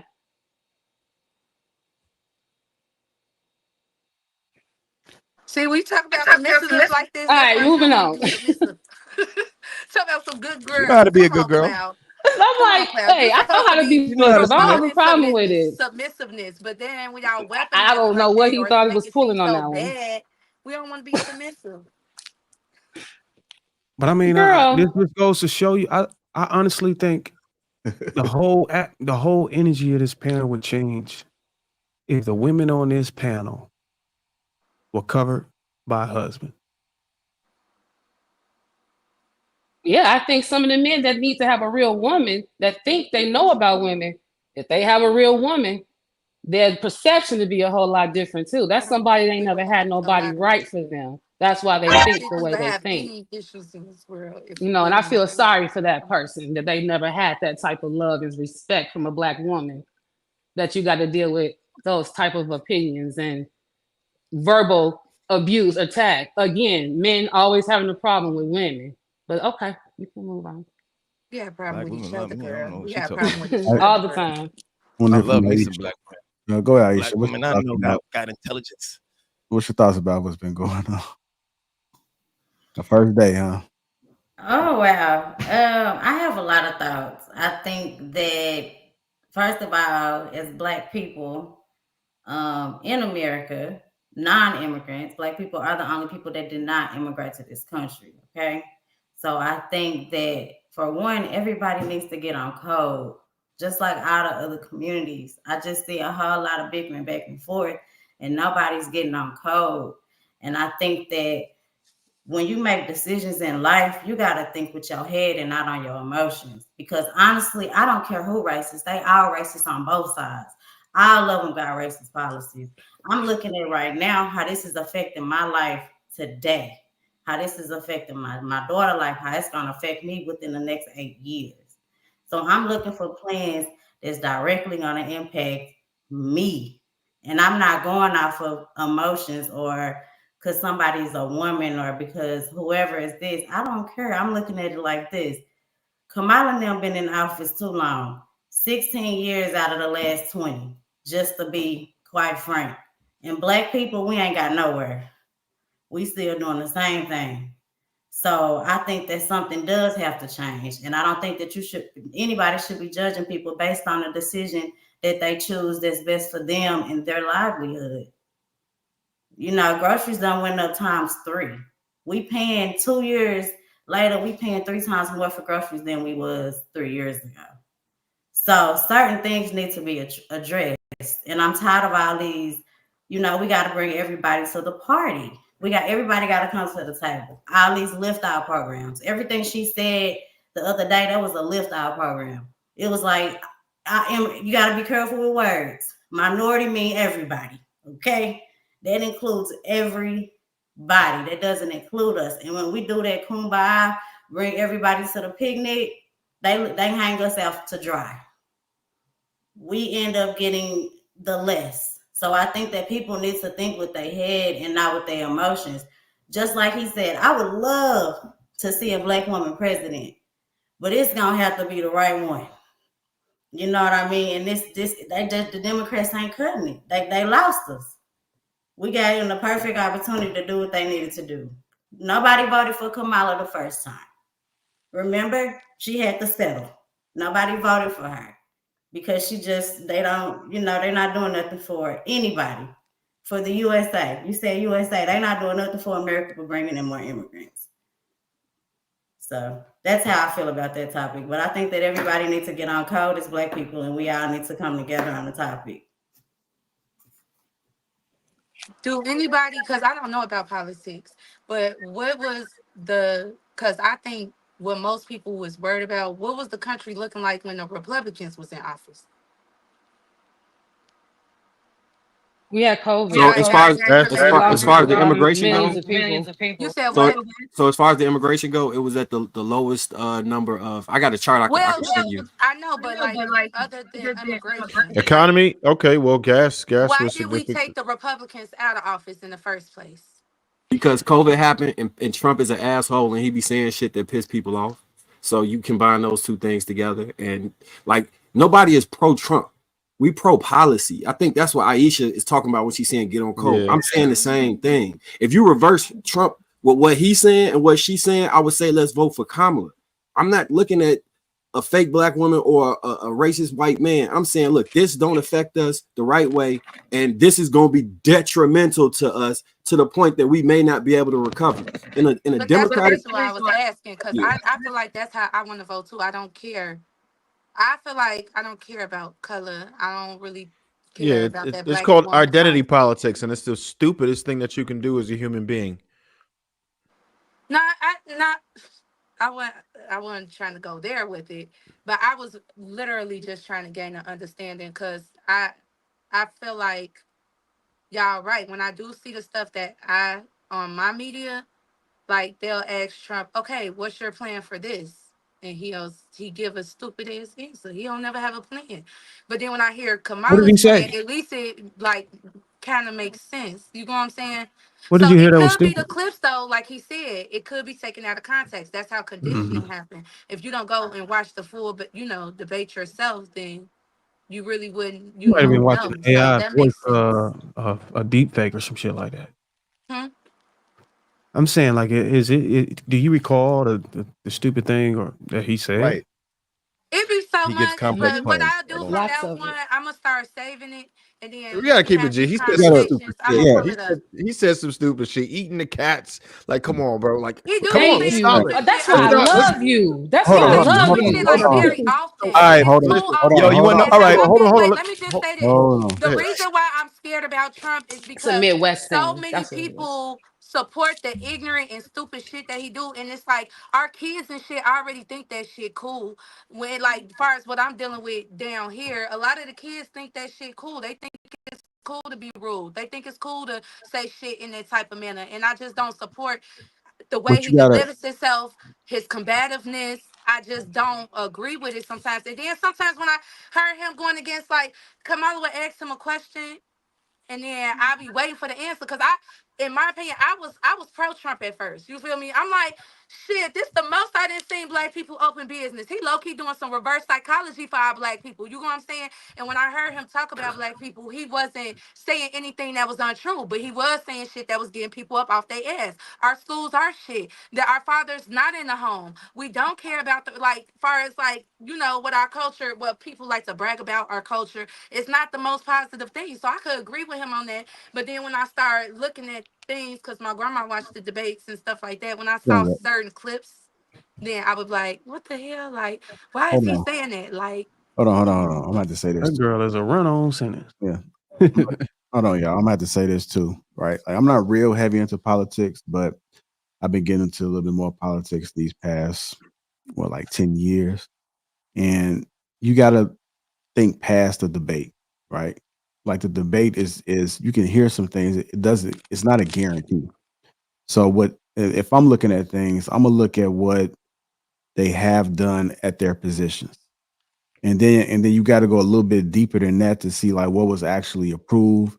You got to understand how things work as far as getting policies passed, who's in charge. You got to understand everything. So I think that when you so focus on about what he's saying versus everything else, then I don't really think you're going to approach it the right way. Like I think you're going to be moving off emotion. So you have to first understand how everything works, and then you got to look past the entertainment. Um, like there's people that may say, well, all like we look at Kamala, all she does is just read scripts. And then when she don't have no scripts up there, then she sounds like shit. Or when she debates, she sounds like shit. So you have two things that you don't want your children doing. Like you want your children to, if you ask them a direct question, to have an answer and give clarity. If you same thing with Trump, if somebody asks your kids something, you don't want your kids talking like an asshole. So I think there's some crazy things happening up on both sides, but you got to look past that and really look at the meat of what's going on. Yeah, real No, talk. I So feel like what I Trump wanted to do say. that too, though. What you So said so Kamala be so doing. listen. If you're looking for it, you can go to KamalaHarris.com. You can go to Agenda47.com. They have their policies listed clearly. So if you want to know what it is that they're doing, they list their policies, and then you have to vote based on what's going to be best for you and your family. But identity politics and involving your emotions is absurd to me. Like, I don't really care how any of them make me feel. I personally have a disdain for both of them. However, I'm going to vote with my pocketbook. I'm going to vote with my morals and what I think is right. Right. And there's certain things that I'm just not standing for. Like, for me to be able to protect myself, I'm with 2A. That's happening. So that's one thing. I'm looking at the economy. How was it? Was gas cheaper? Yeah. Was bread cheaper? Yeah. Was the interest rate lower? Yeah. Were we able to buy homes easier? Yeah. So these are the things that I concern myself with. And I'm not caring 1% about personality. I'm not gonna act like Trump is cool. I'm not gonna act like Trump don't say some of the stupid shit ever. He does. But what I do understand is that certain things are gonna happen if you vote this way that are going to directly impact you and your family. Um, as far as foreign policy was concerned, was there wars going on like it is right now? Not really. As far as immigration, was there a disaster? Is there 4 times the amount of illegal migrants coming into the country now? Because of the executive orders that were immediately passed, like nearly day one, right? And then now all of a sudden, okay, you need Congress to pass a bill to undo it. It doesn't make any sense to me. So those are the things that are extremely troubling to me. These are issues that will directly affect us as a people, as a family, as a everything. So whatever way you decide, that's not for me to judge. But what I will say is that just look at what their pages say, look at what those agendas will do for you and your family. The information is out there. And I would encourage you not to watch one particular media source. If you understand how BlackRock is, you got to understand they have ownership within CNN and ABC, and which is owned by Disney, and they and MS and all the NBCs. So whichever one of those stations you're watching is one narrative, and then Fox News is just the polar opposite. You can't watch just one of either of those. You have to look at everything. There's independent media. We have social media right now. The information that you're looking for is ready and available. You have to source it. Go ahead and But look because it counts. but he's getting caught up in so much shit. Like, for instance, he said that this little boy was murdered by a Haitian. The little boy father came out and said he was not murdered. It was an accident. I don't want my son to be remembered like that. He came out and said Taylor Swift was endorsing him when she wasn't. So when I see things like that, that's just blatant lies and stuff, like even with the Haitians and stuff, like, he'll put out sources and people for y'all media, but then our media will show us where these people that he's putting out as a source is discrediting him, just like with that little boy in the Haitian. You sat there and said this little boy was murdered, da da da da, and his daddy literally came out and was like, "Nah, that's not true." He Let me literally ask you that. put Taylor Let me Swift ask you up this. there to Ethics. endorse him, and Taylor Swift, she wasn't Ethics. even really trying to get involved at first. But now this cat lady has to come out and be like, "No, that video fake. That video AI. That video ain't me." So it's like when you doing stuff and that's showing in your campaign. But like you said, I might have to go to the other sources too, because I'm not saying Kamala don't have this. I'm just showing y'all from what they're Well, showing on this side, I'm on just the gonna. Democratic side of the media. So it's I have like, to say this. So if you say ethical politician, that's an oxymoron. Just understand that the people who are involved in this on both sides are not ethical. You aren't going to get in that position unless you play ball. You have done some dirt for you to make it in that high position. So it, it's still going back to That's identity everywhere. politics. You were, yeah, that's what I'm saying, left and right. If you were in position to be president, you did some dirt. I'm sorry. Listen, I'm telling you I said because more I know what I'm ethical. talking about. More ethical. I didn't say What? who is ethical and who What? isn't. I just think It's that's almost impossible. dangerous. It's that's like impossible to quantify. I don't know what we're doing here. You can't. You can see. You can, this most of the stuff that they're doing is done in the background. If anybody was to really dig in either one of them, pause. is you're gonna find out a lot of But shit at least one of them that is you don't know maintaining about. a Because we certain could talk type of about image. ethics. We And could that's talk what I about think about how it, she 'cause was I running do around. think And if you want to say how a lot of people have their ideas of how she got her way to the top or got the way in her position, that would be Yeah, considered I've seen. unethical as well, right? Yeah, So we really can't go there. They're both yeah, bad we can. as far as ethics. But one Politicians is and ethics Quick bad get and question. mixed. everybody's okay with it. This Like if he's not even look at trying Guy. to She's not come even a off and have a political certain image, person, he's just and like, just off of what she sees, this she's is what we influenced. like. I have a question. If let's say you guys believe that a candidate said something that they didn't, and I was to present you with, or let's say they said something that you believed was a foolish, silly thing to say, such as people are eating cats, right? And let's say I was to provide you evidence that what they said was a fact. Would you adjust your position, or would you continue to maintain the position that what they said was stupid, even if there were facts proving that what they said was true? You're gonna have to show me a video of somebody stealing pets and eating cats. All right, I so don't want to hear no JR, I words sent you a video. because the reason why I JR, said I that sent you a because we video. already That know has what. happened. Hold So that on, has JR. happened. I sent you a video in the back chat, and it's something that came out in, I believe, 2016, somewhere between 2016 and 2020, before this cat conversation even came up. And I just want y'all to watch it, and I want y'all to form your own opinion on it, Oh because no. I feel like people tend to react to things, and things that sound So ridiculous, but they don't actually go into the research and see, hey, is there any truth to this? So if so you want to Clout, click the video But and, they did and just fact check. keep it real quick. Clout, No, but just Clout, throw check the this video out. on, and then we just decide from there real quick. Just Clout, throw the I video on. actually said that, so I'll just respond to it real quick. Regardless whether it were happening or not, I think it was stupid to say. And I'll say why it was stupid to say. Because anyone like me, I would have known not to say that, right? I have the wherewithal to avoid stuff like that, regardless if it's true or not, because I understand that his base is his base. They're voting for him no matter what. And the people that you want to convince is the independents, right? And there's left, there's right, and then there's the independents. The independents are going to move the race. The people who are on the fence, who haven't decided yet, or who you can convince. And I don't think that they wanted to hear that shit. And it came out that they didn't want to hear that shit. And that's the problem. That's why I didn't think it made any sense to say. I think he could have spent a lot more time on policy. And I think that the people who were running or who are performing his strategy, his campaign strategy, are terrible. And he is not focusing on the things that would move the needle. He's doing a horrible job at it. And he's saying stupid shit. That's a fact. We know he's not saying the right things. I think that's a fair assessment. However, I think a lot of times the way we perceive the validity of what someone's saying depends a lot on the media response. So if I say something and the media immediately responds and says it's a lie, right? And they overwhelmingly respond and say it's a lie. And then 4 years later, they say that it was the truth. The people aren't going to remember that it's the truth. They're going to always remember that the media told them for years that it was a lie. And they're going to, in their minds, it's going to be a lie. And I feel like that's a problem that we have, because is it that what the person said was stupid and false, or is it that that's the perception of what they said? And to me, I believe it's perception, because you have a media that's echoing the idea that this person, well, who would say something as ridiculous as this? Well, if it's true, then it's not actually ridiculous, right? That's what qualifies something to be ridiculous. It has to be completely false and made up. That's what makes it ridiculous. But if it's true, and this is something that's an actual concern of people, then it actually makes him ahead of the curve to be someone to call out something before it became a major issue, right? So history tends to change things. There was a time where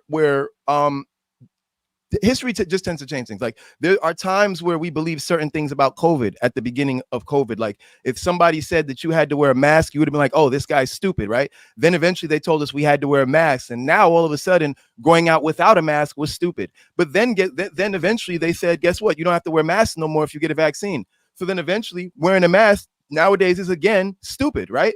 So it's like, well, what are we basing this stupid thing from? And again, if we go based off of the clip I added, right?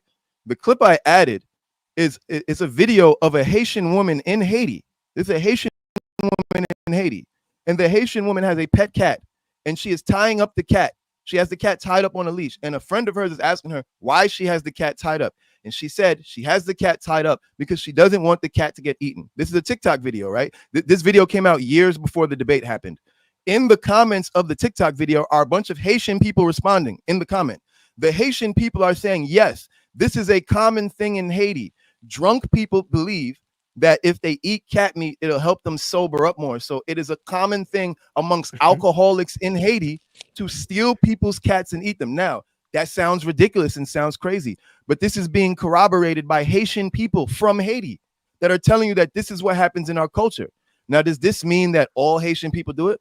Obviously not, but I'm Jamaican. If you said Jamaicans eat goat, I can't argue with that. Jamaicans eat fucking goat. Do all Jamaicans eat goat? No. If I told you hide your pet rabbit or hide your pet turtle because my Jamaican grandma might cook that shit, that's a fact. Hide your pet rabbit and hide your pet turtle because my grandma will cook that shit. That might be offensive to some Jamaicans, but is it a reality? Fuck yes, it's a reality. And so I feel like because people don't like this particular candidate for personal reasons, they find a reason to dismiss things that he says that are true as somehow ridiculous. But again, the facts are the facts. These are actual Haitian people in their country complaining about having to protect their pets from Haitians. So when are we going to address the things that are being said that are true? But they showed people from that area also speaking about it, saying that's not happening. That's what I'm telling you. On the Democratic stations, we're seeing people from that area in those cities like, what is this man talking about? But of course, if it didn't happen to you, you don't think it's happening. If it didn't happen, if your cat never ended up missing, you don't think it's happening. Oh yeah, sure. People taking cats. My cat's fine. People are saying it. What? It's not many people. Do you think that if Haitians was really stealing and eating pets in America in that large scale, that it would have took the first time of us hearing about it? I'm not saying I believe it's on a large scale. I do not believe it's on a large scale. Right. I do not believe it's on a large scale. However, I don't think it's brought up because it's never happened. I think the reason why it's being brought up and why it was said is because it has happened. There are people who have complained about their pets going missing. There are people who have video of people migrants going into parks snatching up geese and shit like that. So it's like this is not an entirely foreign, unrealistic concept. People do it. We're not saying everybody does it. We're not saying it's a widespread, oh my God, hide your cats, everything's getting snatched up. But the reality is it's happening. So I have a question. The part that I think is reason for bringing this up was his reason for like not wanting to allow immigration. Like, is that was his reason for bringing up the cats and dogs? I think the reason for bringing up the cats and dogs is I think he was just trying to bring up that when you have unvetted immigration, right? You have people, you have culture clashes. You have people who have cultures that are drastically different from the culture of the people who are here. It's not so much that they're even eating cat or whatever, because in some countries they eat cat, right? And then that's normal. The problem is that is a cultural behavior that's very different from the people in America. And so this is why legalized immigration is so important, because it allows you to check the standards of people. It allows you to get them up to speed with the American culture. Kamala don't believe in it. Kamala's the one who reversed the executive order that when people came here illegally, it would capture them and hold them. The executive order that they reversed allowed criminals that got captured to be released into America. So it's like, but people don't know that. Why? People don't know that because every time Donald Trump brings up real immigration issues, you know what they do? They divert it by saying, oh, Donald Trump's racist. He just doesn't want Mexicans here. No, these are real problems. When he made that statement, when he made a statement years ago when he said, you know, when they send people over, they're not sending the best. They're sending rapists, murderers, and all that stuff. This was at a time where just the year before, if you had read any news article, you would know that there was tons of crime and violence going on at the border with the Sinaloa cartel. There was a huge fentanyl problem. There was a huge illegal weed problem, which is part of why California even legalized weed in the first place. And people want to forget that, right? So there were these huge problems happening just before he ran for president. But then he talks about it and says that, hey, you know, when they're sending people over, they're sending people from cartels, they're sending rapists, which there are high rates of rape happening at the border. Got to be cool. Grape, sorry. But people, but people want to pretend that this is not happening. And it's like, yo, it has nothing to do with these people being Mexican. It has everything to do with the fact that the people that are coming a lot of them happen to be criminals. And the media clipped what he said. They clipped what he said. And the only thing they showed was rapists, murderers, and criminals. They didn't show the part where he said, hey, they're not sending people like me and you. Like, he was very specific on what he said and what type of people are being sent, but they cut that out. The same thing with the very fine people at Charlottesville. At Charlottesville, he very specifically said not neo-Nazis and white supremacists. They should be condemned completely. But the media never shows those 30 seconds. They only show the part where he says very fine people. But guess what? You know who the very fine people he was talking about? He was talking about the people who were protesting against the white supremacists. So he's literally saying that the white supremacists ain't shit and that the people protesting against them are good people. And the media clipped that and turned it into him somehow saying white supremacists are good people. And even though this has been debunked multiple times, they've been repeating it for the past 6 years, to the point where they even repeated it at the debate. At the debate, she said it again. Oh, and he said there were very fine people on both sides. The man literally said that white supremacists should be condemned. He's the only sitting president ever to have condemned the KKK and white supremacists by name. And he's done it over 20 occasions. But does that go viral in the media? Are you seeing that on your news stations? Donald Trump has been denouncing David Duke, the KKK, and white supremacists since the 90s. Since 1996, he's been doing that.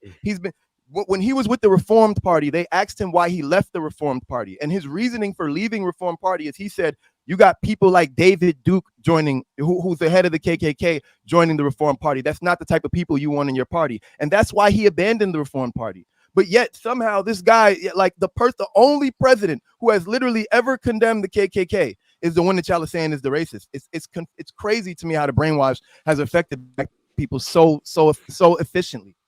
But I do want to say before I get up out of here, I'm glad you told me that. I don't ask questions to try to like be combative. I think people think I ask questions because I'm trying to prove a point or go against their point. If I'm asking the question, it's because I genuinely want to know. I want to be educated on this. I want to know your point of view.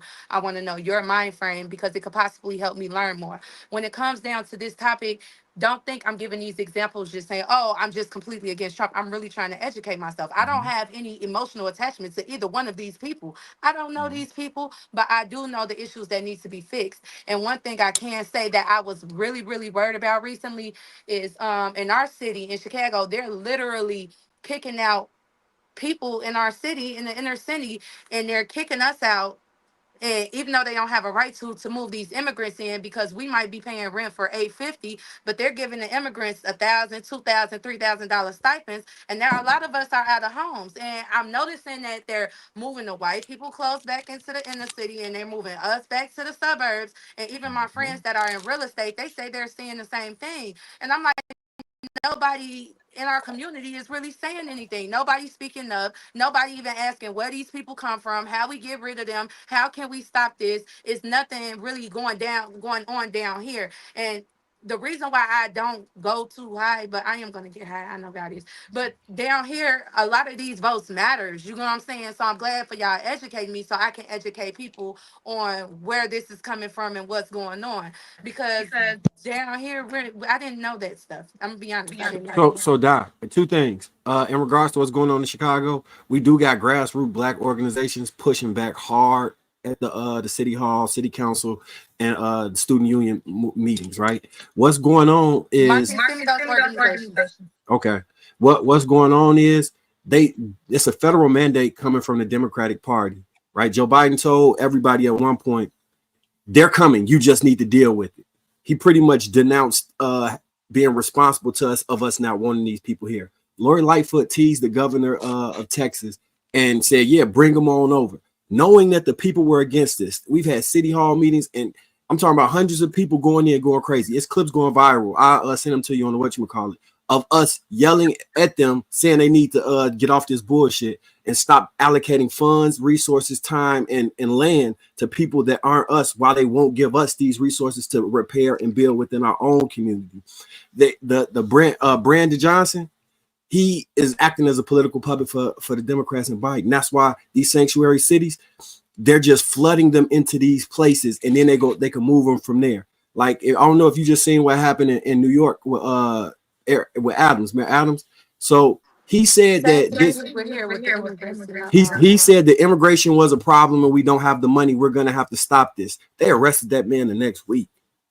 This is the type of shit that's going on. They arrested that man the next week. They moving like the mob. On the Democratic side, on who supports what. They moving like the mob. And then the thing that radicalized me. So I used to watch MSNBC and Roland Martin, right? And I'm like, man, I'm getting all this good information as far as what's going on with the Democratic Party. I'm getting politically astute. Then I seen something come up that said ADOS, FBA, and Black organizations concerned with reparations are Russian propaganda. So us wanting reparations is Russians interfering with the election? They just invalidated and said we don't exist. They literally are saying we're bot campaigns. The people who care about reparations on the ground, they're polluting the voting blocks, and the people saying, hey, if you run into somebody that's concerned with or rallying for reparations, they are Russian agents. Do not pay them any attention. That's some of the most disrespectful shit possible. And that man, look, that shit is so disrespectful. That shit, like, so we don't care about the shit that happened to our ancestors. We don't care about slavery. We don't care about Jim Crow. We don't care about none of the shit that happened. It's got to be the Russians that are saying this shit. And this is being pushed and pumped on MSNBC or MS. Then it made me start looking like, all right, so what's these other people saying? I go over and listen to the Republicans. I'm like, oh yeah, they ass be lying too. They some liars. Don't get me wrong. Both of their ass is liars. The truth be somewhere in between, and in the 1 minute before when they play a clip, and the 1 minute after when they play a clip. Like Cloud said, they will clip some shit up. Like they'll clip your shit up today, right? Stop the video where you said y'all went to the titty club, and then show videos of strip clubs and shit and make it seem like you was out here selling pussy. That's what people be doing. They will take a small clip of a long 5-hour conversation and then create a narrative and run with that shit. And we'll sign on like, damn, she out here selling pussy, die a prostitute. They'll clip that and then add it to the video and say, yeah, he agreed and said this shit. You see what I'm saying? These people playing games with us. They really fucking playing in our face. And the end result, if we allow them to get this one over because they realize we waking up, they're gonna dilute our voting power and we won't have a say moving forward. They already don't need the middle to low income jobs that traditionally be held by Black and Hispanic people. They're gonna replace it for people that's gonna work for less, push us further out these cities, and we're gonna be in fucking a Flint water crisis because you know the suburbs they flood. These far out suburbs they flood. They're not near any major infrastructure. All of the home values and all those things that you would actually accrue by being in an area that's up for development or gentrification and all those things, you wiped out from that and being placed in a suburb that's going to be funded by tax dollars. And what's going on with the inner city schools is going to be what's happening in the suburbs where they push you out to. It's a game they playing with us. These people are playing in our face so disrespectfully and are counting on us to be like, she Black and Meg Thee Stallion was twerking. Yeah, that's got my vote because I'm doing it for the culture.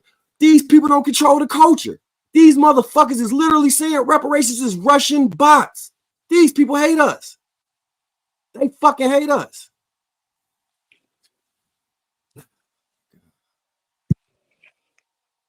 I hear you, Marcus. I can understand your frustration. Trust me. I'm still living down here. But the only thing I could think, as far as from where I'm at, and based on what y'all telling me, is educate people. If y'all don't educate people, they not gonna vote different. They not gonna do shit different. They're gonna continue, like you said. They giving these housing to people, but you've been in the city. They fix up them houses all the time. They'll fix up a brand new building, clean it out, put everything in there for our Black communities. Within a week, that shit smell like piss. It's garbage everywhere. You know what I'm saying? So without education, we wouldn't even know how to use the resources if they gave it to us. At this point, we got to find a way to educate each other so we all can vote the same, so we all can make change, and we can all use each other. Because without all of us being on the same page, and with them controlling media the way they want to, and with us being as ignorant as we are, and we're attracted to this culture and that culture, it's all tied in. It's all tied in. And until we all just stop saying, like, oh, well, since I'm going to be on this side, I'm going to be against you. Because I was kind of disappointed about how everybody was like, when it got real heated, because it's like, I feel like that's the reason why I'm getting kind of healed, because when I'm offended, I try my best not to offend another person just because I'm offended. I want to learn. I want to be educated. I want to know why you got the opinion you have. And I want to let you know why I have the opinion I have, so we could come to some type of common ground. But everything that you just told me, like, I'm going to go to his agenda website because I want to educate myself on this. Because those problems that y'all brought up, these are problems where I'm sitting here in the communities and I'm helping this mother and I'm helping that mother and I'm helping this sister and I'm like working with the women in my communities, I'm looking at the stuff y'all talking about. And that's the stuff that's my concern. You go what I'm saying? I'm looking at these immigrants coming in. I'm seeing how they pushing it. You go what I'm saying? I'm noticing everything. But I'm like, so who's doing what? But then now that y'all gave me resources on how to, look that information up, where to go to, and even put some ideas in my head, because down here, we're not really talking about it. And I'm not going to say down here, but I am close to the lower class community. And here, we're not really like closer to the lower class than the middle class. And a lot of people not talking about this stuff. And when it's time to make a decision, like, I'm smart. Like I said, I graduated high school at 16. I can learn quickly. But if the thought wasn't placed in my head on how to go about it, it's like it's not there almost. You know what I'm saying? It's like I don't even think about that. I don't think about, going to these websites. I'm not thinking about to look like, okay, who's pushing these policies? How do I find out who's pushing these policies? Where can I hear that? Or what should I be looking at? I didn't know that. So thank you for educating me. I can tell you what. Yeah, One of the don't biggest use the issues. panel though as One your of the decision. one, Make one of the sure you biggest fact check. issues that we have is we wait once every 4 years to get political and start care about this shit. We don't vote primary. We don't vote locally, and we expect things to change. The president doesn't have a magic wand. Bills are written by who? The House, right? We have to vote for these people also. We can't just vote once. We need to be in there every November, not once every 4 years. We need to be voting for everyone, because the people who can change things within your neighborhood, you got your neighborhood councilman and all that. That's where it starts. And then voting people into the Senate and Congress. That's important, but we always miss that. We won't take the time to find out what those types of policies are. Those are the people who write the bills for the president to sign off. Those bills won't even be created or thought of if we're not voting for those people first who have our interest in mind. But the good news is most humans don't. It ain't just us. So we could literally, if we really got on code, like we was talking about earlier, by ourselves, we could tip the damn scales and make differences to where at least the people who write bills will actually write bills for the people that voted them in there. Because regardless of if they know your name or not, they know who the hell, they know what neighborhood you came from, they know what your race is, they know who voted how. So once they start seeing that we are doing shit, now you start to see our interest start to come into some of these bills that they can actually present to the executive office. Cook County spent $800,000 a day on housing immigrants.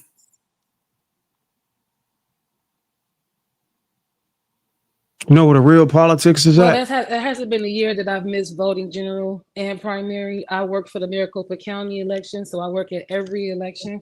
Maybe only 1 or 2 years in the last 10, 15 years I've missed voting locally. I know about all the offices. I worked on the Mark Kelly campaign, he won. I worked on the Obama campaign, he won. So I feel I deserve to talk about whatever it is or have my opinion, whether it's facts to someone else or not.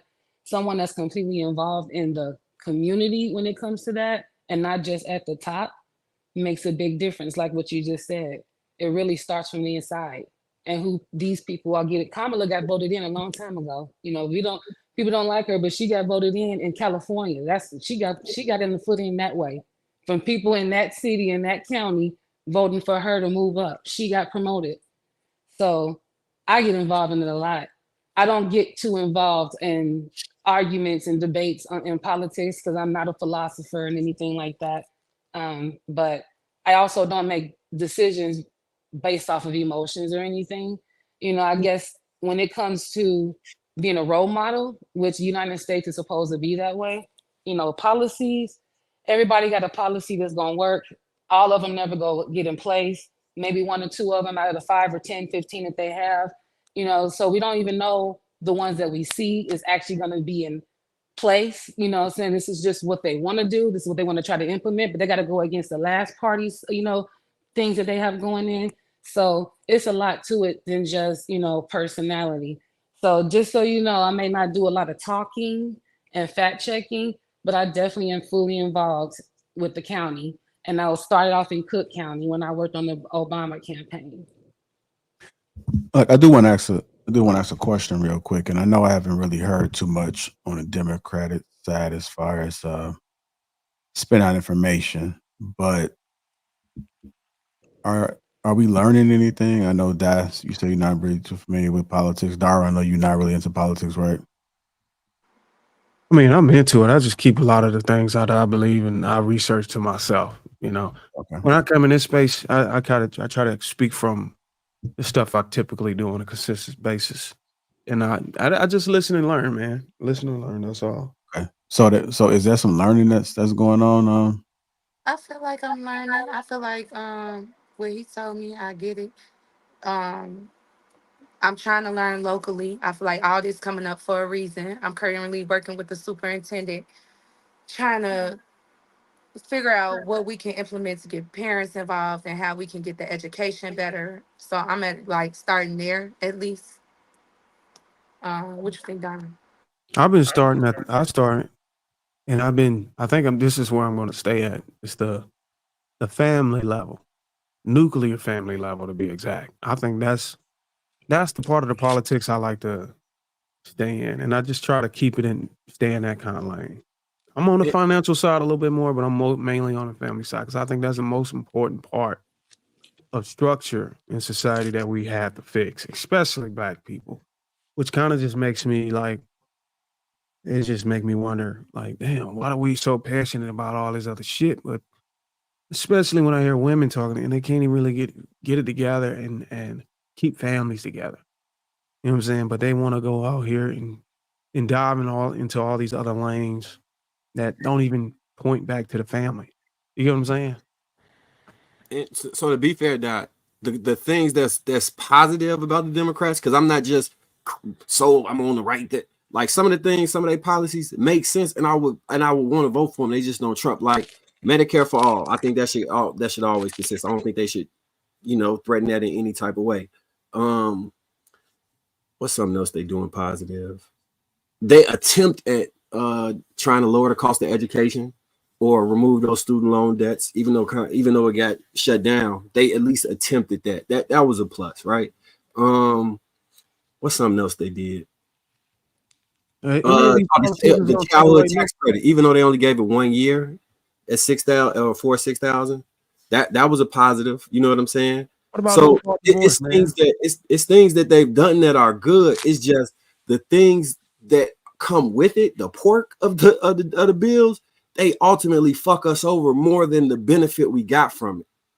Is my thing. Like, I'm not just saying that they do some things that you could be like, yeah, I appreciate them for this. They did XYZ, but it's just what's ancillary to that is going to be much more detrimental to us. And I feel I believe that it's going to really fuck us over, like really, really bad, like really bad. So if I sounded like over it, it's because I care about that stuff. I think it's going, yeah. Is any of these politicians just trying to repeal the no-fault divorce thing? That's a good question. Is any of the Black women or the women that's voting for Kamala have been trying to get her to push that? Like, I don't understand. Like, I get a lot of these policies, but the real policies that matter, like these, I don't even know, is federal level family court law level, right? Family courts that take care of attorney, alimony. That might be state level, right? That depends on the state, right? It's always state level because the laws change from state to state. State to like, state, right? yeah. Is this? I think child support is federal level, right? No matter what state you're in, you got. I think DeSantis did just address the no-fault divorce. I think DeSantis right now is removing it in Florida. What he did was he got rid of. It might be that too. I didn't hear about that one, but I know he definitely got rid of permanent alimony. Permanent alimony. Don't quote me on that part though. I'm kind of recalling. Such thing as permanent alimony? I thought it was only until. Oh, I'm tripping. I gotta go back to my lab. God damn. Y'all know somebody who paying alimony permanently?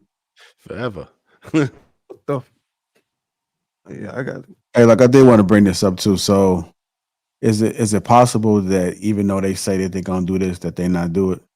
So they could just be telling us something. So even if we are reviewing, and that's why I said you got to look at what they've done if they had a position, right? And they may not have been like Kamala. She haven't been president, but has she done anything since she's been in politics? And then what she's done? Because in my opinion, they can just tell you anything. They can just say what the people want to hear. You know, they may have a stance for the people that supporting them, and then they got their own individual stance. They can just say, "Oh, I'm gonna do this. I'm gonna do this. I'm gonna do that," and then get in office and then not do it. So that's why I say you have to further your research and like really look into this because I heard she locked a lot of people up. I mean, is that her thing? Like, is that where she came from? No, she didn't. It wasn't that many people. But she did flip flop on a lot of policies, right? As far as she's definitely had locked people up for weed, but now she wants to legalize it and attach it to black men for whatever reason. She was What? she was against fracking. Yeah, she said it was part of the plan for the black man's agenda or whatever. So that's I'm not even gonna get into that. But what I'm saying, she was against fracking, now she's for fracking. She was against guns altogether, but all of a sudden now she has some sort of a Glock. random Glock, which is always attached to a number, Own a which pistol now? she didn't happen to mention, huh? Trev, so we had licenses for dispensaries in Illinois. I applied for the license. The price was between $5K to $20K to Let me be guess, able you to. got denied. Yep. And guess who got it? Some police officers, right? So I'm not and you know what they told us? If you live within certain areas, you was gonna get extra points on your applications. They finessed the shit out of us. They got so much free money out of everybody that put them applications in, and then they gave them to people that was politically connected to them. Like this shit, That makes so much sense. That makes yeah. so much They sense. finessed us with that That shit. Like, makes so they much playing in our sense. face. They playing in our That's face. crazy. Okay, and I'm then listening. also and then also too, I mean, I'm gonna do my research. even if you was to vote like one person in, like focus on some of those lower votes. I mean, not lower votes, but them lower candidates. They're not lower, but local. Just make sure that you are voting there too and understanding who you putting in there because even if you vote, let's say you vote Kamala or Trump, make sure that whatever that you want to be put in place, that you're voting there and have an understanding there too. Like a lot of people are just not researching. So when we are coming to these ballots, you only recognize one or two names, and everybody else you just put in Democrat, Democrat, Democrat, Republican, Republican, Republican, and that's all you're doing because you have no idea what's going on. So we have to research. Black folks have to research every single thing, and you still want to better yourself. I think I listened to one of Trick and Mike's show, and he brought up the agents. How agents have like the lowest vote percentage. And then I think somebody came up and might have said that some agents don't vote, but then I think I came across some other information that said agents do vote. Nevertheless, they come over, and a lot of times they don't depend on what's going on. Like they still operate. Y'all can correct me if I'm wrong, or maybe They got Southeast agents through the Democrats got $68 billion in historic funding. okay. So it is that they got some different type of funding, some different. And I forgot about this. During COVID, they passed the Asian hate crime bill that also came with money for those corner stores that were I think it was over $100 million if I'm not mistaken, that was given to the bodega owners in New York when people were kind of boycotting them due to them thinking COVID came from them. So as soon as they had an issue, they got a hate crime bill and they got funds to maintain their businesses. Yeah. So it's a lot of things that's going on, and I know we put a lot of trust into the politics, but you got to think past that because it's a lot of things that could be going on and we're not realizing. So you got to start preparing for self first, which kind of like what Darwin is saying, man. You got to make sure your family is good, and then seeing what that looks like. And it's gonna go probably past politics. You just never know what they can do. They could be doing some undercover stuff, and then next thing you know, you, you wake up next day having to defend your family because you was unaware of something that was going on. So you just got to just look at everything. Don't lean on one side. Just look at everything in its entirety, and then just do what's best for you and your family. I second that. I second that. I agree. Go ahead and I bring it think to when the you, I close. think when you say it in the way that what Barky said, you gotta let them know, hey, I understand the Democrat side. Okay, I'm not telling you I don't understand, but Nah, it really is about educating yourself, and I'm gonna just go ahead and do my own research just to make sure y'all not just picking sides because y'all just more favorable to one side than the Yeah, other. I mean, yeah, I mean that's what I tell people. I say even information that I give people, I say, um, test it out, apply it. I mean, just if I tell you something, don't take it at face value. You got to always have that independent thought where you can think. Like I appreciate being able to listen to everybody and not get triggered. You know, y'all might say something. It might be something that slipped through the crack that y'all may say. And the only way that I'm going to be able to see if it works is either test it or see if it's really happening and then kind of go from there. I'm not to sit here and go back and forth about it. That's your experience. You experience. I may experience, I may not never experience it, but I still think it's a valid point. But I'm hoping the people get out of their selfish thoughts and actually consider some of the things that was brought to the table. So that at the end of the day, even whether you're Republican or you Democrat, we may have put some on the table for you to further think about, sleep on it, and then see if it's you might want to change sides, whatever that may look like. But let me see if we got any super chats that might have came through. No, that's it. Or an independent. Some of us aren't rolling with either party. Dr. Carnell West is running independent. Yeah, yeah. Let's go ahead and get So who up you out voted for? I come from an old school family, like not even just family, I just might. old school, where like it's just vote blue. You know what I'm saying? Even though it might be some stuff you don't agree with, we got a united front because the Republicans are like that. It's a majority of them just voting just because of Republicans to keep that side strong. And that's and where I come from. So there are obviously for both parties, there's a lot of things that Republicans for years up until about the last 10 years that, I used to be like, when I started making money and all the taxes coming out, I used to be like, man, this is too much money. You know what I'm saying? Like all this money coming out, and I started seeing the views of Republicans. But at the end of the day, I'm true Democrat, and there's our country's been up and down with Republican and Democrat.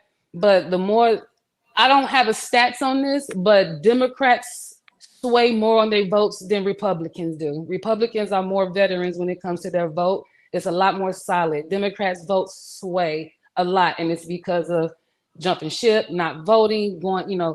But I've always come from a background where it's vote blue, what I'm saying? Still support it. It's just, stand behind your man. You know what? We gonna work through this, but I'm not about to go to the other side. So that's where I come from. So I'm gonna find so something about the Democrats that I'm gonna support. yeah, and then I think because I come from that too. My grandparents and even circumstances that I may have, trying to have a conversation with them, with my late grandmother. I ain't really talked to my grandfather. He kind of stubborn. He be in his own ways. You try to explain something to him, it's just like he don't want to accept what I'm saying. And I'm like, there's logic behind what I'm saying, but you're not willing to listen to it. And that's what we fail at too, even on the panels. Like if it logically makes sense, then why are you still thinking that way? Why are you even not even considering it or even having a different discussion, just saying, I'm not doing it. I'm not doing it. And that's what JR, oh, no, I was gonna say that I think that's what we felt at. Even when we talk about these relationship stuff, man, it's like everybody's an expert. But say something if you articulate it in a way where people can digest it differently, then maybe it might make sense to them. But all the yelling and screaming, you really ain't gonna reach them. You have to be able to ask them some follow-up questions and see. Even right now, I'm just like, did anybody learn anything? Because we going back and forth, but like, what are we doing here? Like the reason why we here is to bounce ideas off. Were you even open to even receive anything that these Republicans on the panel were saying? If you are Democrat, and then I also highlighted that I didn't really hear any strength, and we probably don't have any true Democrats on the panel for the Republicans to be able to digest anything. So based off the information that was bounced around here, what's going on? What we doing? so That's I'm why not we're a not in Republican. politics. I'm not a Republican. I never voted Republican a day in my life. At this juncture, this is so bad that I have to say, enough is enough. This is not going to end well, is what I'm saying. And Chanel, I relate to you. I vote blue no matter who in the previous years due to my family doing the exact same thing. I was talking to my grandma about these issues. She told me she was going to stop speaking to me if I did vote for Trump. And I was like, wait, you going to stop speaking to me over a fake black woman? That's crazy. She walked it back. But then I was like, so grandma, if I decided I want to become a transgender, you be okay with that? She was like, yeah, I support you in that. That's when I knew she had lost it. Because my grandma is not the type of person to be supporting this foolishness. But now all of a sudden she's saying, yeah, I don't see no problem with you being a transgender. So I'm just going to be walking in the house with a skirt and a dress on every day, raising a family. And you're okay with me come on, grandma. Like, really? Like, I What started did your grandfather say? DNC talking points. And I love my grandma to death. She'll be What your grandfather 99. say? You say what? What did your grandfather say? Nah, he passed a long time ago. Shit. My grandma 99. Oh. What? Yeah, she talking like that? She healthy then? Oh yeah, she's super healthy. She got into it with somebody and shot him. My grandma, she shot him. Yeah. She with the shit. And you know, Marcus, it's unfortunate too, because a lot of people are terrified to even consider or even openly discuss the other side because of that very reaction that you got from your grandmother. Like, I know a lot of people who, even during the last election cycle, like I know a lot of people who, when you had conversations with them, they wanted to vote for Trump, but last minute they were like, well, you know, I know if I told my mom I voted for Trump, she would have reacted a certain way. So they just kind of voted, frankly, out of bullying. Yeah, I mean, it's all about like programming too, man. And it's the media. Like my grandfather, he sit and watch CNN all day. So I know whatever CNN say, that's just gonna be his stance because he just sit there and watch it. Even on mute. He just sit there and just look at it. And I don't see him looking at nothing else. Same thing with the jab, man. Like when we had all the talks about the jab, let's get into it with people. You know, and it's people. I was having a conversation last week with somebody, and they said they stopped talking to me because it just looked like I had certain stance. Like they said, just because you guys have conversations, right? And they think that I may have a similar mindset as people on the panel, or it's just the way you was talking about me about the jab. I'm like, I'm speaking logic. Like you really don't know what's going on, what you're putting in you. Like, and you okay with that? Like logic suggests that you don't know. So which side of the spectrum do you want to be on? Do you want to take a risk and just do it? Or do you want to be on the other side where you be like, let me just be a little bit more cautious? Same thing with kids. I don't understand people was telling their kids to do it. I'm like, this shit is crazy. Like you pumping this shit in your kids, you don't know what it is. Like they have the most logic suggests that their immune system is great, it's fantastic. So why are you pushing this on your children as well? Like this stuff is dividing people, man. And you got to look at the media because the media do push agendas. Like these people there are silent supporters and owners in here, and money talks, right? Ownership talks. This is what I need you guys to do. This is the message that we want out, and they're gonna push that shit out, and they're not gonna tell you that there's an agenda. But because people have small minds and they can't think independently, this is what they're gonna believe. Like that's why I think men, you know, because we're supposed to be the leader, I think you have to have an independent mind. So you have to be able to think and not just follow. I've always did what I wanted to do and not what everybody else is doing. I don't care. I don't care what people say. I don't care what these damn humans say, how they feel. At the end of the day, I'm going to make the decision that's best for me. I don't care. Yeah, I don't care.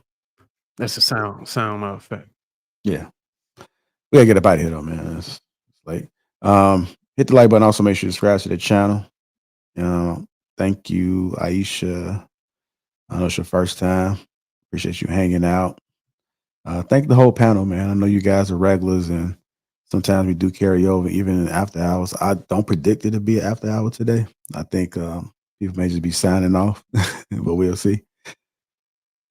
But catch us next Thursday. Y'all have a fantastic weekend, and we are out.